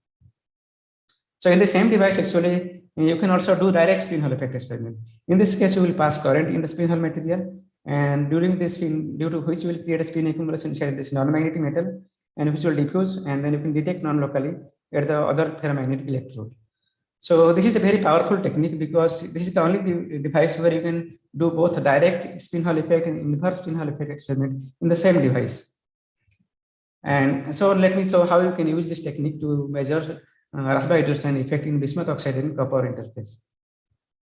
So the main motivation of this work is that, as I said in the beginning, we defined some quantities, like in the RASBA effect, direct RASBA effect, you convert charge current to spin current, and you define a quantity called Q, and you, in the inverse RASBA effect, you convert spin current to charge current, you define a quantity called lambda, and they have different length. So it is not very obvious if the Onzuka reciprocity is valid in the case of RASBA effect, because in spin Hall effect, you know it is valid because spin Hall angle is actually a dimensionless quantity, but they have a different dimensions over here. So it is not very clear. So to confirm this thing, we have to do some experiment to show that actually they are equally efficient. So that was the motivation of this work. So to do this thing, we fabricated these nanoscale devices. So we fabricated one non-local device, a reference device like this one, and another device in which we have a copper, bismuth oxide copper nanowire in the middle of this non-local spin Hall device. So this device is fabricated in 4 different steps of electron lithography. And so after this device fabrication, then we first measure the spin absorption experiment. So we measure the spin signal of this reference device, which is shown by this red curves over here, and spin absorption signal for this other device in which bismuth oxide nanowire is in the middle. You can see the spin signal is got reduced. And so from this reduction, you can actually determine the spin resistance of this nanowire. And we found the spin reduction happens at all temperatures. So that means the spin current is absorbed at all temperatures. And from this ratio also, you can calculate how much spin current is got absorbed by this bismuth oxide copper nanowire. So now, if you put a voltmeter across this bismuth oxide copper nanowire, then you should be able to detect a voltage due to the inverse spin Hall effect. So that is shown by this green curve over here. So it shows that you can actually see an inverse spin Hall effect signal. And now in the same device, you can also do direct spin Hall effect experiment. In this case, you pass current in the bismuth oxide copper nanowire and put the voltmeter in the permalloy and copper interface, and you will detect a voltage due to the direct reduction effect. So you will, this blue curve over here shows the direct reduction effect measurement. And from this difference between this resistance, you can also determine the length scale of spin charge conversion. And for in our case, we find out to be around 0.6 nanometers. So we did this experiment at different temperatures from room temperature up to 10 Kelvin. We found that the signal produced due to inverse reduction and signal produced due to direct reduction effect, they are exactly the same. So this experimentally confirms that actually the conversion efficiency are the same, and Onsugar reciprocity is valid for Raspberry reduction systems, which was not shown experimentally so far. And also we did a similar experiment, all different thickness of copper, and we found that we vary the thickness of the copper from 12 nanometers up to 23 nanometers. And we found the signal due to Raspberry reduction effect and inverse Raspberry reduction effect are exactly the same, even for all different thickness of the copper. And they are independent, their efficiency of lambda and Q are also independent of thickness of this copper. So you can see further detail in this paper verse 1 over here. So now I'll come to the second example where I show that how you can use this kind of devices to measure spin Hall effect in a wild semi-metal manganese 13. So this is the device that I use to measure spin Hall effect in a manganese 13. So this device looks very simple. So this is a non-local spin Hall device in which there is a nanowire of manganese 13 at the center of this non-local spin Hall device. So this device is made in 4 different steps of electron lithography. So this device looks very simple, but it took almost 1 year for me to fabricate this device. So to make a working device for this kind of experiments. So this is because the most difficult part is to fabricate this nanowire of manganese 13. So let me show a little bit about manganese 13 because people in the audience may not be familiar with manganese 13. So manganese 13 is an antiferromagnetic metal. So in which there are Kagome planes which are stacked along the C-axis. So if you see one of the Kagome planes, it is made of 3 manganese atoms in which the manganese moments are at 120 degrees with respect to each other. And so in this kind of spin configuration is called inverse triangular spin structure. And this is a non-collinear antiferromagnet. So this is antiferromagnet. So the total magnetic moment is ideally supposed to be 0. But experimentally people find a very tiny magnetic moment, 0.002 Bohr magneton per manganese atoms. And actually this material was discovered in the Satoru Nakasuji group at ISSP where I was working. So what we found was that although this is antiferromagnet with very small magnetic moment, that shows a very large anomalous Hall effect, and large anomalous Nernst effect, and large magneto-optical Kerr effect. And to understand this thing further, we also did some angle region photoemission spectroscopy experiments, and we found out at close to the Fermi level, there are wild points. And because of these wild points, there is a large Berry curvature in this material, which explains all this large anomalous transverse effect in this material. And since this material has a large Berry curvature, so that means it's supposed to show large spin Hall effect also. So that was the goal of my experiment. So to do this thing, so we fabricated this device. So as I said, the most difficult part was to fabricate this nanowire. So the way we make this nanowire is that we deposit a manganese 13 nanowire at room temperature and annually at 500 degrees centigrade per 1 hour. Then we can stabilize the manganese 13 configuration. So here you can see that the temperature dependence resistivity of this nanowire, which is so something like this. So this is typical behavior of a manganese 13 when there is a small amount of manganese deficiency. In order to confirm that this is manganese 13 and not something else, we also make a nano Hall bar next to this device, and we could see that this was an anomalous Hall effect at room temperature. So it confirms that it is actually manganese 13 and not something else. So after confirming this is manganese 13 nanowire, so then we did the spin Hall absorption experiments. The first thing is to measure the reference device. This is the spin signal for the reference device shown over here. And then we measure the spin signal for the spin Hall device, which you can see the spin signal is reduced. This measurements are at 10 Kelvin. And we did the similar measurement at room temperature. And from the room temperature measurement, we determined that the ratio between these two signals, we can determine the spin resistance of the spin Hall material. And the spin resistance, we can calculate the spin diffusion length to be around 0.75 nanometer for manganese 13. And after this experiment, you can do the spin Hall effect experiment. So in this case, you have the reference device. So you apply a magnetic field along this direction, suppose, and then you measure your signal. and then you will get a positive inverse spin Hall resistance. And if you reverse the direction of the spin polarization of the spin current, then you will get a negative inverse spin Hall signal. And from the difference between these two signals, you can calculate the spin Hall angle using this expression over here. And from this experiment, I calculated the spin Hall angle of manganese 13, which is around 5%, 5.3%. And also I could calculate the spin Hall conductivity around 46 ohm centimeter, which is very close to what people have calculated using theoretical calculations, assuming there is a vary curvature in the spin structure. So this experimental confirms that this is actually a Walsey metal and the spin Hall effect originates from the vary curvature. This was the experiment that I showed with polycrystalline nanowires. But we also did similar experiment with single crystalline high quality nanowire samples, and where we discovered a new kind of spin Hall effect. We call it magnetic spin Hall effect. So this was published in Nature. So you can see further detail in this paper. So in this work, I did the direct spin Hall effect experiments, and this work was done in collaboration with a lot of groups at ISST. So I will not go in detail into this work in the interest of time. So I'd like to conclude the presentation. So I saw two different effects. One is the Rasva-Edelstein effect, and direct and inverse Rasva-Edelstein effect in bismuth oxide and copper interface. And I showed how you can use non-local spin Hall devices to study this kind of effects.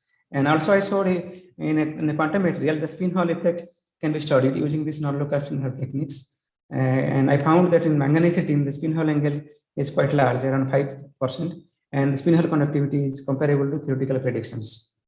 And I would like to thank you very much for your attention. And I would like to thank Professor Otani and our collaborators, Professor Nakasuji and Professor Anand McDonald, and all the collaborators in the lab who were involved in this work. Thank you, Dr. Muduli, for the nice presentation, and it is a nice work. So if anybody has question, kindly raise your hand.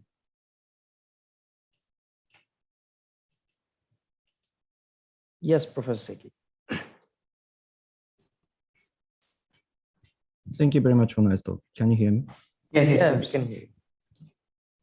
I have a question about the manganese 13 experiment. You showed the spin Hall, non-local measurement to evaluate the spin Hall effect in manganese 13. But that curve is a little bit shifted from the zero magnetic field. So this is a very good question actually. So actually manganese. Why? Yeah, so this is a very good question. Actually, ideally it should be at the center of the origin. So actually we think that this is because this is a manganese 13 shows a very unconventional spin Hall effect. So there is a even component and there is odd component. So because of this thing, although the ideal inverse spin Hall effect is asymmetric around origin, there is some even component included. So that is why it is separated from origin. So it is kind of because this is due to this magnetic spin Hall effect, which shows some unconventional feature compared to the conventional spin Hall effect, and which involves some even component along with this odd component. So that is why it is separated from the origin. So we saw this thing in multiple devices. I can show some other data, for example, here. In this data also it is separated from the origin. And you can decompose this signal into even component, odd component. And you will see that there is some finite even component, which suggests that the spin charge conversion is not simple spin Hall effect. There is some other kind of mechanism also involved. It is called as magnetic spin Hall effect, where the spin polarization had a different orientation compared to conventional spin Hall effect. So we did not show in this paper because we were not very convinced about this data because the data was very noisy. But from single crystal experiments, we could see that this magnetic spin Hall effect really exists. Okay, thank you. Okay, so there is one question from Pradeep that I can read. Is there any possibility of Rasva spin polarization in Mn3Sn copper interface? If so, then how the spin Hall effect and Rasva effect contributions are differentiated? Yeah, actually, this is a very good question. Actually, manganese 13 configuration itself involves a Rasva. Actually, manganese 13 structure has a Rasva plus inversion symmetry is broken.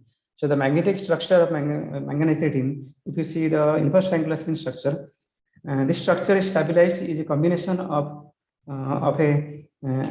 this 120-degree magnetic configuration is stabilized because of the RASBA field and RASBA, and also due to the inversion symmetry breaking. So RASBA is already included in this Kagame planes. So as such, it's not very, you see a very small spin diffusion length is a consequence of this thing actually. So there is already a RASBA in the interface. The magnetic configuration itself takes into account this thing actually.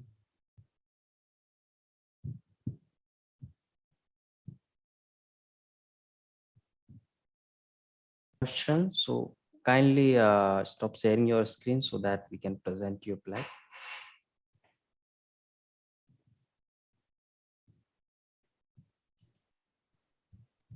Sorry. Yeah. So thank you for nice talk. So I can review for you. So for this Indo-Japan workshop on interface phenomena for spintronics, jointly organized by NICER and Tokyo University. It takes me immense pleasure in presenting to this plaque, Dr. Prashanta Muduli, IIT Madras, India, in appreciation for being a valuable speaker to give a lecture on nanoscale non-local devices to study quantum materials. Thank you very much for the talk. Thank you very much, everyone. Thanks, Prashant. Very nice talk. Very nice job. So now we can go to the next speaker, Dr.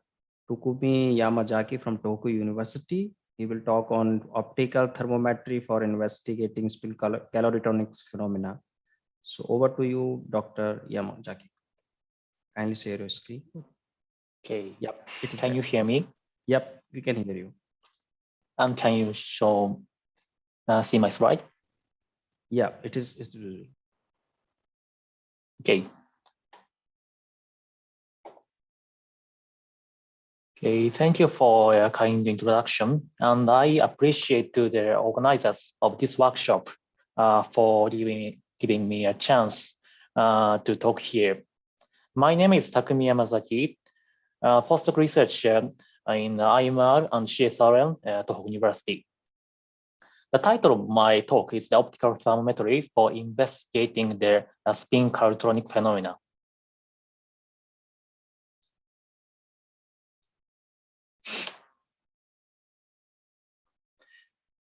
Today's topic is including the PhD thesis.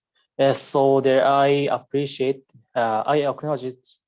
my supervisors, Professor Jose Nagano in Nagoya University, and Professor Kenichi Uchida and Dr. Ryo Iguchi in NIMS. I also appreciate Professor Koichi Takanashi, Professor Takeshi Seki, and Professor Takahide Kubota from Tohoku University.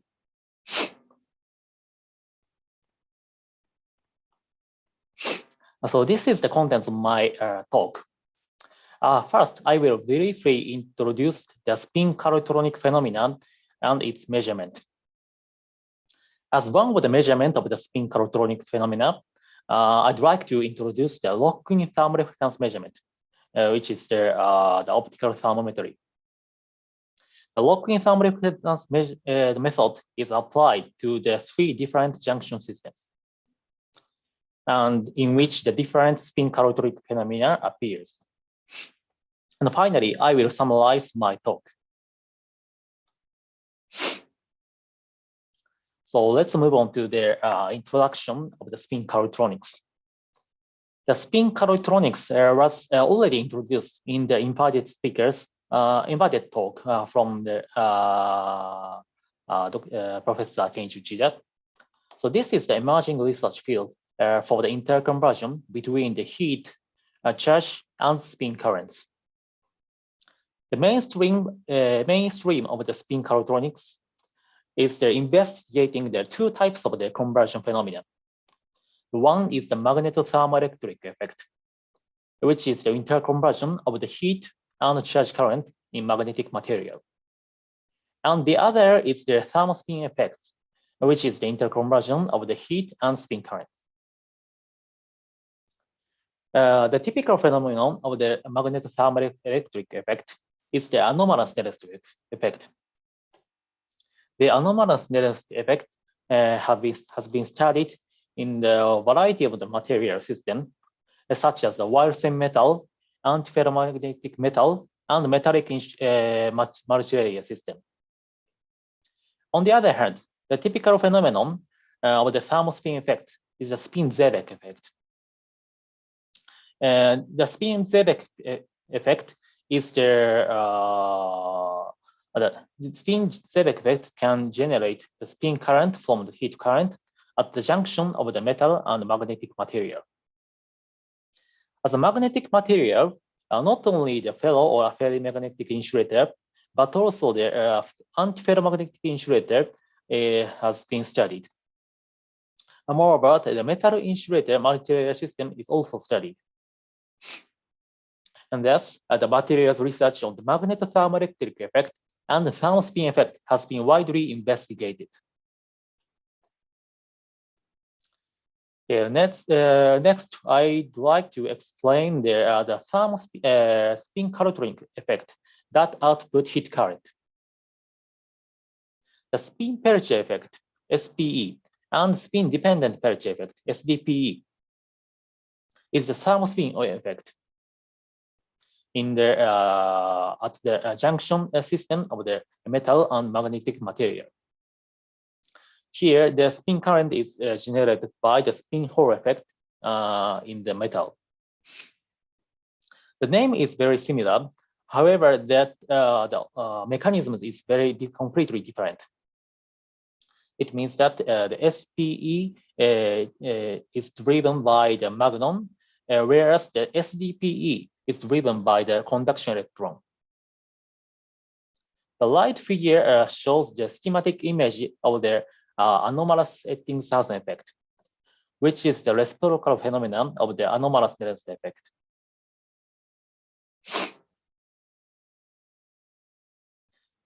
So these three different spin caloric phenomena can achieve the transverse thermoelectric conversion, and thus the simpler module structure can be created comparing with the conventional thermoelectric effect.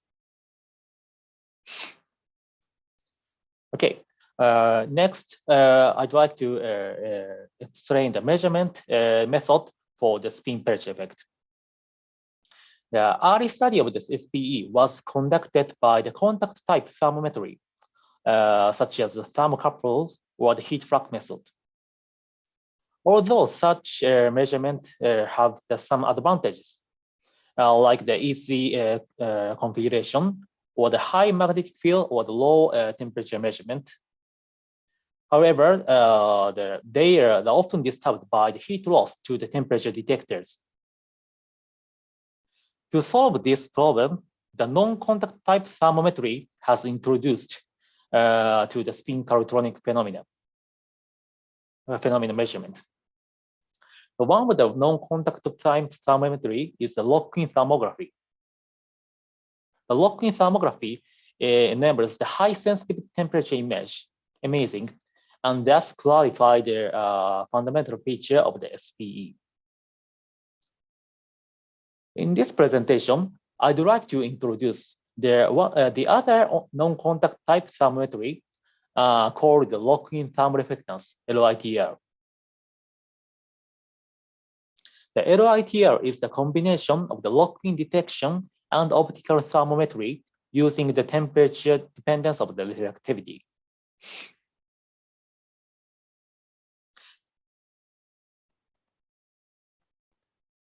So the sample used in this study is the metal film on the substrate, where the spin caloric phenomena is generated in this system.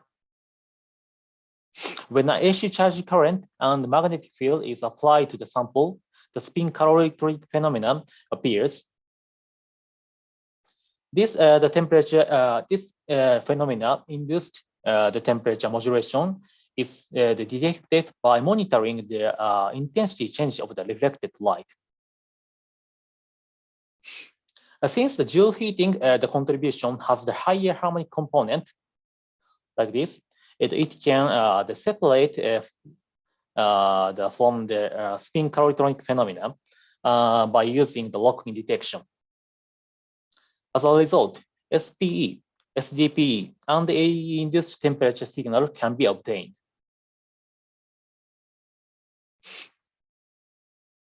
So this table shows the comparison of the LITL and lock-in thermography. Both of them is non-contact thermometers. So this table shows that since the temperature modulation, temperature resolution is 0.1 millikelvin for the both the measurement, they can realize the very precise temperature measurement. We focus on the one of the advantages of the LITL, that it captures the megahertz level thermal response. While the lock-in thermography cannot obtain the fast thermal response of the SPE due to the limitation of the frame rate of the infrared camera, the LITL can access the transient response of the SPE.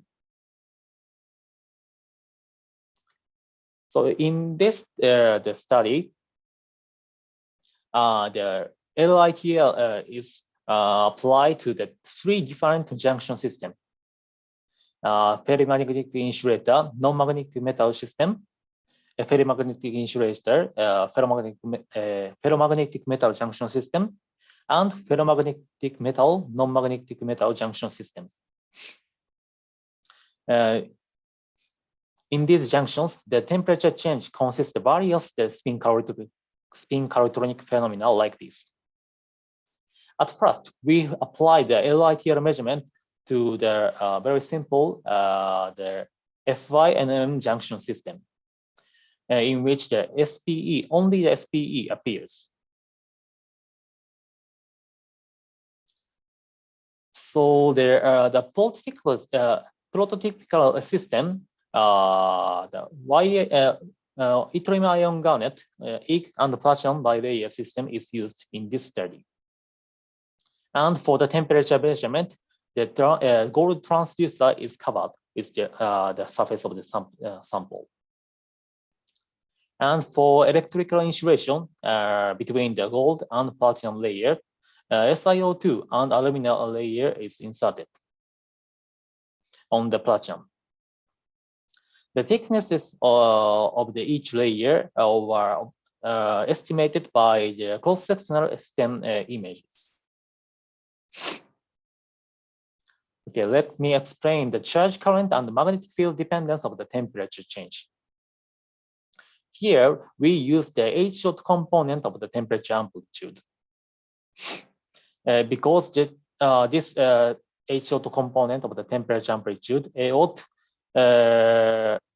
using this equation for eliminating the parasitic component.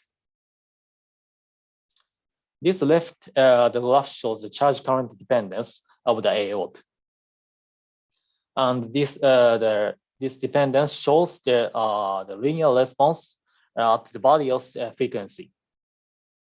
On the other hand, the magnetic field dependence of the A0 reflects the magnetization of the YI is shown in the gray plots in this graph. So these results are consistent with the characteristics of the SPE. It means the temperature change is proportional to the charge current and magnetization. And it indicates the obtained A0 is due to the SPE.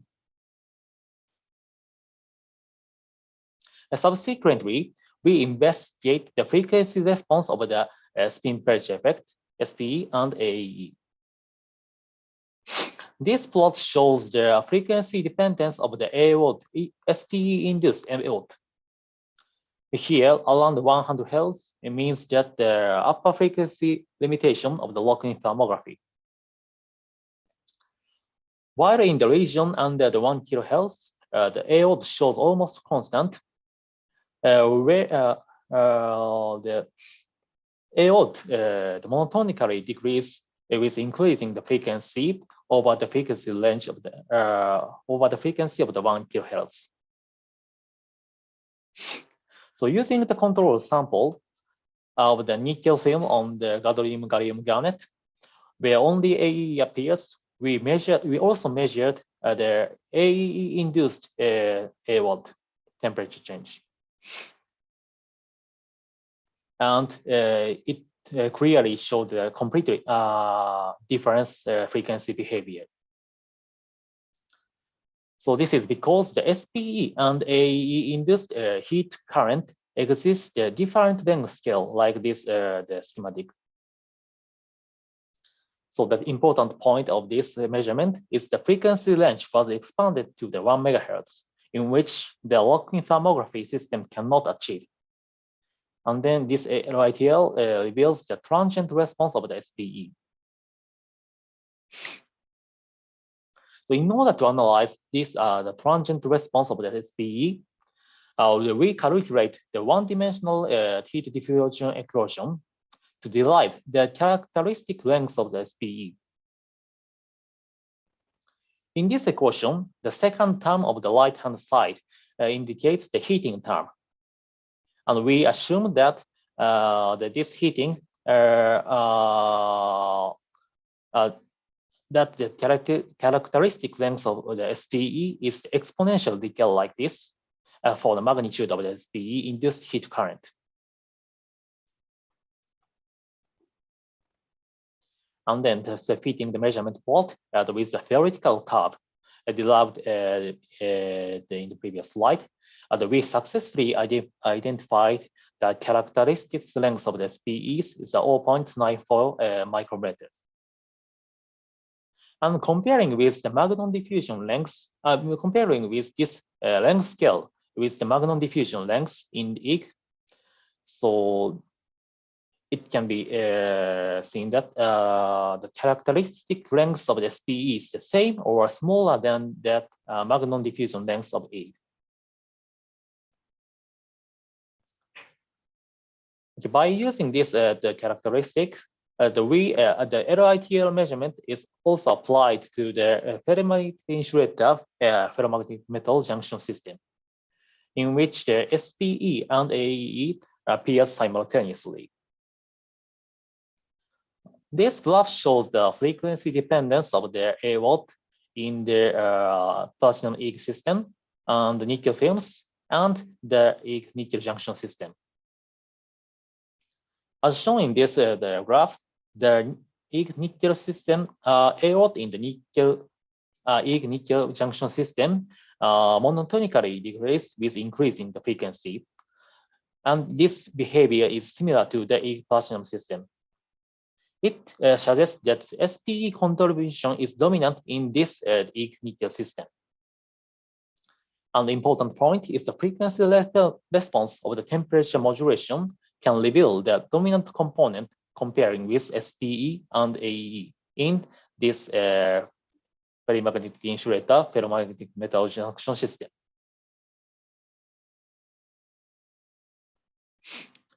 Finally, we apply this measurement to the FMNM junction system, in which the SPE, SDPE, and AE simultaneously appear. So the separation of the SPE, SDPE, and AE is essential to understand the details of the temperature change. In this talk, we try to separate the thermospin effect and the anomalous Etching-Southern effect. The concept of the excluding the AE is very simple. The magnetic insulator layer insert between the FM and NM junction. In magnetic insulator, magnon or the spin fluctuation in magnet can carry the spin angular momentum without moving the electron, and thus the pure SPE and SDPE signal can be observed. The sample structure is shown here. We use the platinum, nickel oxide, and cobalt iron boron layer is fabricated on the MgO111 substrate.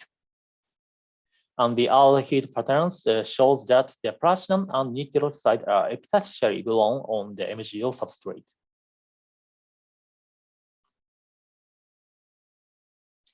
And then we confirmed whether the spin caloritronic phenomenon appears in the fabricated sample. We measure the temperature change in this sample, platinum cobalt ion boron bilayer system without nucleoxide insertion, and cobalt ion boron monolayer. In the platinum cobalt ion boron, SPE, SDPE, and AE appears, whereas the cobalt ion monolayer, only AE appears.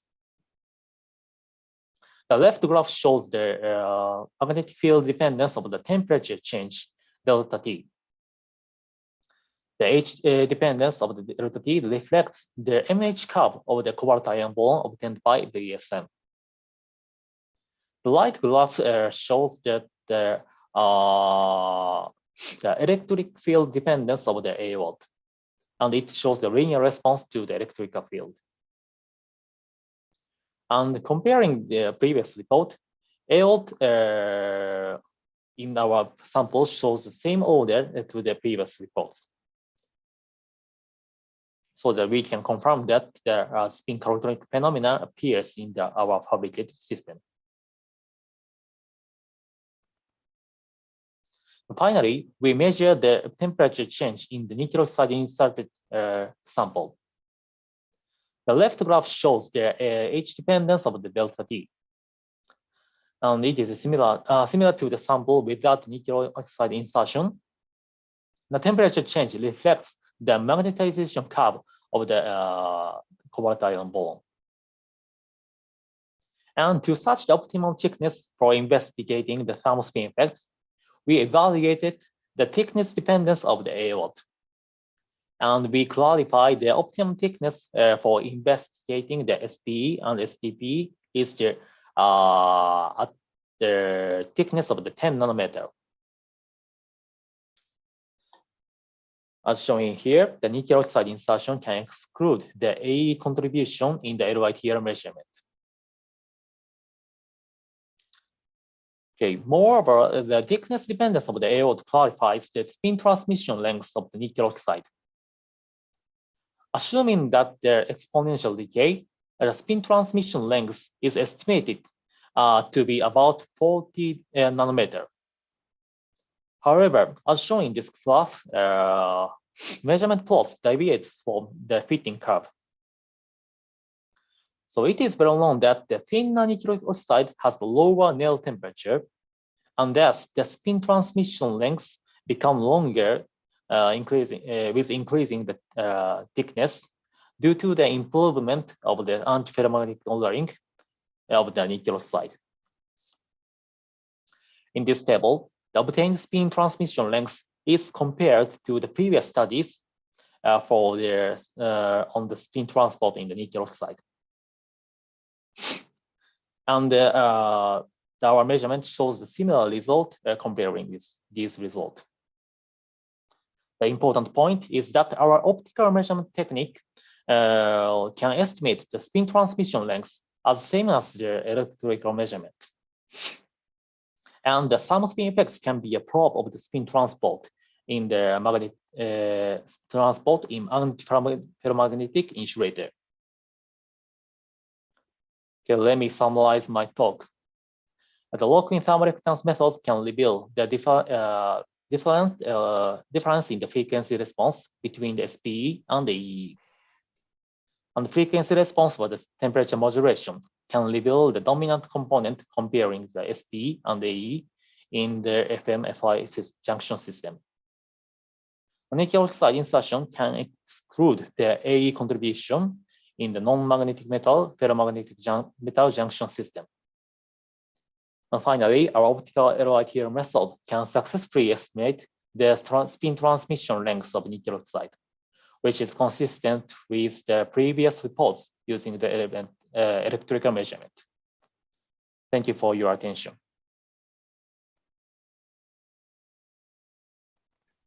Thank you, Professor Dr. Yamazaki, for this nice talk. So if anybody has a question, kindly raise your hand and ask the question.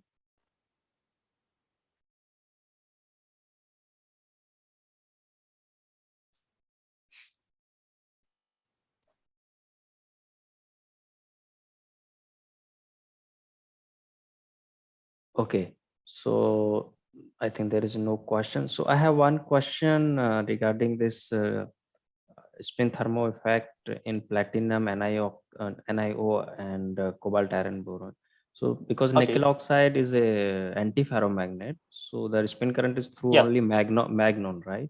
So what will be the effect of exchange bias on this spin current?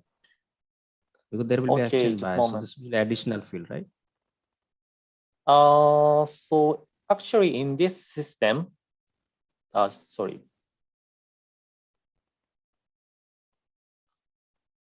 Okay, actually in this system, there are no exchange bias between the nickel oxide and cobalt iron boron. However, so if this exchange bias is appeared, the spin Peltier effect in the nickel oxide platinum the barrier system appears.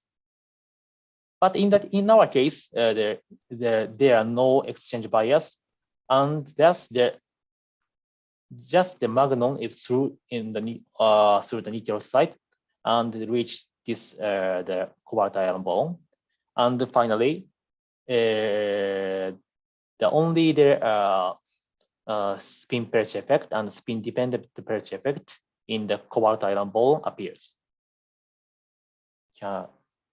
Oh, okay. So okay. So then, how did you confirm that nickel oxide is in the antiferromagnetic in nature if there is no exchange bias? So this is very difficult because that I measured the exchange bias in this system, and the blocking temperature of the nickel oxide is under the room temperature. So that it means that the blocking temperature is near to the 230 Kelvin, and in this temperature range, the nickel oxide can be the antiferromagnetic. However, at the room temperature, there are no proof of the nickel oxide is the antiferromagnetic insulator. Oh, okay. So your purpose is not to use an antiferromagnet or any oxide. It appears to me like that. The antiferromagnetic ordering is the important for the efficient the spin transmission.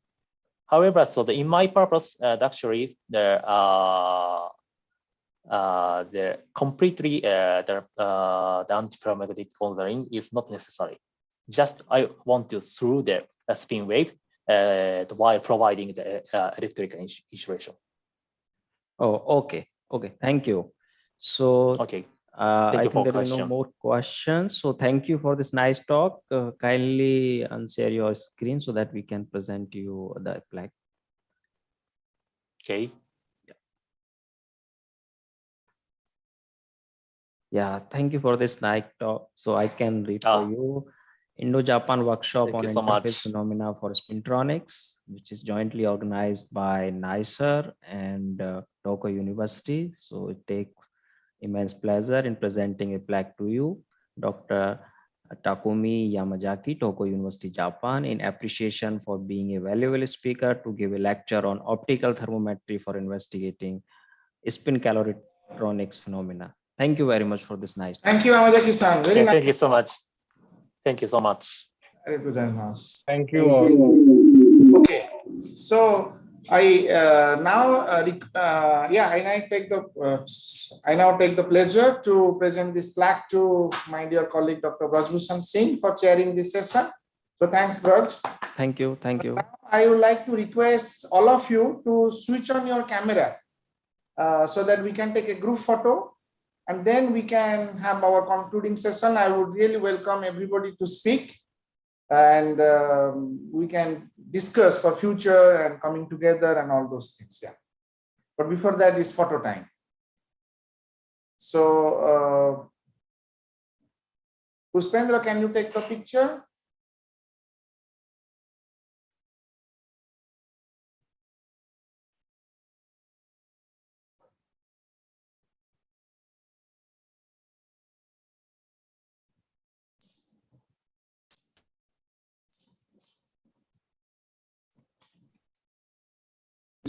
so many of them has not opened their camera still.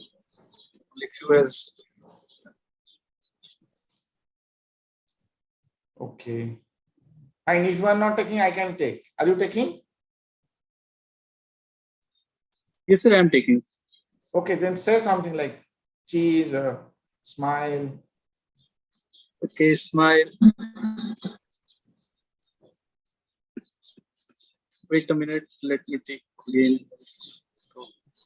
Smile. Yes, sir, I have taken. Done for everyone? Yes, sir. Even the people who have not switched on, have you taken screenshots? Yes, sir, I have taken. So 3 pages, yeah? Yes, sir. Okay, thank you. So I like to thank all of you for joining. Thank you, Professor Manga. Yes, Professor Bisoi, you may be there. Thank you. Thank you. We will have still half an hour of discussion. Please arrange a visit to Niger. I am here to Niger.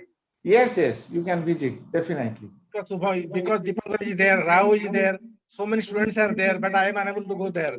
Yeah, we can arrange. We can talk about that later. You may mute now your microphone. I invite you again when in the concluding session. So, yeah, good afternoon, everyone, and good evening to friends in Japan. Now, I request Professor Takanashi to say something. So, let me just introduce all of my colleagues for this concluding session. So, with me, Professor Koki Takanashi, who is the principal investigator for this DST JSPS project for organizing this conference, former director of Institute of Material Research, very well-known name in the field of spintronics, is with me. Then with me, Professor Takeshi Seki, my dear colleague from IrMn, who is very, very active in spintronics and nanomagnetism, and also is the co-PI of this project from Japanese side. Then with me, Brajbhushan Singh is there, who I just told is working with us, and he is also the co-PI of this project. And where is Professor Anjan Barman? We don't see you. So the guest of today's concluding session is Professor Anjan Barman. So he will say a few words. He has been with us from the beginning, and he is also strongly collaborating with Japanese colleagues, and he has strong association with different groups in Japan.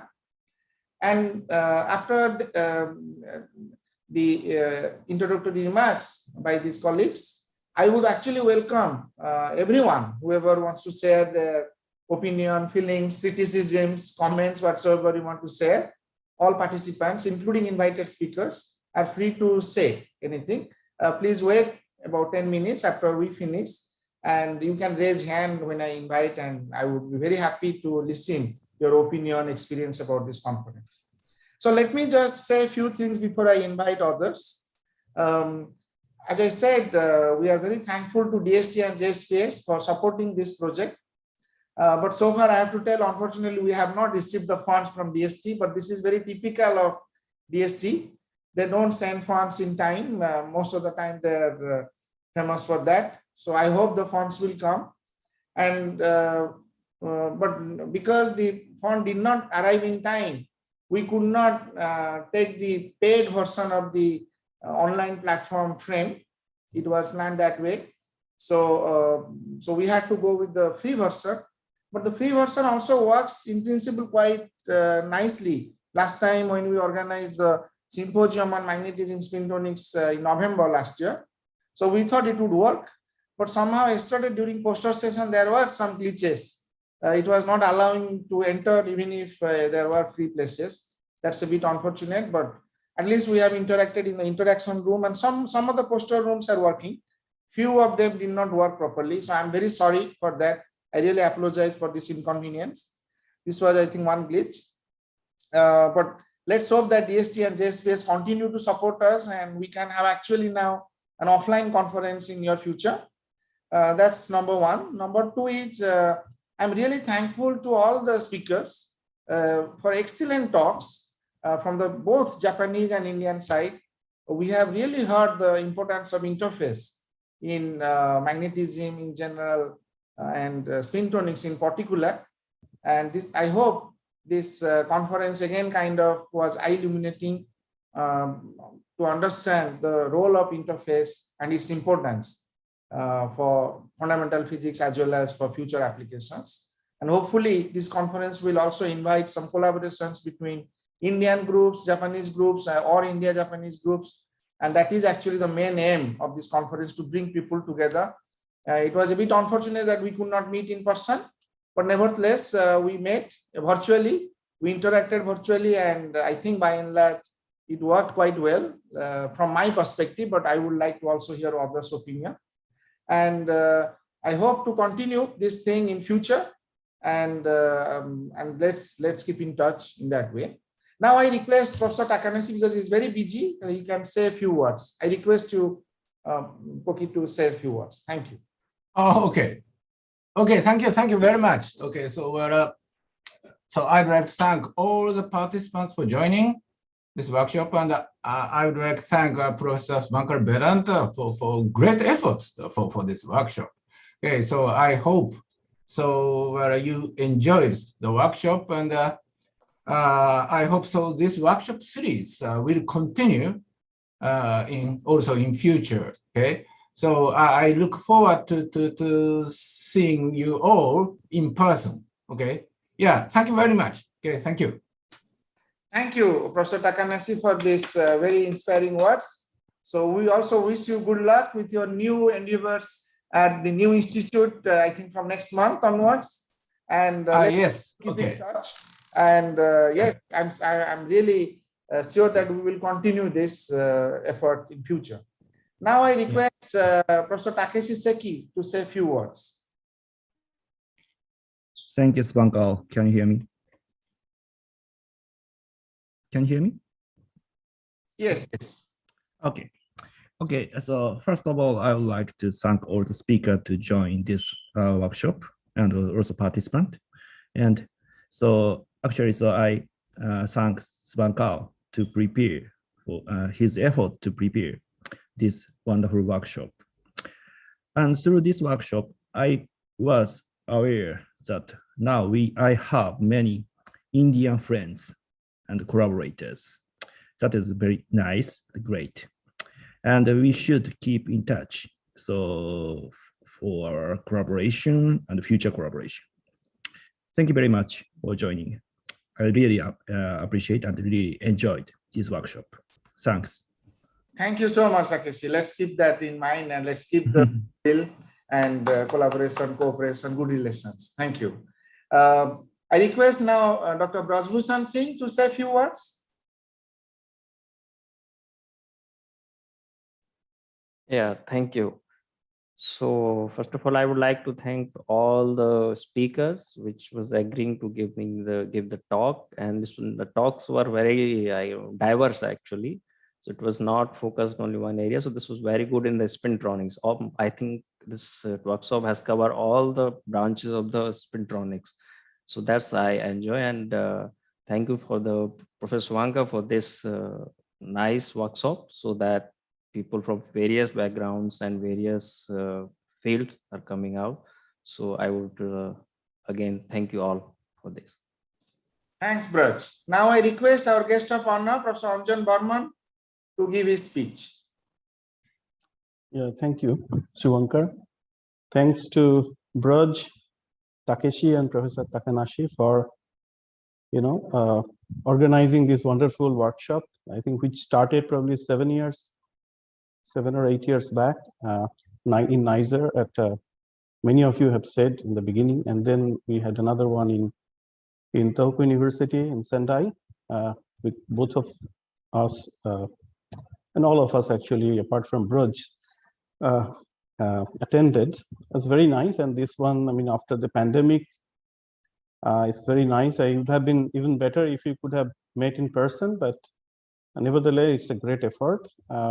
I was unfortunately very busy, could not attend all the talk, but I read the, sort of the title of the talk and some of the abstracts, and very nice to see that, the range of speakers from different parts of India and also in Japan. And I'm hoping that with time, this will only spread. And the topic, as many of you said, I mean, initially we started with the nanoscale magnetism, and slowly we have moved towards interface magnetism. And I'm sure with time we will also have other topics to cover, like various topological, spintronics, magnonics, and other things. New materials that are coming up. So we'll keep our eyes towards that.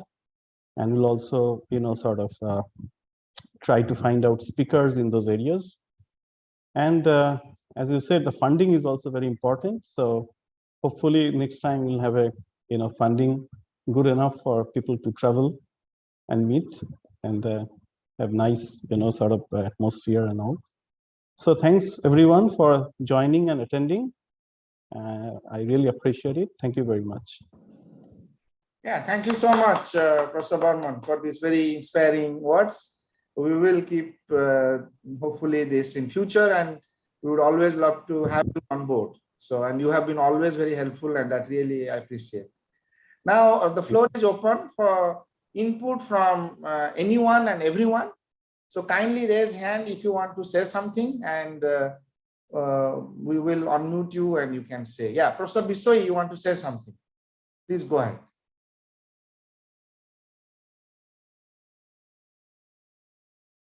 Professor Bisoi, your microphone is mute.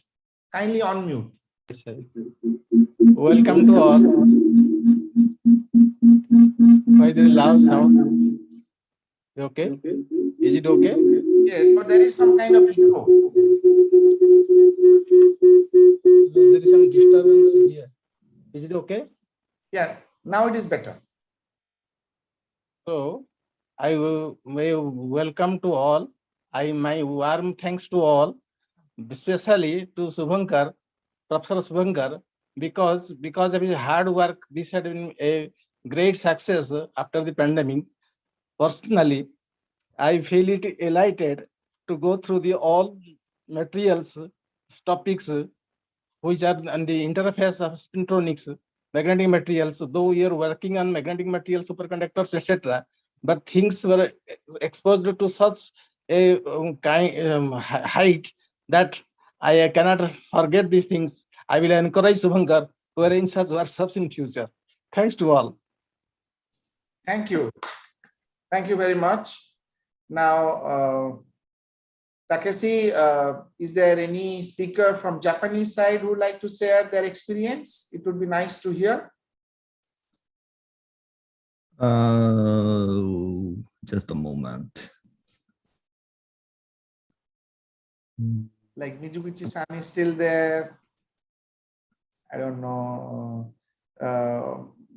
Professor Oshimura, he is there. He has been very supportive from the beginning. Did all the talks.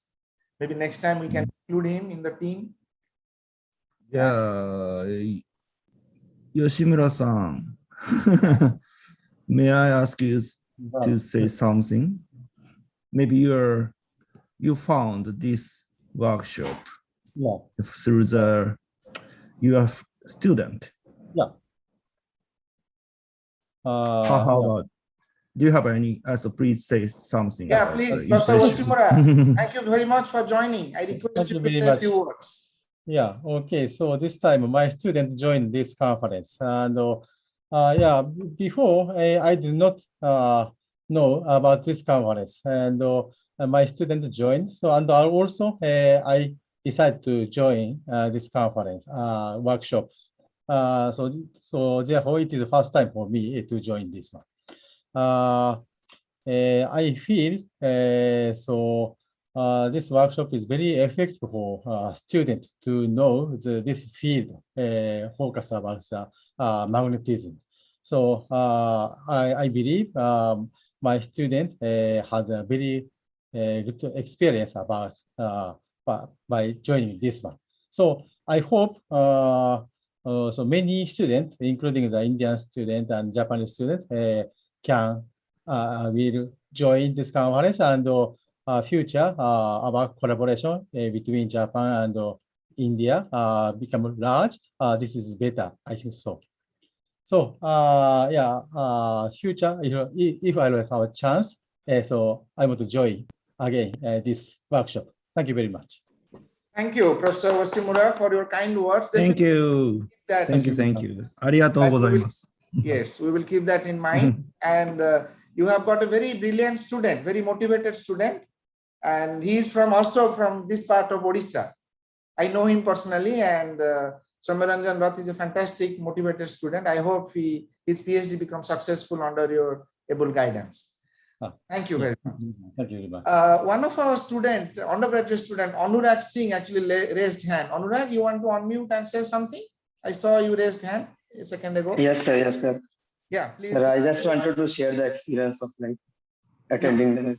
So the topic were like widely based in interference phenomena and spintronics, but it was still explained elaborately for me to understand. Like I was able to understand a lot of things. So like I just want to thank all the speakers to like take their time and present this conference, so I can learn new things. Great, good to hear that, Anurag. Thank you. Please note, Anurag is in first year. So he finished school, and in the 5-year integrated MSc program, he just joined. So I'm really impressed that in first year itself, you are trying to go into physics and appreciating the conference. I think that is our success, that we could motivate an undergraduate student towards spintronics. So that's very good to hear. Okay, so is there anybody else who would like to say something? Please feel free. Any of the PhD student, even from my group, who want to say something, Pushpendra, Sakti, or anybody, please unmute. Or Professor Anjan Barman's group, I know there are a lot of students probably here, or anybody else, please feel free and say something. Dr. Muduli can say something. He was with us. Who? Pranava Muduli. Oh yeah, if he is here, I don't know. Anybody. You don't have to say nice thing. You can also criticize. So that way we'll try to improve next time. If there is anything, yeah, Professor Muduli, go ahead. Hello. Can you hear? Yes, yes. Yeah, we can hear you. Okay, yeah. It was very nice conference. Although it is remained to be again this online conference, we are slowly getting bored. Nothing against this conference, but this is general feeling about online. And I was just checking yesterday if I can travel to Japan, and it says that India is banned. Actually, we cannot because of this COVID restriction. Because this conference ICMF is coming up in I think July or June. So I still have a valid visa for Japan. So I was checking. So I am looking forward to the next conference in a physical mode. That will be much more enjoyable, I hope, than this online mode. Yes, we will try. Really. Yes. But thank you, Subhankar, for organizing this, and let us hope that this will continue. We can, organize after in the next round in Japan in the physical mode. Yes. Thank you. And yeah, Braj, you want to say something? So I want to add one thing. Okay, it's good to say that online conference, but this is very good platform for the people who don't have funding. Okay. Okay. It's good that you have funding, that you can go and interact with that. But the people who don't have funding, I think this is a good platform to enjoy such a topics, such a talks from different topics. Yes, I agree. And actually, many people are thanking me. I'm very grateful to you. But this was a team effort of me, Professor Takanashi, Professor Seki, and Dr. Brajbhushan Singh, and all of you actually who have been very kind. So I again regret that this this virtual platform did not work well, but yeah, let's make it next time online. So thank you. And I saw one feedback in the chat box by Pradeep Raut. He is working in Germany as a PhD student. He attended all the talks. He said, I would very much like to say, but somehow my microphone is not working. It was very nice to be a part of this conference, which helped me to grasp a lot of new interesting scientific results and ongoing research in spintronics. Thanks a lot. Thanks, Pradeep, for your kind words. We appreciate. That's the whole point of making this conference, that it should, provide a platform for our younger students. Of course, senior researchers should also benefit, but most attention is for the younger students. Anybody else wants to say something? Hello, sir. Yes, Pushpendra, go ahead. Yes. So, sir, thank you so much for all the all the organizers for this wonderful, beautiful conference, because this was a completely focused conference. So we have learned a lot of things through this conference, and we have also got a lot of experience as being the part of this committee. So we have also learned a lot of things through how to manage the conference and many things. So thank you. Yes. Thank you, Puspendra. I see a hand raised by Swati. Swati, please unmute. Hello. And you can switch on your video also, if possible. Yes, sir.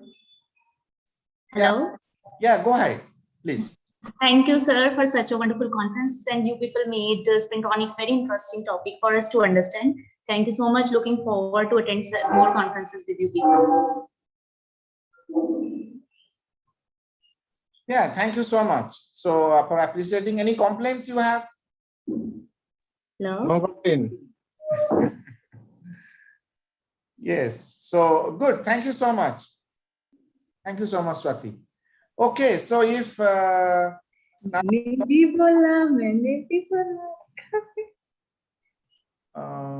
Swati, okay. Anybody else? We have still few minutes. Any suggestions you want to add already? Yeah, Professor Anjan Barman, please. Yeah. So basically, I agree both with Pranava and Roj that it is actually, getting a little bit boring with the online conference, because you are doing everything while you are sitting in the office. So people are coming into a room, phones are ringing, so you cannot really concentrate. So while you are going to an offline conference, you are completely switched off from this madding business, and you can, talk to the people concerned. So this is really something we are missing. At the same time, for people who do not have funding or lacking visa, they cannot, sort of attend. So probably I propose in the next round, we can keep this conference, even if the pandemic is over, as a hybrid mode, yes, where we should allow at least some people, maybe 20, 25, 30 people to attend in the online mode while everything is happening in the offline mode. So yes, that would be probably the model to follow in future. Yes, I think I completely agree. I mean, the TMAC conference recently organized in Italy, it was in hybrid mode. It went quite well. So that was I was about to say. So because many people don't have funds, and sometimes people cannot travel because of whatever restrictions, at least that will give a chance. So I think the pandemic has also taught us a lot of good things. Exactly. So that way, definitely we'll keep in mind, and next time either we meet in Japan or India, we can make it online. Okay, thank you. Still, we have 2-3 minutes more. If anybody wants to say something, please feel free. We would love to hear your feedback. Subhankar, kindly transmit our thanks to the Japanese counterpart. Yes, definitely. Because I do not know them personally. Yes, so on behalf of you, we thank everybody from Japan. Yes, thank you. They have been okay. Yes. Thank you so much for your kind remark. There's so much informative, very much informative for me, at least, for me especially, because we couldn't move even to IOP to see journals during these 2 years time. Therefore, I could gain so many things in 2-3 days. I was sitting continuously. Thank you. So it is painful to me. I could arrange to sit without taking meal. No, because it will drive me to the bed. Therefore, I didn't take the meal again. I was so interested. Take care of your health, but yeah, it's good to hear that you are so interested in the conference. Yes. Thank you. Okay, so before I close, I like to definitely thank my organizing volunteers, without whom we would not have been managed to actually run the whole show. So I possible Abhishek, Shakti, Puspendra, Anupama, Soyan, Ajay, and whom I'm forgetting, my PhD students, postdocs who have actually helped. Would you kindly switch on your camera so that the organizing team, Professor Takanashi, Professor Seki, Dr. Brajbhushan Singh, me, Professor Anjan Barman, and all other senior members appreciate your whole, hard work. So Abhishek is there. Where is Shakti? Is there? Ajay there? Soyam, where is Anupama? Anupama actually did a lot of things with abstract book. And Sakti, am I forgetting any other volunteers? Vrindavan, if he's Vrindavan actually designed the memento. Vrindavan, where are you? Please come on. We have still 1 minute. We like to see your photo. Yeah, Vrindavan is a very talented artistic PhD student working on scorpions, and he helped in designing that memento. So it was all a fantastic teamwork. So it is Anupama, you come next to spend the time. Anupama is a postdoc, he helped a lot. So I request my co-organizers and all the participants to give a big round of applause for these young minds who have helped a lot. Thank you so much for your great support. Without you, it would not have been possible. I really appreciate, and I thank you on behalf of everyone, to all of you, for helping in making this conference a success. So with this, I think we are about time. I have to say now goodbye to all of you. And I must express that those last 3 days have been a wonderful time for me, and I'm sure many of you have enjoyed like me. And let's hope that we meet in person soon, either in India or in Japan, and we continue this activity. The topics probably will change from time to time, but it will be brought to the topic of magnetism, spintronics, quantum materials, like that. And let's exchange ideas, let's work together, collaborate, cooperate, and help each other. And that way we will make a better world. So with this, I wish you good health, stay safe and healthy, and have a nice weekend ahead. Of course, tomorrow we have to work, and hope to see you around. Thank you so much. Take care. Bye. Thank you. Thank you. Goodbye. Yeah. Goodbye. Goodbye. Goodbye. Thank you. Bye. Namaskar. Thank you. Thank you. See you. Thank you. Thank you. Bye, Muduli. Thanks all.